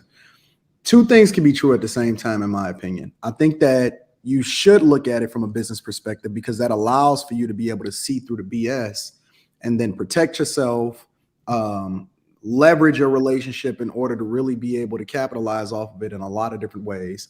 And then also, you know, if you're looking at it from a business perspective, that means that you're going to be objective and you're going to start saying stuff like, well, I know that it's much greater chance for my daughter or for my kids or whatever to be more successful if they raise in a two-parent household versus co-parenting in multiple different households, or it's a possibility for her to be raising my daughter as a single mother, right? All of that is looking at it from a business perspective first. However, I also believe that if you are in a marriage where that is the only thing that's a part of it, then that is going to be a problem, because everything is going to just be purely transactional. It's not going to be anything connecting you two, which would allow for you to then have a foundation that's much stronger than whoever it is that you are that day versus who you grow into being tomorrow, right? Who you are at 20 is going to be completely different than who you are at 30. Yeah, what you need at 20 is going to be completely different than what you need at 30, which means that the foundation of who you are have to be much stronger, and that bond has to grow to be much greater than just looking at it from a business perspective. The business perspective allows for you to capitalize off of it. The foundation of the marriage has to be much stronger, which means that you then have to grow a bond and be a friend to the person that you are in a relationship with, because most relationships are built off of superficial things: looks, sex, money, so on and so forth. But what sustains you when the business aspects of your relationship fails? What sustains you in 2008 when you go through a recession and everybody is fucked up and ain't nobody got no money? And we know that divorce, the number one reason for divorce is money. What sustains you through the issues or the problems, or when you have a death in the family, or when you're trying to figure it out and you're trying to figure out exactly what the situation is supposed to be as far as who's going to take this position, or if you got to move overseas, or if you have to take a job in a completely different state, or all of these other things. There has to be something that sustains you in a foundation that's much stronger than the superficial things that we lean into in order to be able to substantiate whether or not we like somebody for the moment. That way, when you're not feeling that person, or something happens, or they lose their job and all of that stuff, you having an interest in that person still being successful comes from you being equally yoked and you having a strong bond and a friendship. And I tell people this all the time: the biggest decision that you make in your life, and for us to just leave it surface level, because we don't even do business with people we don't like. There's friends that you have that you will not do business with. There's family members that you have that you will not do business with. This is just real. If we just want to be 100%, There is people that you love and adore, but you would never do business with. Okay. However, the person that you lay next to every single day is the biggest financial, emotional, and then they are the person that have your best interest at heart decision that you are going to make in your entire life. And I'm not just talking about the person that you marry. I'm talking about the person you lay next to that you don't take serious. You sit there, you lay next to them, you close your eyes. Think about this for a second, because people is really not taking this into consideration. You close your eyes. You are in a state of REM sleep, which means that you don't even know what's going on around you with somebody that you don't even know laying next to you. That is crazy. I won't even let somebody know where I live that I don't know, but you will take them to your house, bust them down, and then lay next to them and not even know what their true intentions are for you. That is insane to me. We take so serious how it is that we sign the contracts for our jobs. We won't even show up to work without having an agreement, an employment agreement with our employer, but you will sit there and make a bond with somebody and not have your business together and then take serious who it is that you lay next to every single day, as though that is just the way that we're supposed to be operating. That's crazy to me. So I believe, and again, I don't do business with everybody, and I have to actually know you and understand your character, your principles, and the foundation of who we are. It's some people that I've built relationships with for 20 years before we did business together. I think the foundation of what it is that you build together has to be stronger than the superficial things, and only looking at it from a business perspective. How you look at it from a business perspective is how you operate within a relationship. But the foundation has to be, everybody has to have everybody's best interest at heart. And that comes from being best friends first. That's just my personal opinion. I think that that's the thing that sustains you for a lifetime. If you see these older couples on Instagram and you see these clips and these reels, and that junk be real, that's the realest clips that I see on Instagram. When she making him a sandwich, that clip where she was making him a sandwich, and they had a bond that was beyond anything, and there was nothing that she could say, that somebody could say to him about him, and there's nothing that they would let get in the way of their bond. And that came from forging a friendship throughout their relationship that is stronger than anybody or anyone can tear apart. I wouldn't say friendship. I would just say family. I look at my husband as my family. That's stronger than a friendship, because friendship, they come and go all damn day. Turn on their family members every day. Thank you, Lady D. They do, but they're still your family. They're blood. Okay, so that's well. I mean, I believe in the word. Yeah, I believe in the word, and the word says your family is not your blood. Your family is the people that's going in the direction that you're going. And even Jesus himself, when Mary was knocking at the door and he was with the apostles, he said, "Listen, who is that? That's not my mother. Y'all are my family." The people that he walked the earth with, not necessarily the people that he grew up with or raised with. It was the people that left their family. And he said, "Leave your mother and father and walk with me and do my work." Those were the people that he called family. It wasn't the people that he had a bloodline with. It was the people that was doing the work with him and was going in the direction. Even the word says, "Turn away from your mother and your father and leave the house." I agree. Wait, hold on, Anton. Family is overrated. That is a word that people use in order to validate doing bad shit and then covering up for people that ain't actually supposed to be doing the things that they're supposed to be doing. I agree with that. Okay. But we're not going to say when you find that family, which is, it could be a friend. All right. It don't have to be blood. Now, I understand that. I'm saying that the word family is stronger than friendship. That's all I'm saying. So we look at our spouses as a family. Then why did Jesus say, "I call you my friends"?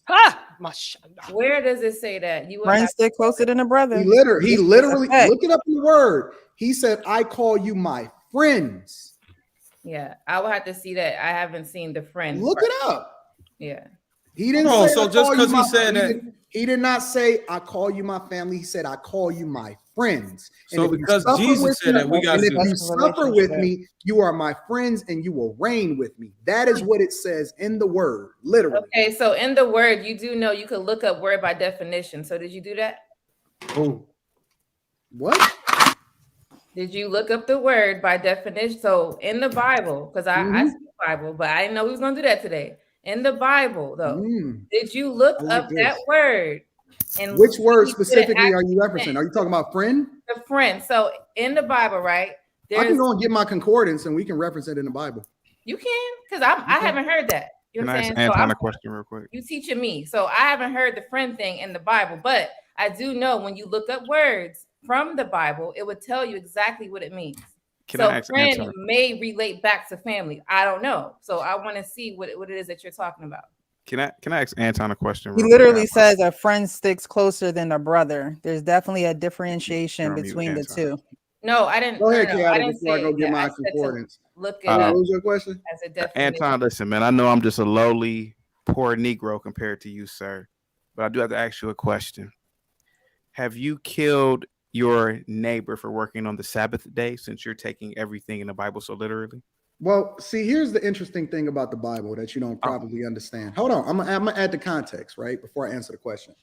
The context is that what you're referring to is the Old Testament, right? This was prior to Jesus coming.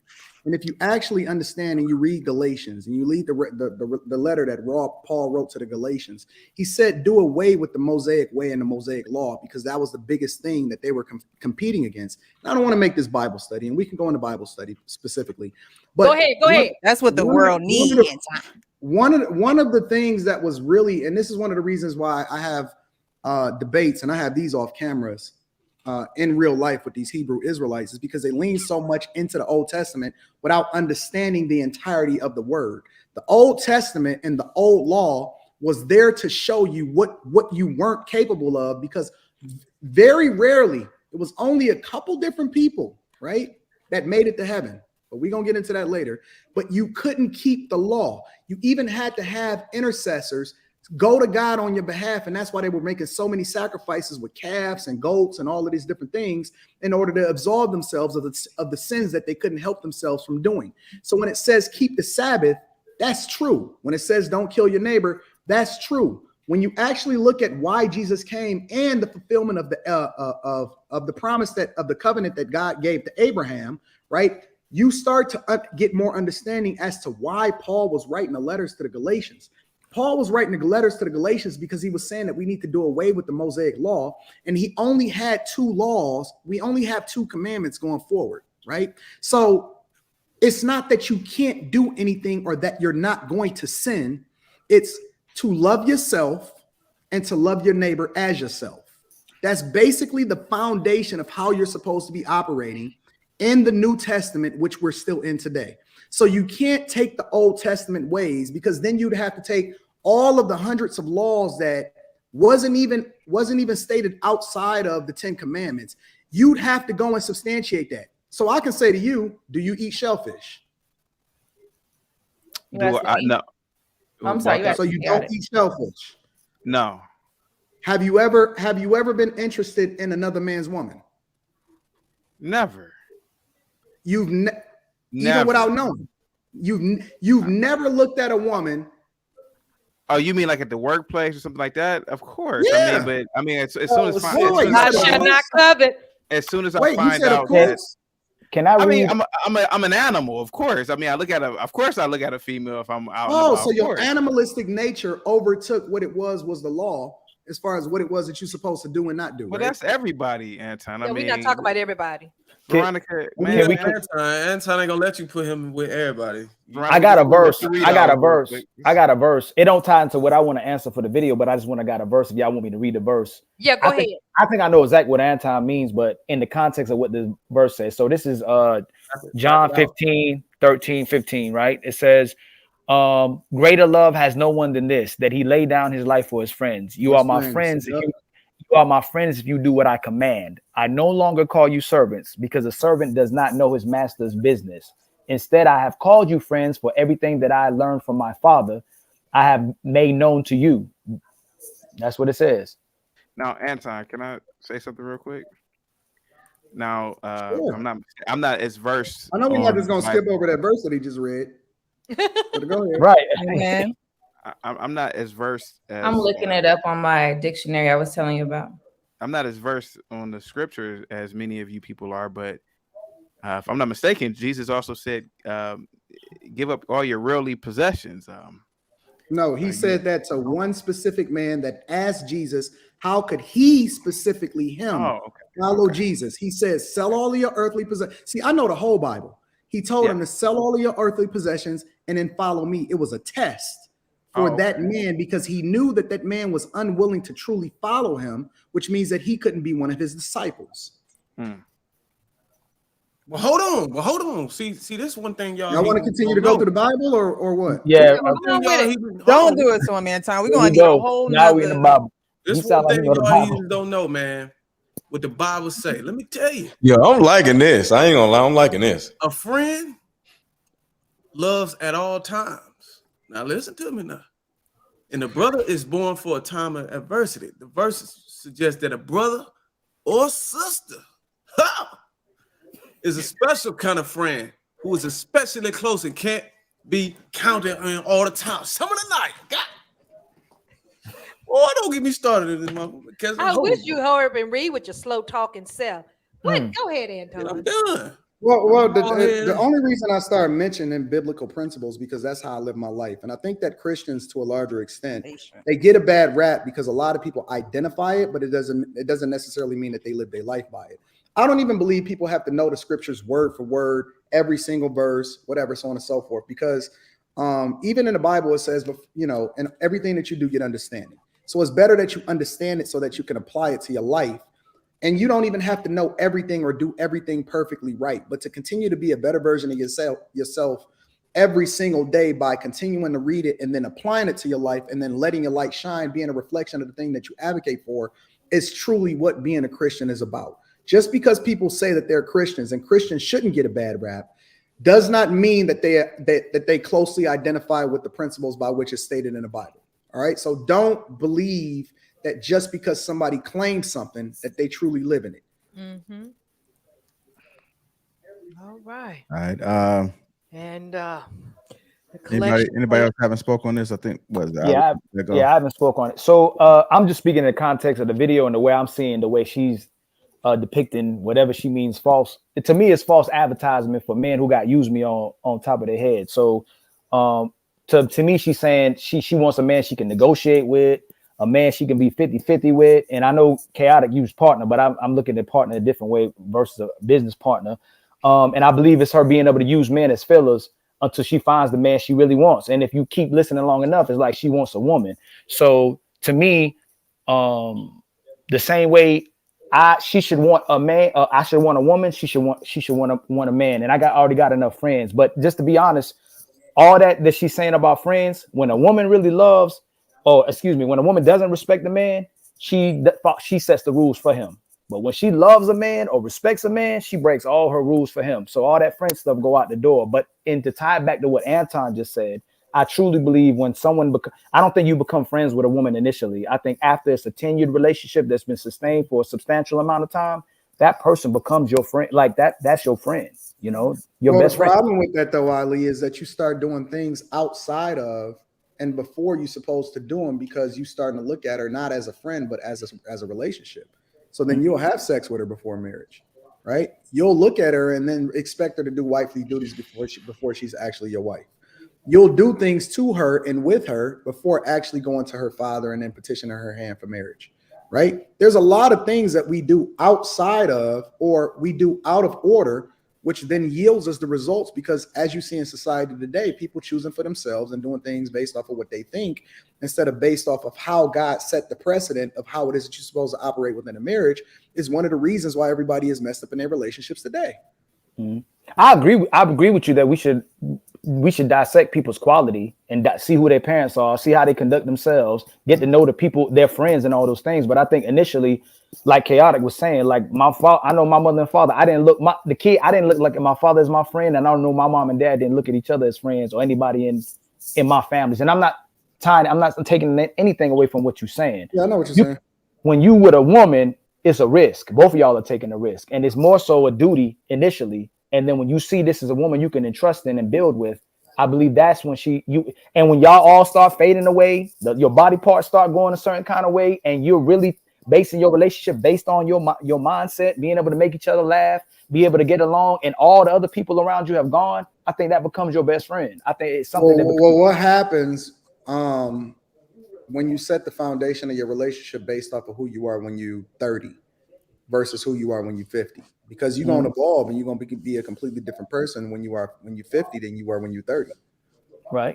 Because everybody is vetting a woman or vetting a man based off of where they are in their life at that particular time. They're not vetting it based off of where they're going to be 20 to 30 years from now. Right. I agree with you 100%. But we can say this, just like the worst thing you could tell a woman is tell her she your friend. And the worst thing a woman could tell us is tell us that we her friend.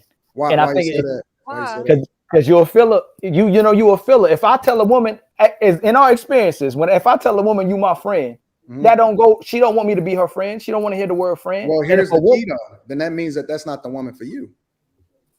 Because it's not about. I totally agree. Like, what's wrong with that? It's about vetting effectively. So if I tell a woman that she's my friend, but she's still rocking with me and she embraced that role, then that means that she's willing to do whatever it takes in order to make sure that we're going in the same direction. But you said you wouldn't die and live for all your friends, would you? But but you're missing it. This is a vetting process. She's not my wife yet. This is to determine whether or not she even supposed to be in my presence. Right. I think I agree with you and what you're saying. I think the word friend is what's throwing things off. I think you need to be connecting to somebody has substantial, great substance about themselves and somebody you can trust. It's just the word friend. Same thing. Way chaotic. Look at that word friend. It's saying we're like on an equal plateau, and she can negotiate with me on certain things. And if I'm living and having to dime for this woman, and I'm creating certain structure in my household, I'm not my kids, my friends, and my lady ain't my friend either. You know that. But think about it like this, Ali. It's almost like you don't necessarily go to your homeboy and say, "Hey, man, we friends." It just is what it is. You know what I'm saying? Yeah, You've it been just around is. a certain person for an extended period of time. It just creates that relationship and that bond that you understand, but it's not necessarily putting a label on it. So being a friend with somebody is just being around them and being able to see how they operate without being all googly-eyed and getting distracted by the fact that she got a fat ass. Right. I can be around this chick and I actually value what it is that she's talking about. I can see how she treats her parents. I know how she operates under duress. I can pay attention to what she's saying and actually be able to communicate effectively with her. You know what I'm saying? I'm able to substantiate a lot of the things that's a lot more meaningful than just whether or not she can bust it down. You know what I'm saying? So when I say being a friend with a woman, I'm not saying literally label her and then go to her and say, "Hey, we just friends." I'm saying, is she a part of your network and does she add value to you?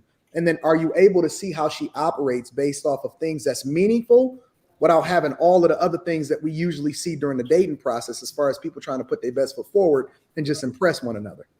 So I agree with you. I want to see how you operate when you're not trying to impress me. I got a question for Mr. Lecco. I got a question. I know this is your term. I know this is your thing, and I feel you on that. You say women are like children.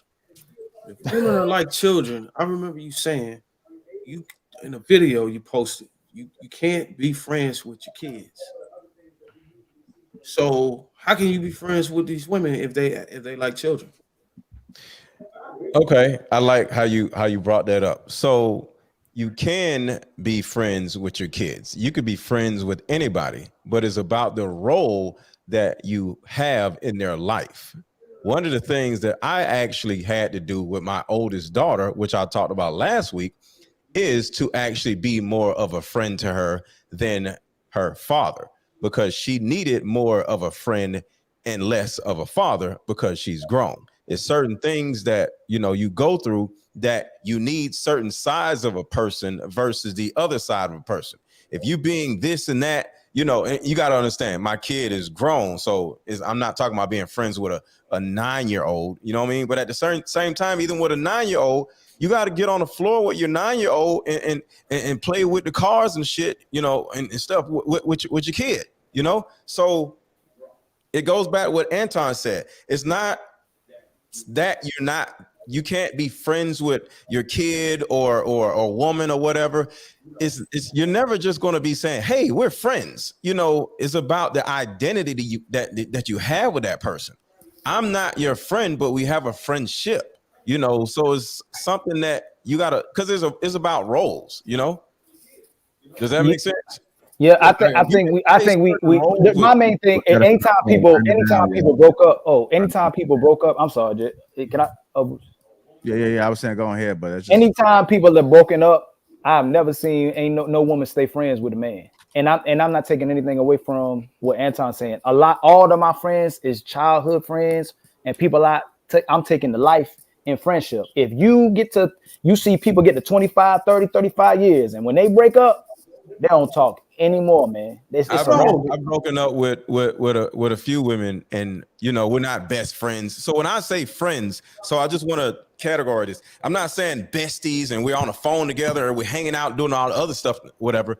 But I have a few exes that I have friendships with. You know, it's a distant friendship, but it's a friendship. So without quantifying what a friendship actually is and how deep it is, yeah, I'm friends with women that I've dated. I'm friends with women that I've never had sex with before. I'm friends with, you know, the opposite sex. So with all that being said, how can I not be friends with my own woman or my own wife if I'm friends with these other women? I'll put it to you. I agree.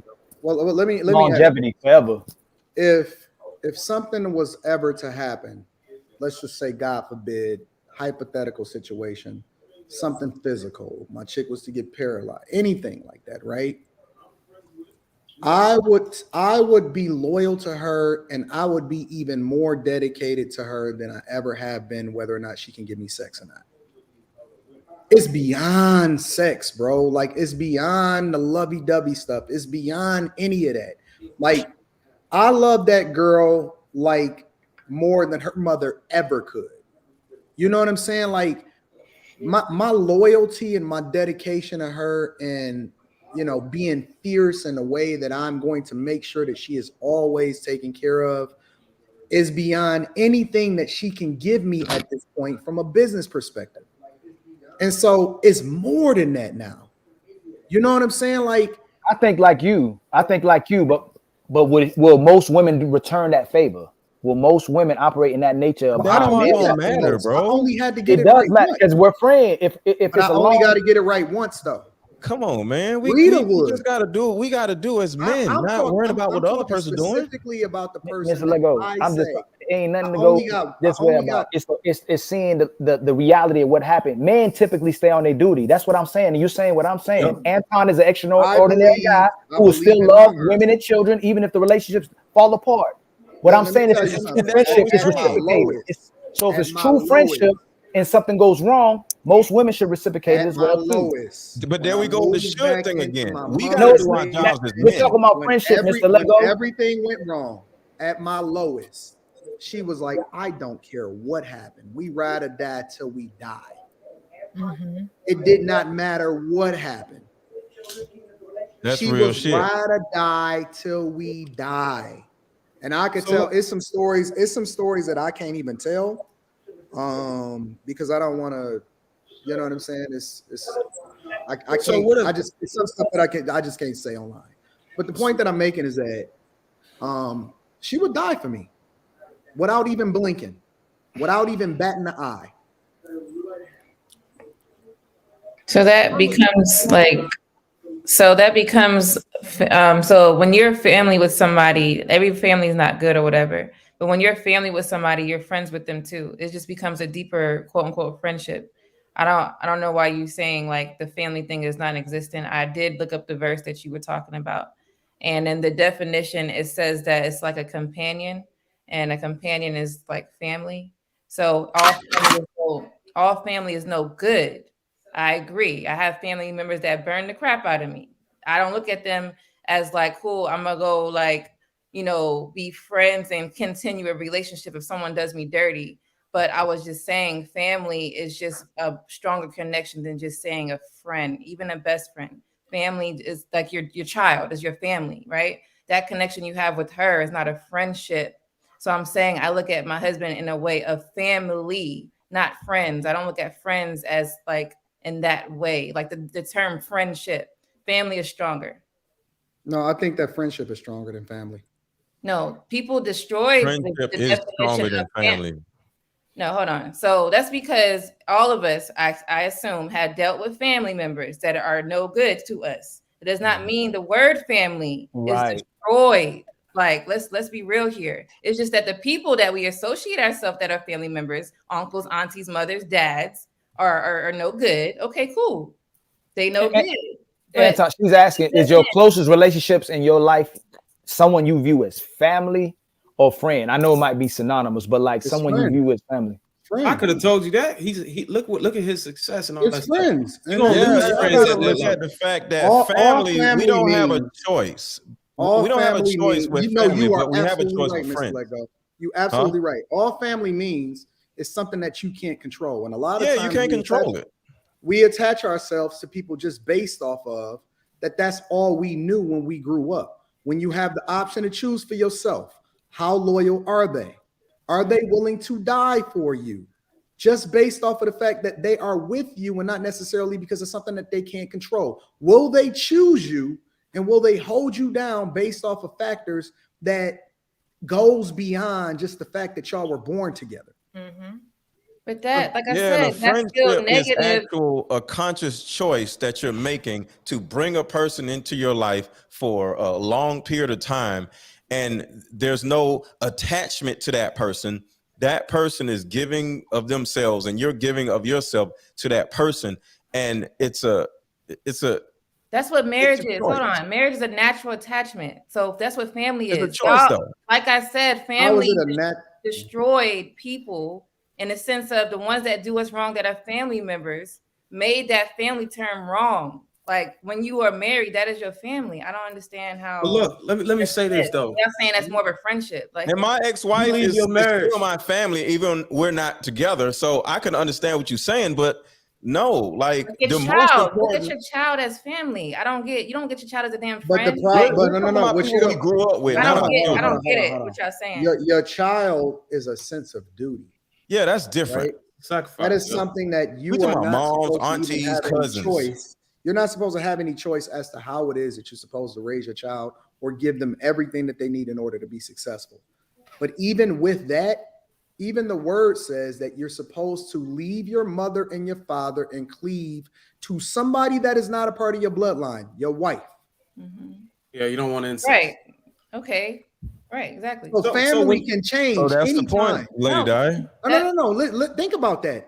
Family changes, and who it is that you cleave to can change at any time. Your friend is forever. That's the person that you attach to, that you bond to, based off of the direction that you're supposed to be going in your life. If it was so much more, then how come Jesus didn't say he called us family? He said he called us friends. The definition says. Just answer that question. Companion. Why did he say that he called us friends?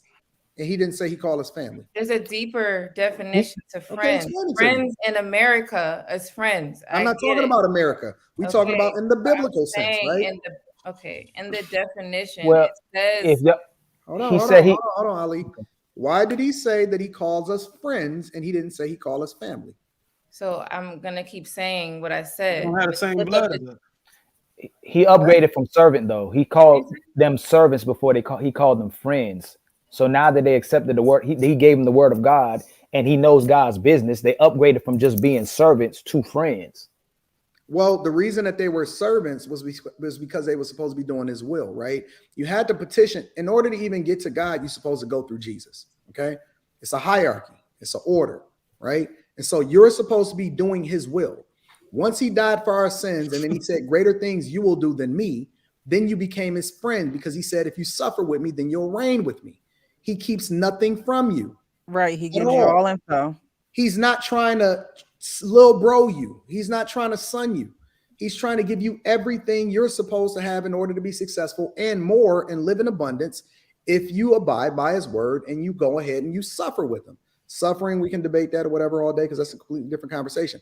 But my point is that he calls us his friends.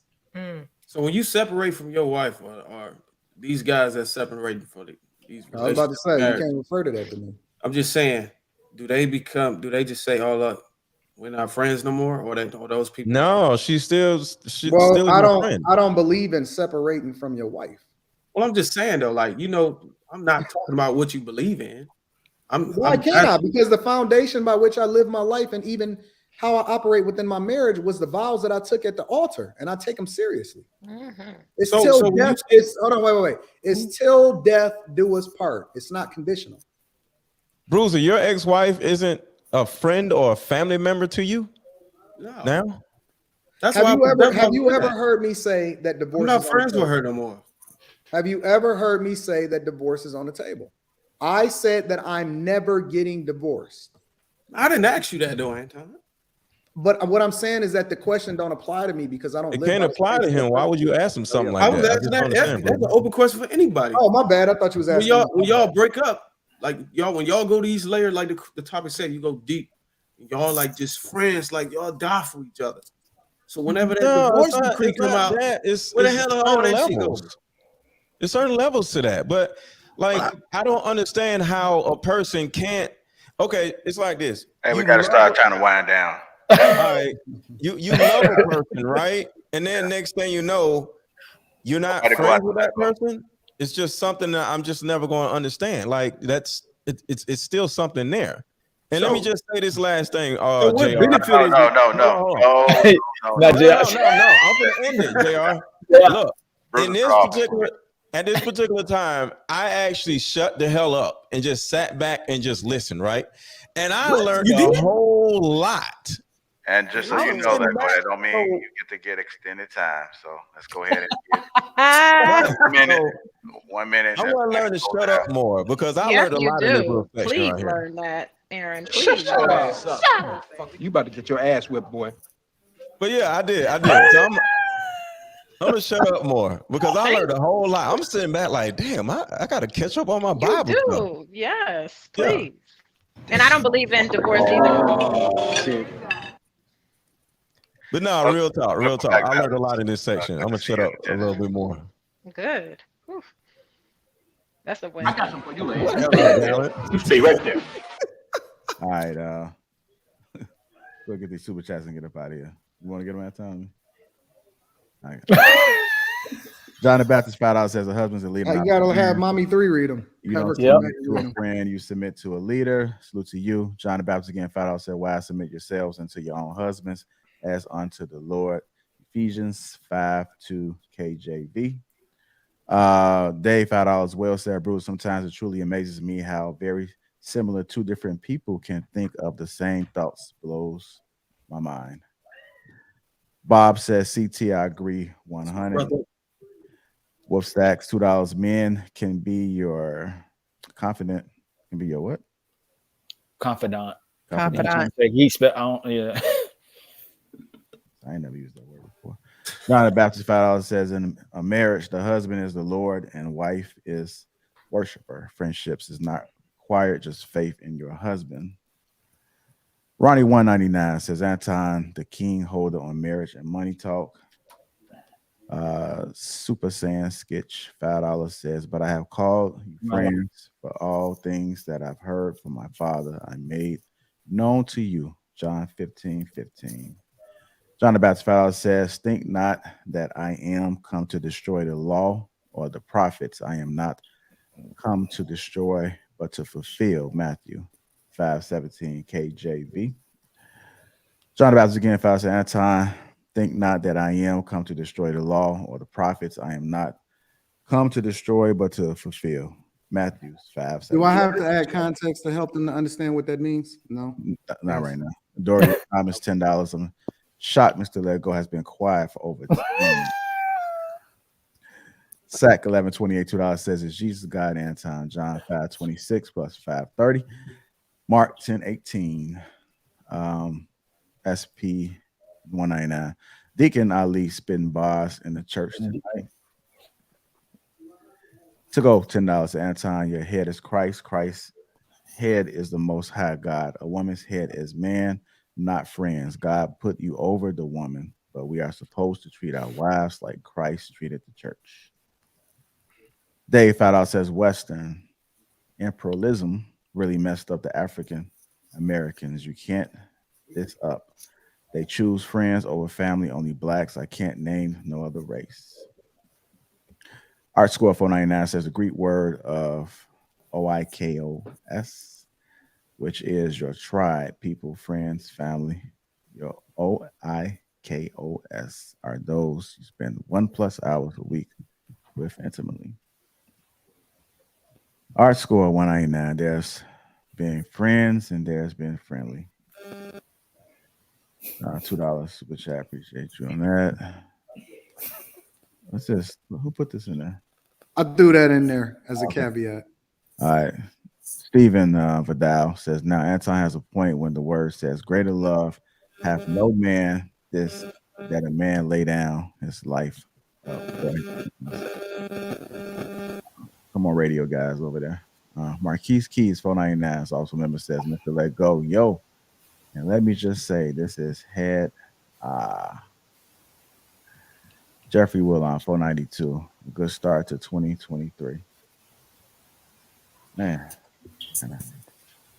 A lot. Appreciate everybody that has donated, super chatted, and became members. I appreciate the panel for being patient as we come through this tonight's Bible study. And we ended with a church song? No, we're not ending with no church songs. JR, this was dope. Jesus loves me. This is dope. I ain't gonna lie, JR. This was the Lord is here. Okay, come on. You gotta say the last part. Amen. Amen. Where you at, Doc? And the preacher say, Chaotic don't believe in God. I gotta get it. Amen. Come on, Cruiser. Get that note. Hit it. Amen. Amen. That's all right. He got you. Amen. Amen. Amen. Ali. Amen. Come on, Miss Lady, you been talking all day. You don't want to say it. Goddamn hypocrite. Goddamn hypocrite.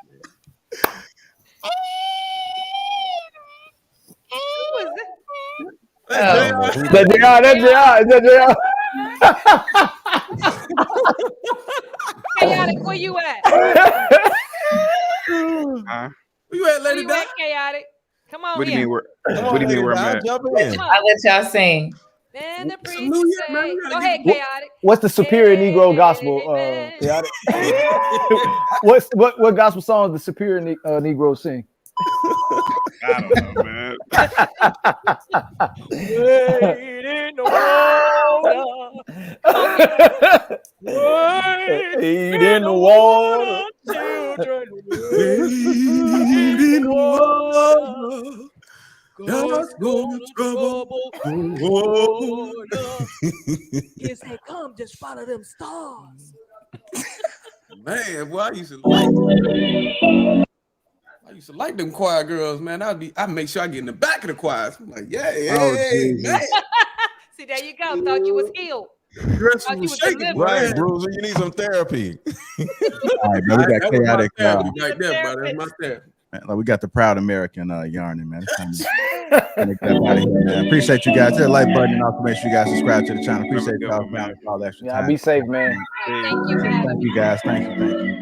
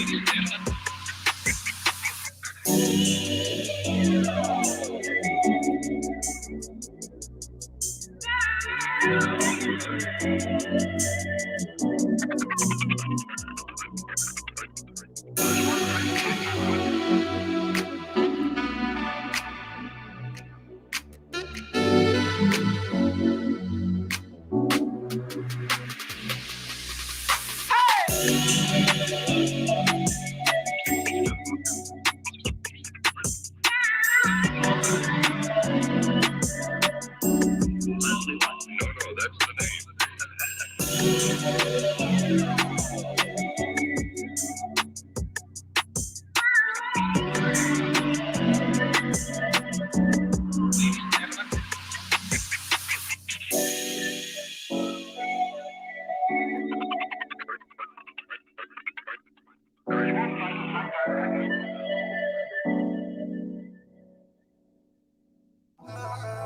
I'ma go all the way up. They keep on calling my phone. They catching on to the buzz. I got it out of the mud, but I'ma go all the way up. Bad girl from the store. She taking me out of this world, bitch, I'ma go wave. Nice guy with a cold shoulder. Yeah, we cool, but I don't know you. Wrote a flower and I'm off the potion. Give me superpowers and I won't stop. To the bank roll on supermassive. Big bank for the space chatter. Way up in a squad NASA. Cup of field with the dark magic. Subtle flex when I run a race. Tell these rap niggas eat my dust. Lil baddie off the cellular. Talking life and I would set it up. I'm a sharpshooter, yeah, Will Smith. Call me Prince Park, let me freshen up. Bay boy on the level up. Way up, near the nebulas. I'm never copping a chain, cause I see it all through the frames. And I leave it all on the pages, feeling like they want me locked in a cage. They want us all in the fake shit, but I'ma go all the way A with it, cause I don't feel all the way safe here. Nah, spray the champagne, shower up in the air. Stunning goggles, what the fuck is a flute? Untamed, and she wild off the goose. Ghost ride, bitch, I come through the roof. Fuck 12, cause they all on my tail. Hella wild, and I break all the rules. Chill, bring you way out of line. Yeah, I know it's a mood. Bitch, I'ma go all the way up. They keep on calling my phone. They catching on to the buzz. I got it out of the mud, but I'ma go all the way up. Bad girl from the store. She taking me out of this world, bitch, I'ma go all the way up.